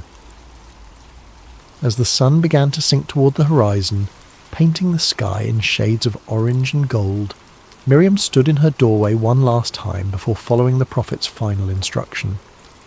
The village around her looked the same as it had this morning, but everything had changed. This morning she'd been a desperate woman with no options. Now she stood on the threshold of either a miracle or a disaster. But at least she was no longer passive in the face of her circumstances. She could see a few neighbours lingering in their own doorways, clearly curious about what would happen next. News of the prophet's instructions had spread throughout the village, and while no one was bold enough to ask for details, there was a sense of anticipation in the air, as though the entire community was holding its breath. Tomorrow morning the debt collectors would return, expecting to claim her sons. But tonight belonged to faith, to the impossible, to the hope that a God who had parted seas and raised the dead might still care about one widow's desperate prayer. "Come, boys," she said, stepping back inside their small home. "It's time to close the door." The interior of their small house felt different with the door closed and the outside world shut away. The late afternoon light filtered through the single window, casting long shadows among the collection of empty vessels that now filled nearly every available space. Aaron and Micah stood close to their mother, sensing that they were about to witness something extraordinary, though they couldn't possibly understand what. Miriam picked up the small jar of oil with hands that trembled slightly, not from fear now, but from anticipation. The prophet had been so certain, so confident in his instructions. But looking at the meagre amount of oil in her jar compared to the dozens of empty vessels surrounding them, she felt the weight of impossibility settling over her like a heavy cloak. "Mother," Aaron said quietly, "how can we fill all these jars with so little oil?" It was the question that had been echoing in her own mind, but hearing it from her son's lips made her realise that this moment was about more than just solving their financial crisis. Her children were watching, learning what it meant to trust when trust seemed foolish, to obey when obedience seemed pointless, to hope when hope seemed dead. "I don't know how, my son," she said honestly, "but the prophet told us to pour, so we will pour. Sometimes we must act on faith before we understand the reason." She moved to the largest jar first, a beautiful vessel that David the potter had contributed, large enough to hold oil for several months. As she lifted her small jar and positioned it over the opening, she whispered a prayer. "Lord God of Israel, you who cared for the widow of Zarephath in the days of Elijah, remember your servant and his children." The oil began to flow. At first it seemed natural. The golden liquid poured from her jar into the larger vessel with the normal splash and gurgle of any liquid being transferred. But as seconds passed, then minutes, Miriam realised that something impossible was happening. The oil continued to flow, steady and smooth, and yet when she looked at her own jar, it appeared as full as when she had started. "Mother," Micah whispered, his young voice filled with awe, "it's still coming." The first large jar filled completely, rich golden oil reaching its brim. Miriam looked at her own vessel, still full. Her hands began to shake, not with fear now, but with the overwhelming realization that she was witnessing the divine intervention of the God of Abraham, Isaac, and Jacob. "Bring me another jar," she said, her voice barely steady. Aaron quickly positioned a medium-sized pitcher beside her, and Miriam continued to pour. Again the oil flowed freely, filling the second vessel completely, while her own jar remained miraculously replenished. "Another," she said, and now her voice carried a note of growing excitement. Micah dragged over a small storage jar, and the process repeated. The oil flowed, the vessel filled, and still her small jar remained full to the brim. As they continued, a rhythm developed. The boys would position each new vessel, Miriam would pour until it was full, then they would move it aside and bring the next one. With each jar they filled, their excitement grew, and what had begun as nervous obedience transformed into joyful celebration. "It's not stopping," Aaron laughed, no longer trying to whisper in the presence of miracle. "Mother, it's really not stopping." Miriam found herself laughing too, tears of relief and wonder streaming down her face as she poured jar after jar. The oil continued to flow, inexhaustible, impossible, absolutely real. This was the God her husband had served, the God who had parted the Red Sea and provided manna in the wilderness, and he was here in their small house, multiplying oil for a desperate widow and her children. The sun set completely as they worked, and Aaron lit their oil lamp, using oil from one of the newly filled jars. The warm light danced across the growing collection of filled vessels, each one a testament to divine provision, each one a step away from the disaster that had threatened to destroy their family. They filled the large storage jars first, then the medium pitchers, then the smaller vessels for daily use. Oil for cooking, oil for lamps, oil for anointing, oil for trade. More oil than their family could use in a year, more than they could use in several years. "Mother," Micah said during a brief pause, "will we ever run out of empty jars?" Miriam looked around their home. They had filled perhaps half of the vessels they had collected, and still the oil flowed freely from her small jar. "I hope not, my son. I hope we never run out." But even as she spoke, she realized they were approaching the end of their supply of empty containers. Only a handful of vessels remained unfilled, the smallest ones suitable for perfumes and medicines. As she filled the second-to-last jar, a delicate little vessel that Rebecca had contributed, Miriam felt a change. The oil still flowed, but there was something different in its quality, as though it was beginning to recognize that its work was nearly complete. She reached for the final jar, the smallest one in the collection, barely large enough to hold oil for a single lamp. As she positioned her small jar above it and began to pour, the oil flowed out in a steady stream, filling the tiny vessel to its brim. And then, as suddenly as the miracle had begun, it stopped. Miriam tilted her jar, trying to coax out even a few more drops, but it was empty. Completely, naturally, normally empty. as though the laws of physics had suddenly remembered themselves and returned to their usual operation. The silence that followed was profound. For hours their small house had been filled with the sound of flowing oil, excited whispers, and occasional exclamations of wonder. Now, surrounded by dozens of filled vessels, they stood in the golden lamplight and absorbed the magnitude of what had just occurred. Aaron was the first to speak. "Is it over?" Miriam looked at her empty jar, then at the abundance surrounding them. "Yes, my son, it's over because we have no more empty vessels to fill." "What does that mean?" Micah asked.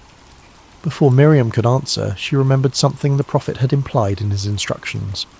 The miracle was not limited by the amount of oil God could provide, but by the amount of faith they could exercise, represented by the number of empty vessels they had been able to gather. "It means," she said slowly, understanding dawning on her like sunrise, "that God's provision is only limited by our capacity to receive it. If we had gathered 100 jars, he would have filled 100 jars. If we had gathered 1,000... The implications took her breath away. They had gathered many vessels, yes, but now she wondered, could they have gathered more? Had their own limited vision constrained the miracle? It was a question that would follow her for the rest of her life, a reminder to always ask for more, expect more, prepare for more when seeking God's intervention. But such thoughts were for later reflection. Tonight, surrounded by the tangible evidence of divine love and provision, there was only gratitude and wonder. "Tomorrow," she told her sons as they prepared for sleep among the filled vessels, "we will go to the prophet and then to the marketplace. We will sell this oil, pay our debts, and secure our future." As her boys settled onto their sleeping mats, their faces glowing with excitement and the security of knowing they would not be taken away, Miriam sat beside the window and looked out at the village where she had lived her entire life. Tomorrow she would no longer be known as the desperate widow who had nothing. She would be the woman whom God had remembered, the mother whose children had been saved, the recipient of a miracle that would be told and retold for generations. But tonight she was simply a woman who had learned that emptiness was not the absence of provision, but the presence of possibility, and that sometimes the most important thing you can bring to God is not what you have, but what you lack. The oil lamps flickered gently in the darkness, fueled by the miracle oil casting dancing shadows on the walls of their transformed home, and in the quiet of the night, Miriam whispered prayers of thanksgiving to the God who multiplies hope in the hands of those who dare to pour out their faith, one empty jar at a time. Morning came with a gentle golden light that seemed especially bright as it streamed through the window of their small house. Miriam awakened to a sight that confirmed the previous evening had not been a dream. Dozens of clay vessels filled with rich golden olive oil crowded every surface and corner of their home. Aaron and Micah were already awake, sitting among the jars with expressions of continued amazement, as though they expected the oil to disappear with the sunrise. "It's still here," Aaron said wonderingly. "All of it." "Did you think it wouldn't be?" Miriam asked, though she understood his disbelief. Miracles had a quality of unreality about them, even to those who experienced them directly. "I dreamed about it," Micah said. "I dreamed that we were pouring oil forever and ever, and there were jars as tall as trees, and the oil turned into rivers that flowed through the whole village." Miriam smiled at her younger son's imagination, but then paused to consider his words. In a way, wasn't that exactly what had happened? The oil had flowed beyond their immediate need, beyond their ability to contain it all, beyond what seemed possible in their small, constrained world. A knock at their door interrupted her thoughts. Through the window she could see the familiar figure of Elisha standing in their courtyard, his presence as calm and assured as it had been the day before. "The prophet!" Aaron whispered excitedly. Miriam quickly adjusted her headscarf and opened the door, her heart racing with anticipation and gratitude.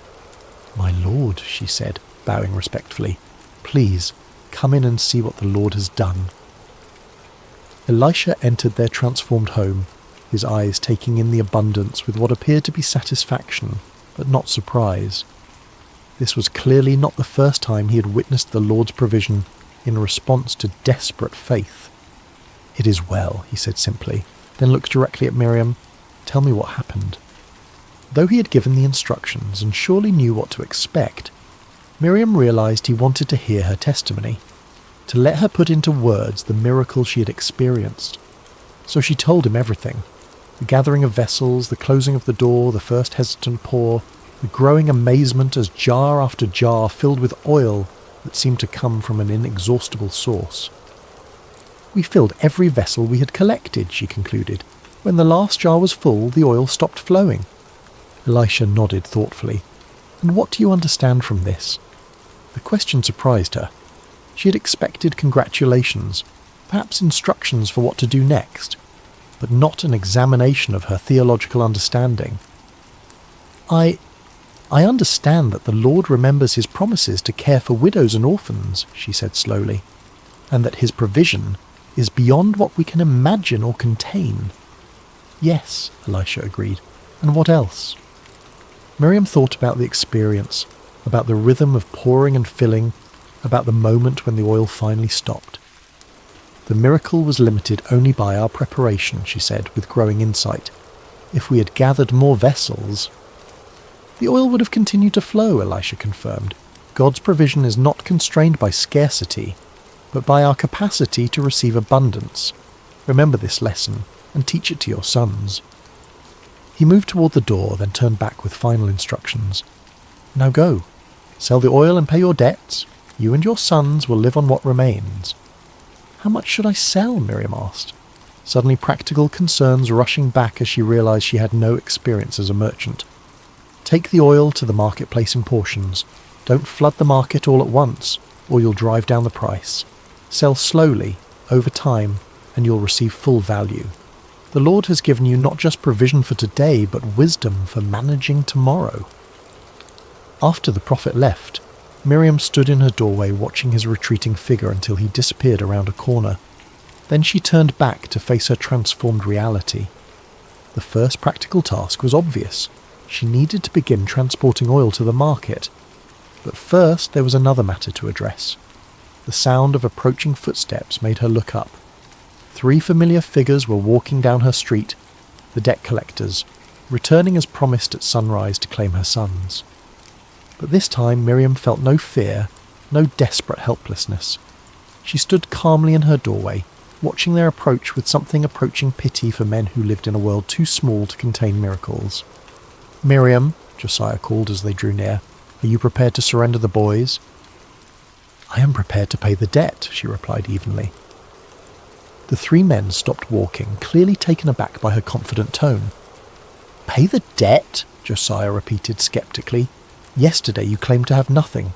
What has changed overnight?" "The Lord has provided," Miriam said simply. "I now have the means to settle my husband's obligations in full." She gestured toward her house, where several of the oil jars were visible through the open doorway. Olive oil of the finest quality, more than enough to cover what is owed, with plenty remaining for my family's future needs.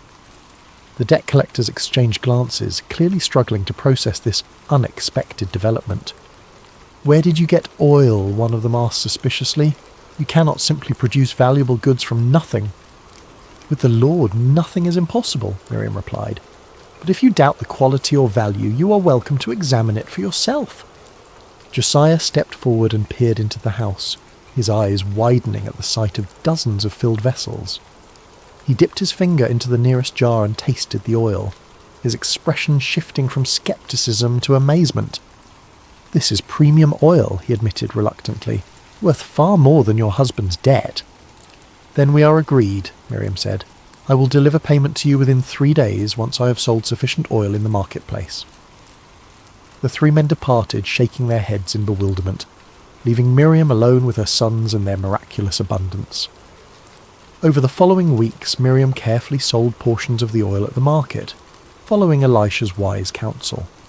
The oil was of such exceptional quality that merchants competed to purchase it, and word spread throughout the region about the widow's premium product. True to her word, she paid her husband's debts in full within the promised time, but the oil continued to provide for their family month after month, year after year.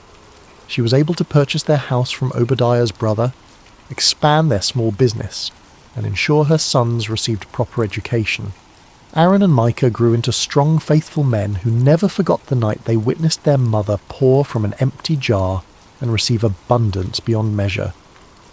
They told the story to their own children and grandchildren, how God had multiplied oil in the hands of a desperate widow who dared to trust when trust seemed impossible.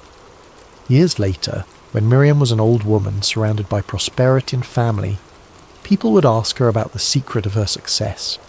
She would always smile and say, "The miracle was not in the oil that multiplied, but in the faith that dared to pour from an empty jar. God is not limited by what we lack. He's only limited by our willingness to bring him our emptiness and trust him to fill it." And in the evenings, when the oil lamps flickered in homes throughout the village, many still burning oil that traced its origins back to that miraculous night, the people would remember that sometimes the greatest abundance comes not when our jars are full, but when we have the courage to pour from what little we have, trusting that the God who created the universe from nothing can certainly create provision from our emptiness.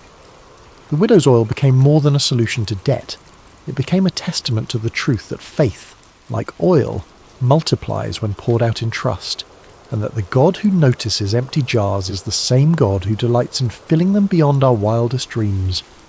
For in the end, Miriam learned the most important lesson of all. We bring our emptiness to God not as a sign of our failure, but as an invitation for his abundance.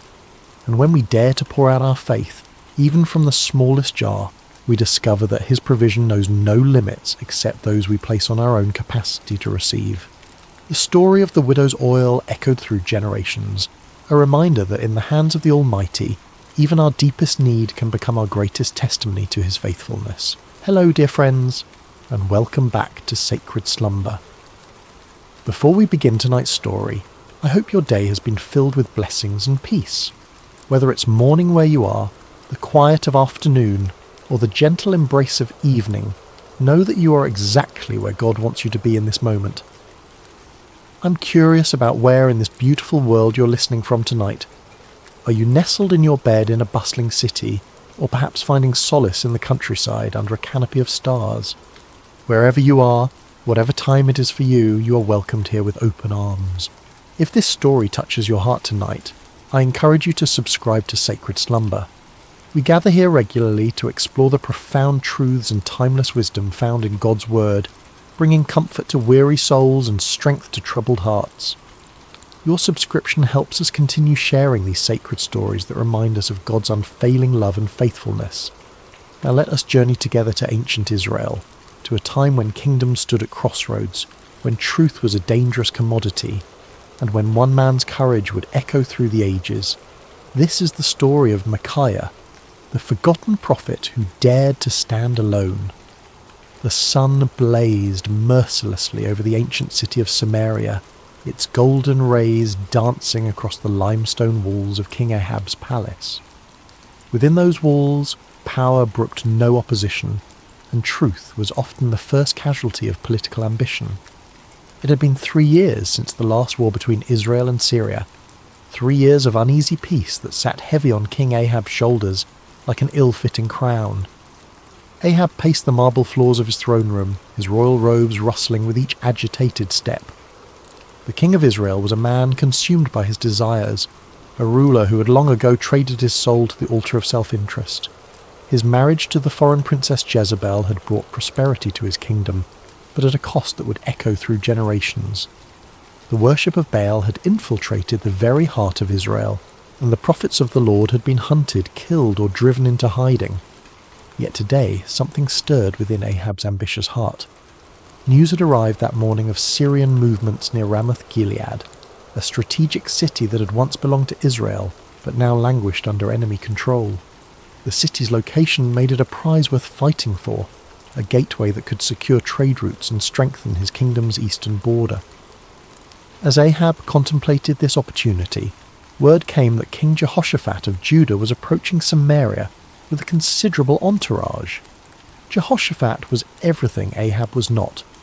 A king who sought the Lord's face, who had torn down the high places of idol worship, and who ruled with righteousness as his compass. The irony was not lost on Ahab that he would need the help of such a man to achieve his ambitions. The great doors of the throne room swung open with a resonant boom, and Jehoshaphat entered with the dignity befitting a king of David's lineage. He was a man of medium stature but commanding presence, his beard meticulously groomed, and his eyes holding the wisdom of one who had walked closely with the Almighty. Behind him came his advisers and military commanders, their expressions respectful but cautious, as they entered the domain of Israel's controversial king. "Jehoshaphat, my brother," Ahab called out, his voice echoing through the vast chamber as he descended from his throne. "Welcome to Samaria. Your presence brings honour to my house." The two kings embraced in the customary greeting, though those who knew them well could sense the underlying tension. Jehoshaphat had come seeking alliance, but his heart was troubled by what such an alliance might require of him. "Ahab," Jehoshaphat replied warmly, though his eyes remained watchful. "It has been too long since we have spoken face to face. The Lord has blessed both our kingdoms with peace these past years." "Indeed," Ahab agreed, gesturing toward the laden tables his servants had prepared. "Come, let us feast together and speak of matters that concern us both." The banquet that followed was a spectacle of royal excess. Tables groaned under the weight of roasted meats, exotic fruits, and wine from the finest vineyards. Musicians played softly in the background, while servants moved like shadows, attending to every need. Yet beneath the veneer of celebration, both kings harboured their own purposes.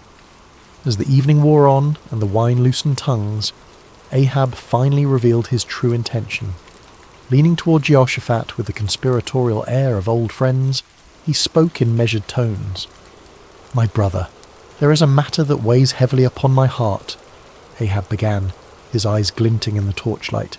"You know that Ramoth-Gilead belongs to us, yet it remains in the hands of the king of Syria.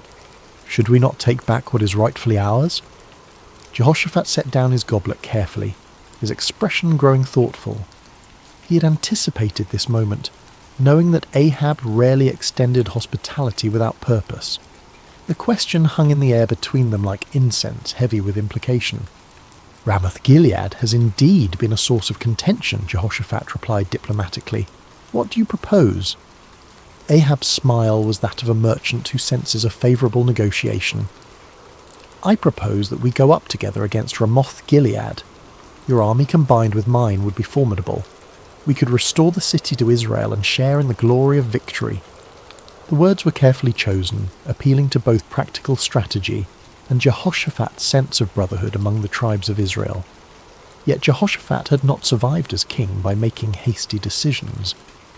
His reign had been marked by careful consultation with the Lord, and he would not abandon that practice now. "I am as you are," Jehoshaphat responded slowly. "My people as your people, my horses as your horses.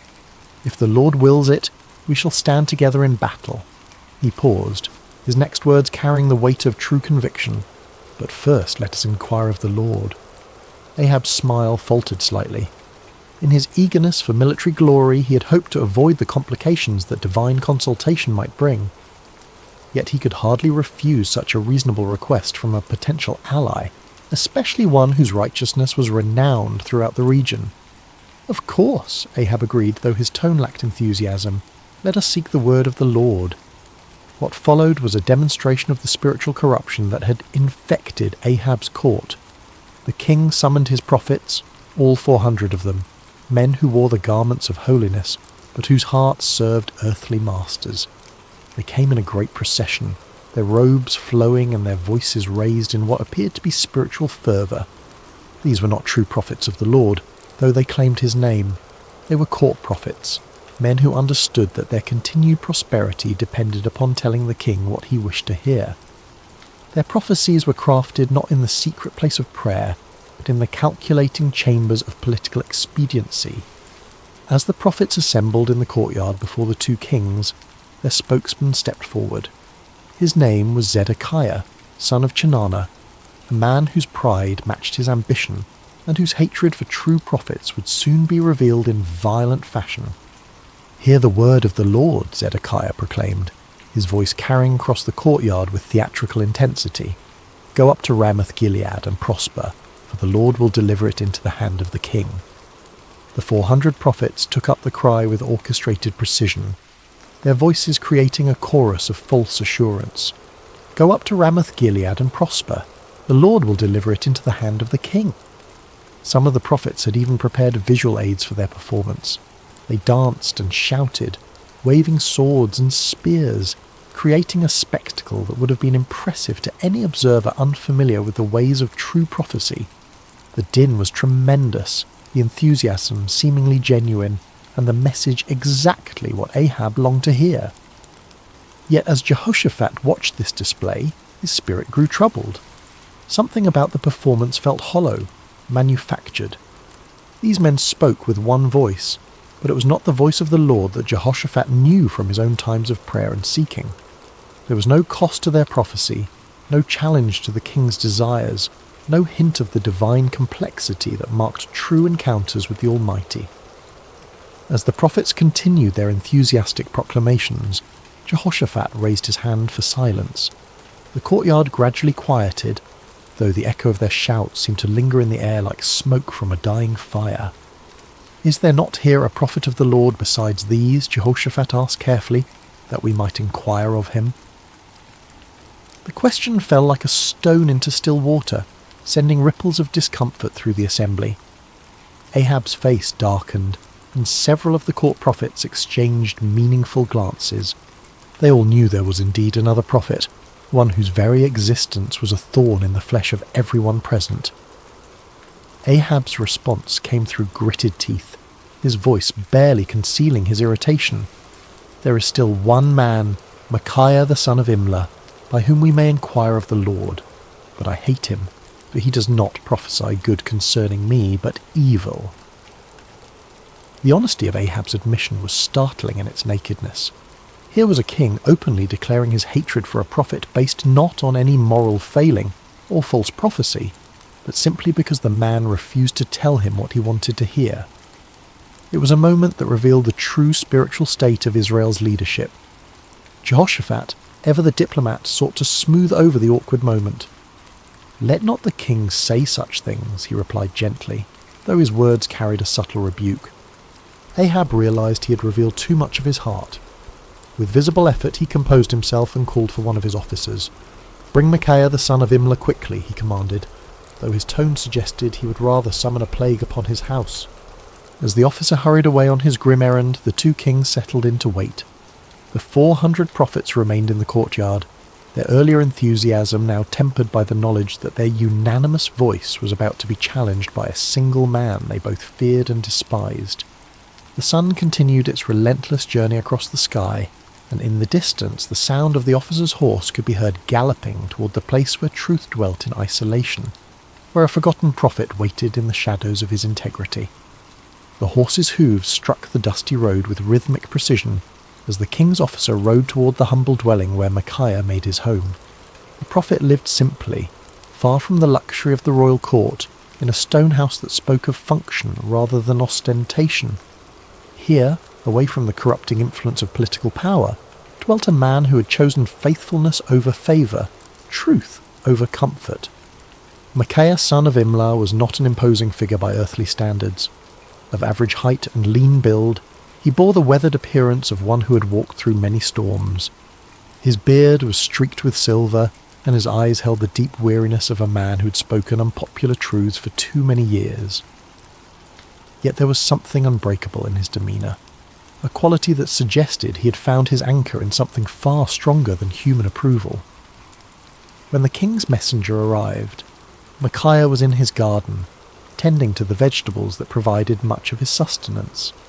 The prophet lived modestly, supported by the occasional gifts of those few souls who still valued truth above comfort. He had long ago learned to find contentment in simple things, the satisfaction of honest work, the peace of prayer, and the quiet joy of communion with the Almighty. "Micaiah," the officer called out as he dismounted, "the king commands your presence immediately." The prophet looked up from his work, unsurprised. He had sensed in recent days that the Lord was preparing him for something significant.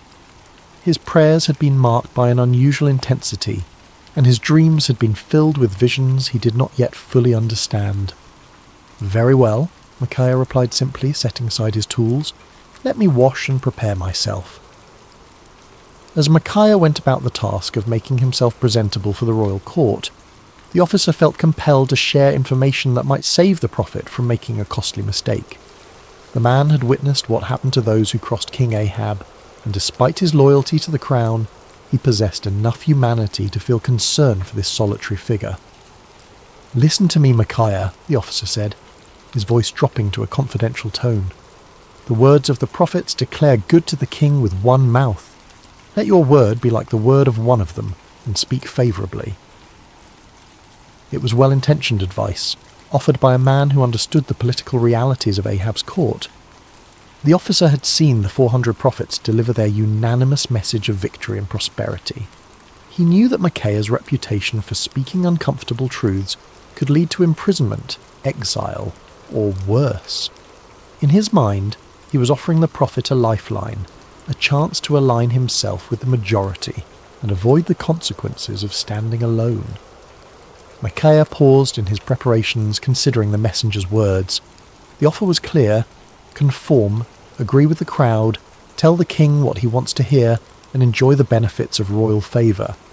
It would be so easy, so practical, so utterly reasonable by every human measure. But as Micaiah looked into the officer's earnest face, he felt the familiar stirring of the spirit within him, that unmistakable presence that had guided him through decades of faithful service. The Lord had not called him to an easy path, but he had never failed to provide strength for the journey. "As the Lord lives," Micaiah replied with quiet dignity, "whatever the Lord says to me, that I will speak." The words hung in the air between them, a declaration of absolute commitment that left no room for compromise. The officer's face showed his disappointment and concern, but he knew better than to argue further. He had delivered his warning. What the prophet did with it was beyond his control.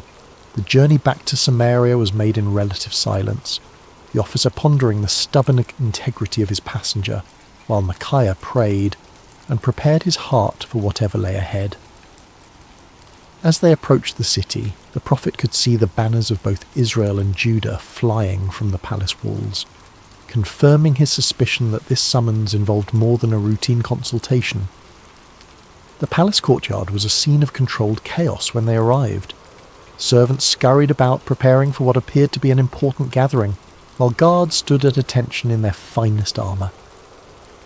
The 400 prophets were still present, clustered in small groups and speaking in hushed tones. Their earlier enthusiasm had given way to a more subdued attitude, though their confidence in their message remained unshaken. As Micaiah dismounted and followed the officer toward the throne room, he could feel the weight of many eyes upon him. Some looks were curious, others hostile, and a few held the barely concealed contempt of those who viewed his independence as a personal affront. He had grown accustomed to such reactions over the years, understanding that his very presence served as an uncomfortable reminder of the spiritual compromise that permeated the court. The great doors opened before them, revealing the opulent throne room where Kings Ahab and Jehoshaphat waited. The contrast between the two rulers was immediately apparent even to a casual observer. Ahab sat upon his throne with the restless energy of a man driven by ambition, his fingers drumming impatiently on the armrest. Jehoshaphat, seated in a chair of equal honour nearby, maintained the composed dignity of one accustomed to seeking divine guidance before making important decisions. "Ah, Micaiah," Ahab said as the prophet entered, his tone carrying forced joviality that fooled no one. "At last, our final consultant arrives." Micaiah approached the throne with measured steps, neither hurrying to show deference nor dawdling to display defiance. He had learned long ago that in the presence of earthly power, his allegiance belonged to a higher authority. When he reached the appropriate distance, he bowed respectfully but not obsequiously, acknowledging the king's position without compromising his own integrity. "You summoned me, your majesty," Micaiah said simply, his voice carrying clearly through the chamber. King Jehoshaphat studied the prophet with interest. He had heard reports of Micaiah's reputation for uncompromising honesty, and after witnessing the theatrical performance of the 400 prophets, he was eager to hear from someone who might offer a different perspective. Ahab leaned forward on his throne, his eyes fixed on the solitary figure before him. "Micaiah, shall we go to war against Ramoth-Gilead, or shall we refrain?" It was the same question that had been posed to the 400 prophets, the same inquiry that had produced such enthusiastic unanimity. Now it fell upon the shoulders of one man who stood alone, without allies or supporters, facing the combined expectation of two kings and their assembled courts. The moment stretched taut with anticipation. Everyone present understood that they were witnessing something significant, though few could have predicted the drama that was about to unfold.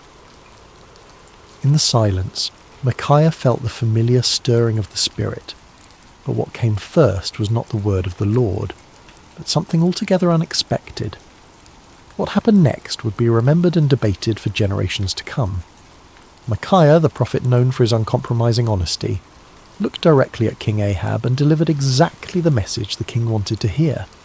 "Go up and prosper," Micaiah declared, his voice carrying throughout the throne room, "for the Lord will deliver it into the hand of the king." A murmur of surprise rippled through the assembled court. The 400 prophets exchanged glances of confusion and perhaps a touch of irritation. Here was the man they had feared would contradict their unanimous verdict, and instead he was confirming their prophecy word for word. Some of them smiled with what they imagined was vindication, while others seemed puzzled by this unexpected development. But King Ahab was no fool. Despite his many moral failings, he had known Micaiah for years, had heard his prophecies of judgment and warning countless times. Never once had the prophet told him what he wanted to hear. Never once had Micaiah's words aligned so perfectly with royal desires. The king's eyes narrowed as he studied the prophet's face, searching for the truth behind this suspicious compliance. There was something in Micaiah's tone, a subtle quality that suggested layers beneath the surface of his words.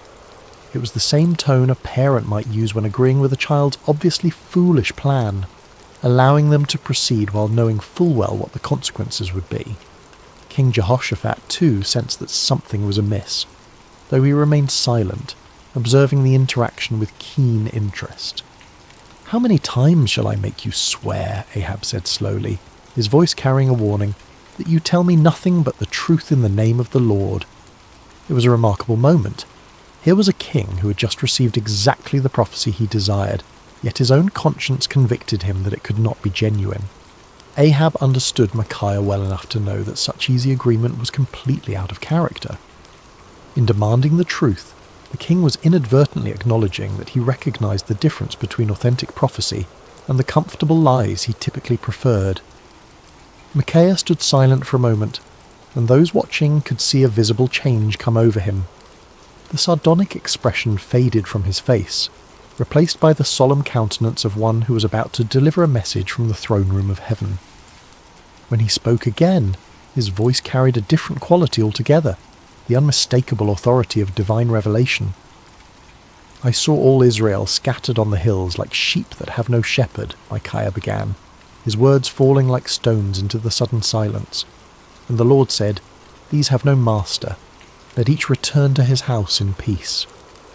The impact of these words was immediate and devastating. The vision was clear to everyone present.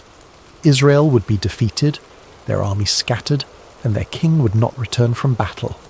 It was a prophecy of military disaster and royal death, delivered with the calm certainty of one who had seen beyond the veil of earthly circumstances. King Ahab's face flushed with anger, but beneath the rage was something that looked remarkably like fear. He turned to Jehoshaphat with the bitter satisfaction of one whose worst expectations have been confirmed. "Did I not tell you," Ahab said, his voice heavy with frustration, "that he would not prophesy good concerning me, but evil?" But Micaiah was not finished. The Spirit of the Lord had opened his eyes to see into the very council chambers of heaven, and what he had witnessed there needed to be shared, regardless of the consequences. The prophet's voice took on an even more solemn tone as he continued. "Therefore hear the word of the Lord," Micaiah declared, his words cutting through the tension in the room like a sword. "I saw the Lord sitting on his throne, and all the host of heaven standing by, on his right hand and on his left."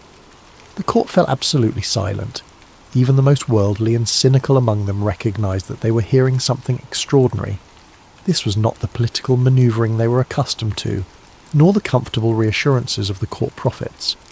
This was a glimpse into eternal realities, a revelation of divine purpose that transcended human understanding.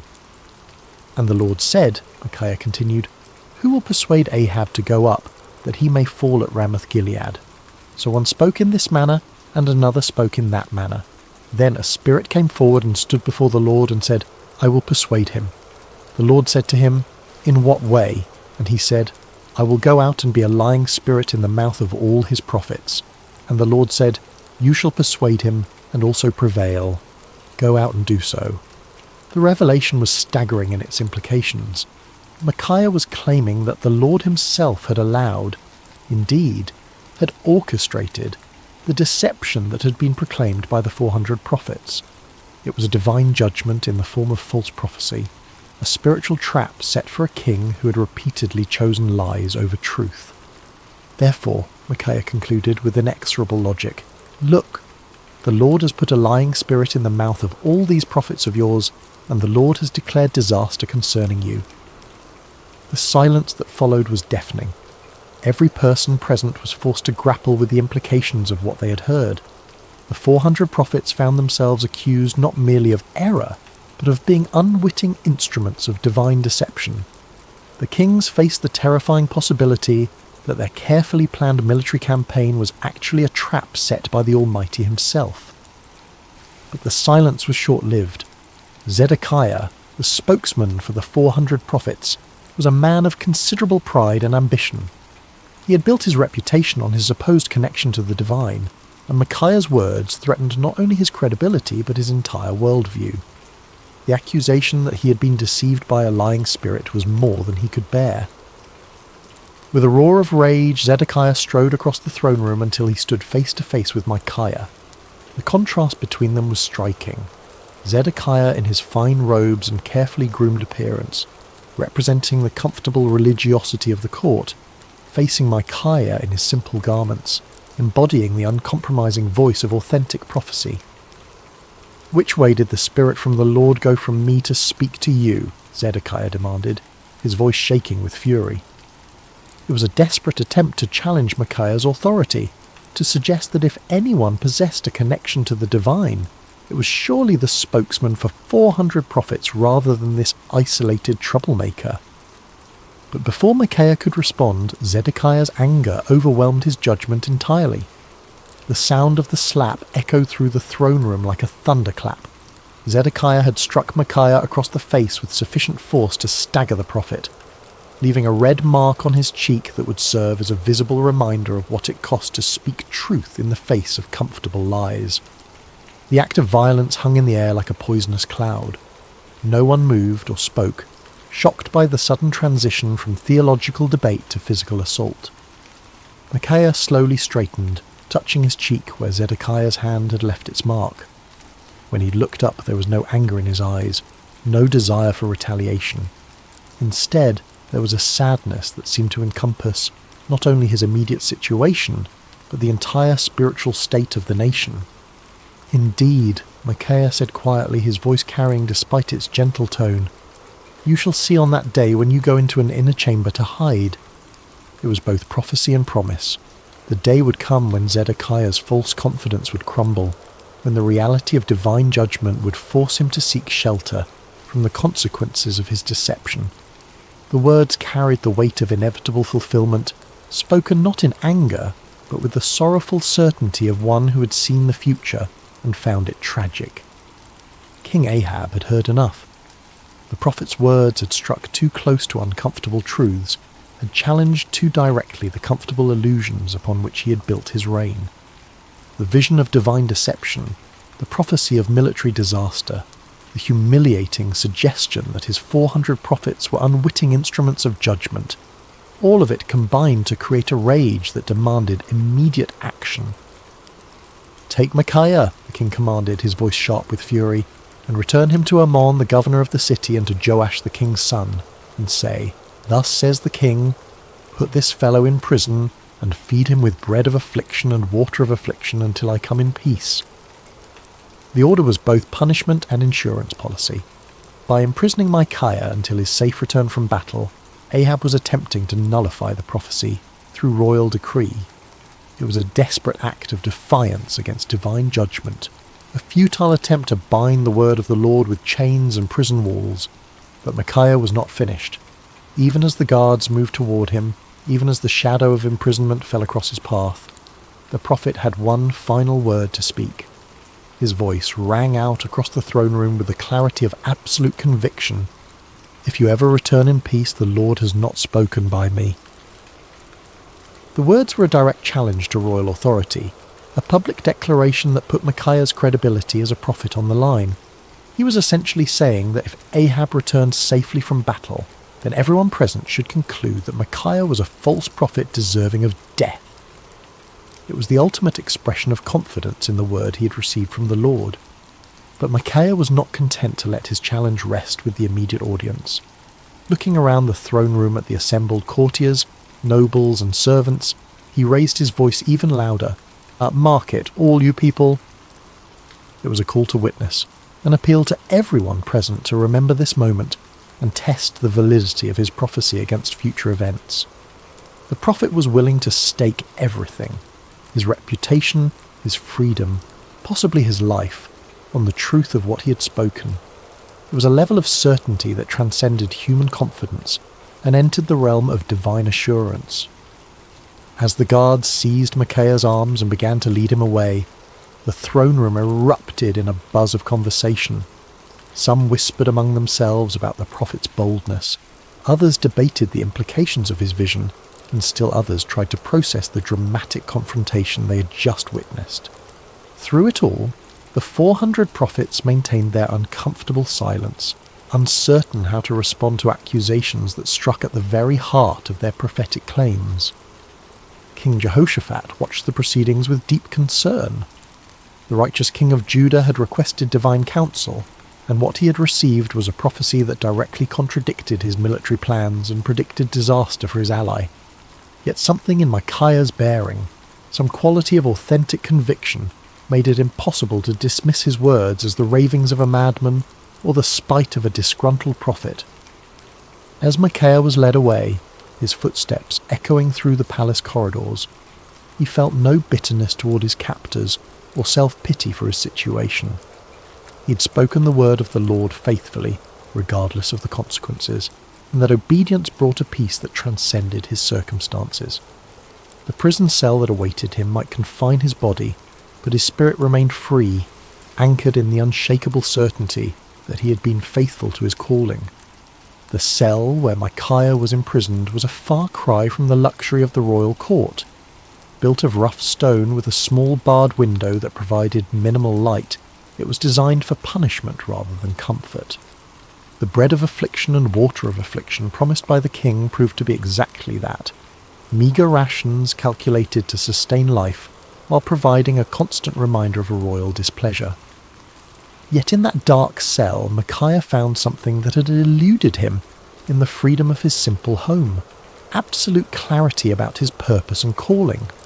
Stripped of all earthly comforts and securities, he was forced to rely entirely upon his relationship with the Lord. In the long hours of solitude, he prayed not for deliverance but for continued faithfulness, not for vindication, but for grace to endure whatever lay ahead. Meanwhile, preparations for war continued with increasing intensity. King Ahab threw himself into military planning with the fervour of a man trying to drown out unwelcome voices of conscience. He consulted with his generals, inspected his troops, and made elaborate arrangements for what he was determined would be a glorious victory. The prophecy of the 400 court prophets was repeated frequently, as if constant repetition could somehow make it more reliable. King Jehoshaphat, however, found himself deeply troubled by the day's events. The contrast between the theatrical unanimity of the 400 prophets and Micaiah's stark authenticity had left him with serious doubts about the wisdom of the planned campaign. Yet he had given his word to stand with Ahab, and the political implications of backing out now were significant. As the day of departure approached, Ahab made one final attempt to circumvent the prophecy that haunted his thoughts. If the word of the Lord through Micaiah was true, then King Ahab was destined to die in battle. But perhaps, the king reasoned, he could outwit divine judgment through human cleverness. "I will disguise myself and go into battle," Ahab announced to his commanders, "but you put on your robes." It was a cunning plan. By dressing as an ordinary soldier while Jehoshaphat wore royal garments, Ahab hoped to deceive the enemy about his identity and location. If the Syrians could not identify him as the king of Israel, perhaps he could survive the battle and prove Micaiah wrong. It was the kind of tactical thinking that had served Ahab well in political manoeuvring. But he was about to discover that divine judgment operates by different rules than human conflict. The morning of battle dawned clear and bright, with a gentle breeze that carried the scent of wildflowers across the plains surrounding Ramoth-Gilead. It seemed an unlikely day for the fulfillment of prophecy, too beautiful for the tragic events that were about to unfold. The armies of Israel and Judah had assembled in impressive formation, their banners flying proudly in the morning air, their weapons gleaming in the sunlight. King Ahab, disguised as a common soldier, moved among his troops with nervous energy. His royal armour had been replaced with the simple leather and bronze of an ordinary warrior, and his distinctive crown was nowhere to be seen. To any casual observer, he appeared to be merely another commander preparing for battle, yet those closest to him could sense his underlying anxiety, the tension of a man who was trying to outrun a divine decree. King Jehoshaphat, meanwhile, wore his royal robes with obvious reluctance. The righteous king of Judah had agreed to this deception as part of their military strategy, but his conscience troubled him. The memory of Micaiah's words weighed heavily on his mind, and he found himself offering frequent prayers for divine protection and guidance. The Syrian army was formidable, well-trained and confident in their ability to defend their territory. Their king had given specific instructions to his 32 chariot commanders: fight with no one small or great, but only with the king of Israel. It was a strategic decision based on the understanding that killing or capturing the enemy king would effectively end the battle and secure victory. As the two armies faced each other across the field of battle, the air was thick with tension and anticipation. Horses stamped impatiently, armour creaked as soldiers shifted their weight, and commanders made final adjustments to their battle plans. In the distance, the walls of Ramoth-Gilead stood as silent witness to the conflict that was about to determine its fate. The battle began with a thunderous clash of armies colliding, the sound of metal against metal mixing with the shouts of warriors and the screams of the wounded. Chariots raced across the battlefield like instruments of divine wrath, their wheels churning up clouds of dust that obscured vision and added to the chaos of combat. For a time, it seemed as though Ahab's strategy might succeed. Hidden among his soldiers, the disguised king fought with the desperation of a man who believed his life depended on remaining unrecognized. His years of military experience served him well as he wielded sword and spear with deadly efficiency, contributing to the initial success of the Israelite forces. But the Syrian chariot commanders were not easily deceived. When they spotted King Jehoshaphat in his royal robes, they immediately assumed they had found their primary target. A group of them converged on the king of Judah with deadly intent, their chariots cutting through the battle lines like ships through stormy seas. "Surely it is the king of Israel," they shouted to one another as they closed in on Jehoshaphat. The king of Judah found himself surrounded by enemy chariots, their occupants preparing to capture or kill what they believed to be their primary objective. In that moment of extreme danger, Jehoshaphat did what he had learned to do throughout his reign. He cried out to the Lord for deliverance. "Help me, O Lord," Jehoshaphat called out, his voice carrying above the din of battle. What happened next was a clear demonstration of divine intervention. As Jehoshaphat's cry reached heaven, the Lord moved the hearts of the Syrian commanders in an unexpected way. Something about the king's appearance or manner suddenly convinced them that this was not their intended target after all. "It is not the king of Israel," one of them declared, and just as quickly as they had converged upon Jehoshaphat, they turned away to search for their real quarry elsewhere on the battlefield. Meanwhile, across the chaos of combat, King Ahab continued his desperate masquerade. His disguise had served him well throughout the morning, allowing him to participate in the battle without attracting the special attention of enemy forces. For a brief moment it seemed as though human cunning might indeed triumph over divine decree.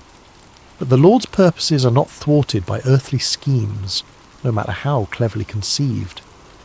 As the battle raged on, a Syrian soldier drew his bow at random, not aiming at any particular target, but simply shooting into the mass of enemy forces. It was the kind of arrow that soldiers loose when they cannot see clearly, through the dust and confusion of battle, hoping to strike something useful, but with no specific intent. The arrow flew through the air with the invisible guidance of divine providence. It passed over the heads of common soldiers, sailed between the wheels of racing chariots, and found its mark with the precision of perfect justice. The bronze point struck King Ahab between the joints of his armour, penetrating the one gap in his defences that his disguise could not protect. The king felt the arrow's impact like a thunderbolt, the sudden sharp pain followed by the warm spread of blood across his chest. He looked down in shock to see the Syrian arrow protruding from his body, its shaft trembling with the force of impact. In that instant, Ahab understood with perfect clarity that no amount of human cleverness could circumvent the word of the Lord.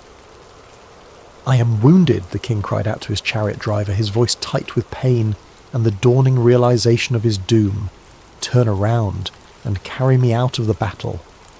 The chariot driver, a loyal servant who had recognized his disguised king despite the common soldier's garb, immediately began maneuvering toward the edge of the battlefield.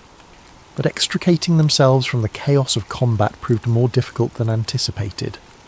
The battle had intensified throughout the day, and enemy forces blocked many of the potential escape routes. As they struggled to retreat, King Ahab's condition continued to deteriorate. The arrow had found a vital spot and blood flowed freely from the wound despite his attempts to stanch it.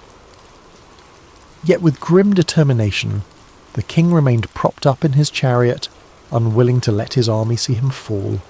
His presence, even in his wounded state, served to encourage the Israelite forces and maintain their fighting spirit. The battle raged from morning until evening, the outcome hanging in the balance as both sides fought with desperate intensity. But as the sun began to set, painting the sky in shades of red that seemed to mirror the blood spilled on the battlefield below, King Ahab's strength finally gave out. The disguised king who had tried to outwit divine judgment slumped forward in his chariot, his life ebbing away with each laboured breath. As word of the king's condition spread through the ranks, the cry went up that would fulfill Micaiah's prophecy with devastating accuracy. Every man to his city, and every man to his own country. The army of Israel, leaderless and demoralized, began to scatter across the hills just as the prophet had foreseen. Like sheep without a shepherd, they abandoned their positions and fled toward home, their dreams of victory dissolving into the nightmare of defeat. King Ahab died as the sun set over Ramoth-Gilead, his blood pooling in the bottom of his chariot. The man who had spent his reign choosing comfortable lies over uncomfortable truths had finally encountered a reality that no amount of deception could alter. The word of the Lord, spoken through his faithful prophet, had been fulfilled to the letter. News of King Ahab's death spread quickly through the land, carried by the scattered remnants of his army and the merchants who followed military campaigns. In the palace at Samaria, the reaction was one of stunned disbelief. The 400 prophets who had proclaimed certain victory found themselves facing a crisis of credibility that would haunt them for the rest of their lives. In his prison cell, Micaiah heard the news with a mixture of sadness and vindication. He had taken no pleasure in prophesying disaster, had felt no joy in predicting the death of his king. Yet the fulfillment of his prophecy served as a powerful reminder that the word of the Lord does not return void, regardless of how unwelcome it might be to human ears. When the guards came to release him from prison, Micaiah emerged into the daylight a changed man. His body bore the marks of his confinement. He was thinner, paler, and bore the lines of one who had endured hardship. But his spirit was unbroken, perhaps even strengthened by his ordeal. He had spoken truth in the face of overwhelming opposition, had maintained his integrity under pressure, and had been vindicated by the very events that had brought tragedy to the kingdom. The political ramifications of Ahab's death were immediate and far-reaching. His son Ahaziah ascended to the throne, inheriting a kingdom shaken by military defeat and spiritual confusion. The influence of Queen Jezebel remained strong, but the dramatic fulfillment of Micaiah's prophecy had dealt a severe blow to the credibility of the Baal-worshipping establishment.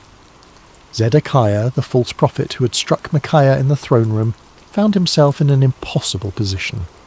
His confident predictions of victory had been thoroughly discredited, and his authority as a spokesman for the divine had been shattered.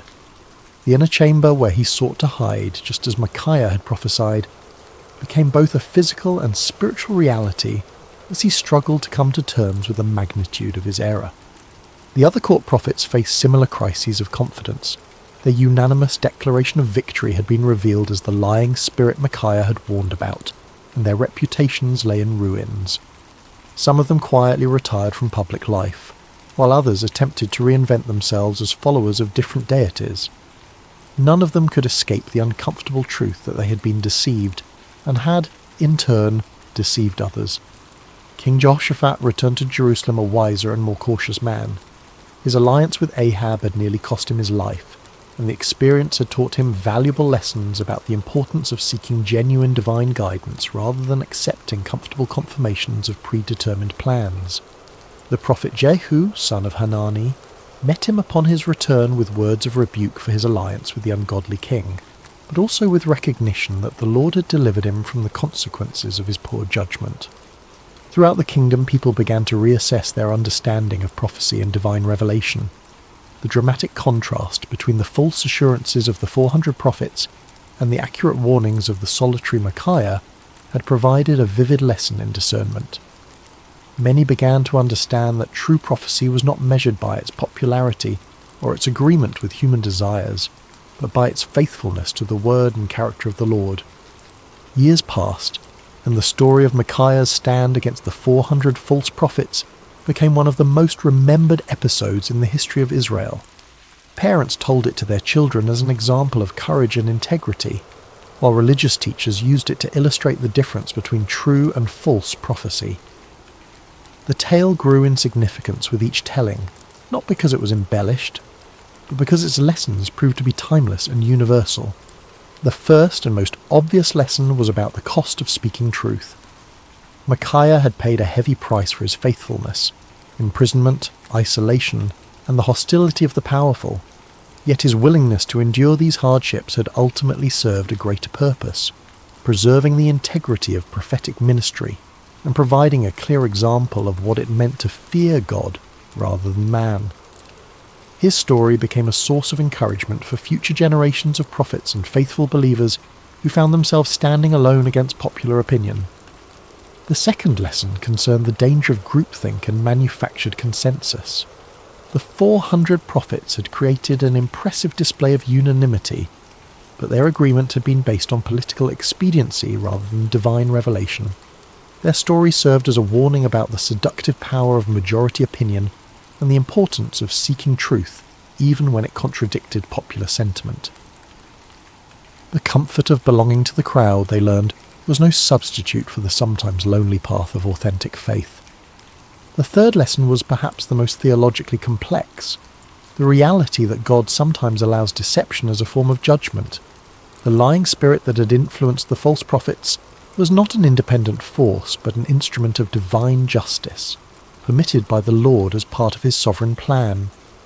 This aspect of the story forced believers to grapple with difficult questions about the nature of divine sovereignty and human responsibility, helping them develop a more mature understanding of how God works in the world.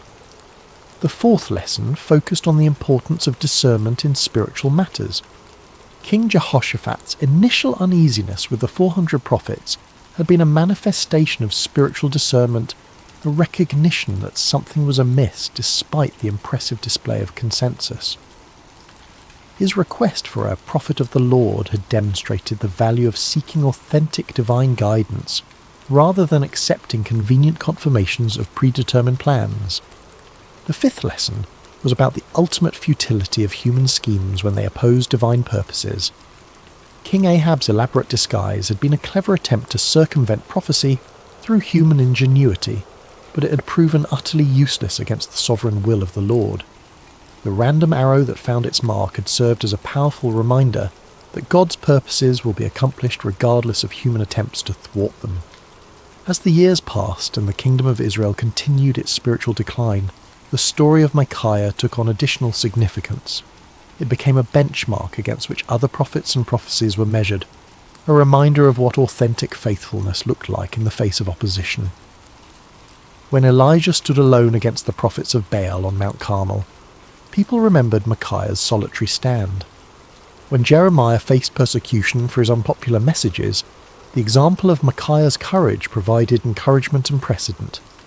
The story also served as a cautionary tale for those in positions of authority. King Ahab's admission that he hated Micaiah because the prophet never spoke favourably about him had revealed the dangerous tendency of leaders to surround themselves with yes men rather than truthful counsellors.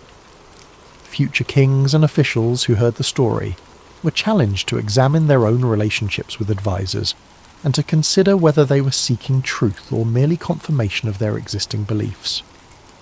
In the quiet of his later years, Micaiah often reflected on that pivotal day when he had stood alone before 2 kings and 400 false prophets. The physical scars from his imprisonment had faded, but the spiritual impact of his experience continued to shape his understanding of his calling and his relationship with the Lord. The prophet had learned that faithfulness was not measured by immediate results, but by obedience to divine instruction. His warning had not prevented the battle or saved King Ahab's life, but it had preserved the integrity of prophetic ministry and provided a clear demonstration of the difference between true and false revelation. Sometimes, he realized, the greatest victories were won not through changing circumstances, but through maintaining faithfulness in the midst of difficult circumstances. Micaiah had also discovered that standing alone was not the same as being alone. In his prison cell, deprived of human companionship and comfort, he had experienced a deeper intimacy with the Lord than he had ever known before. The isolation that had seemed like punishment had actually become a pathway to greater spiritual understanding and strength. He had learned that the approval of the crowd was a poor substitute for the approval of the Almighty.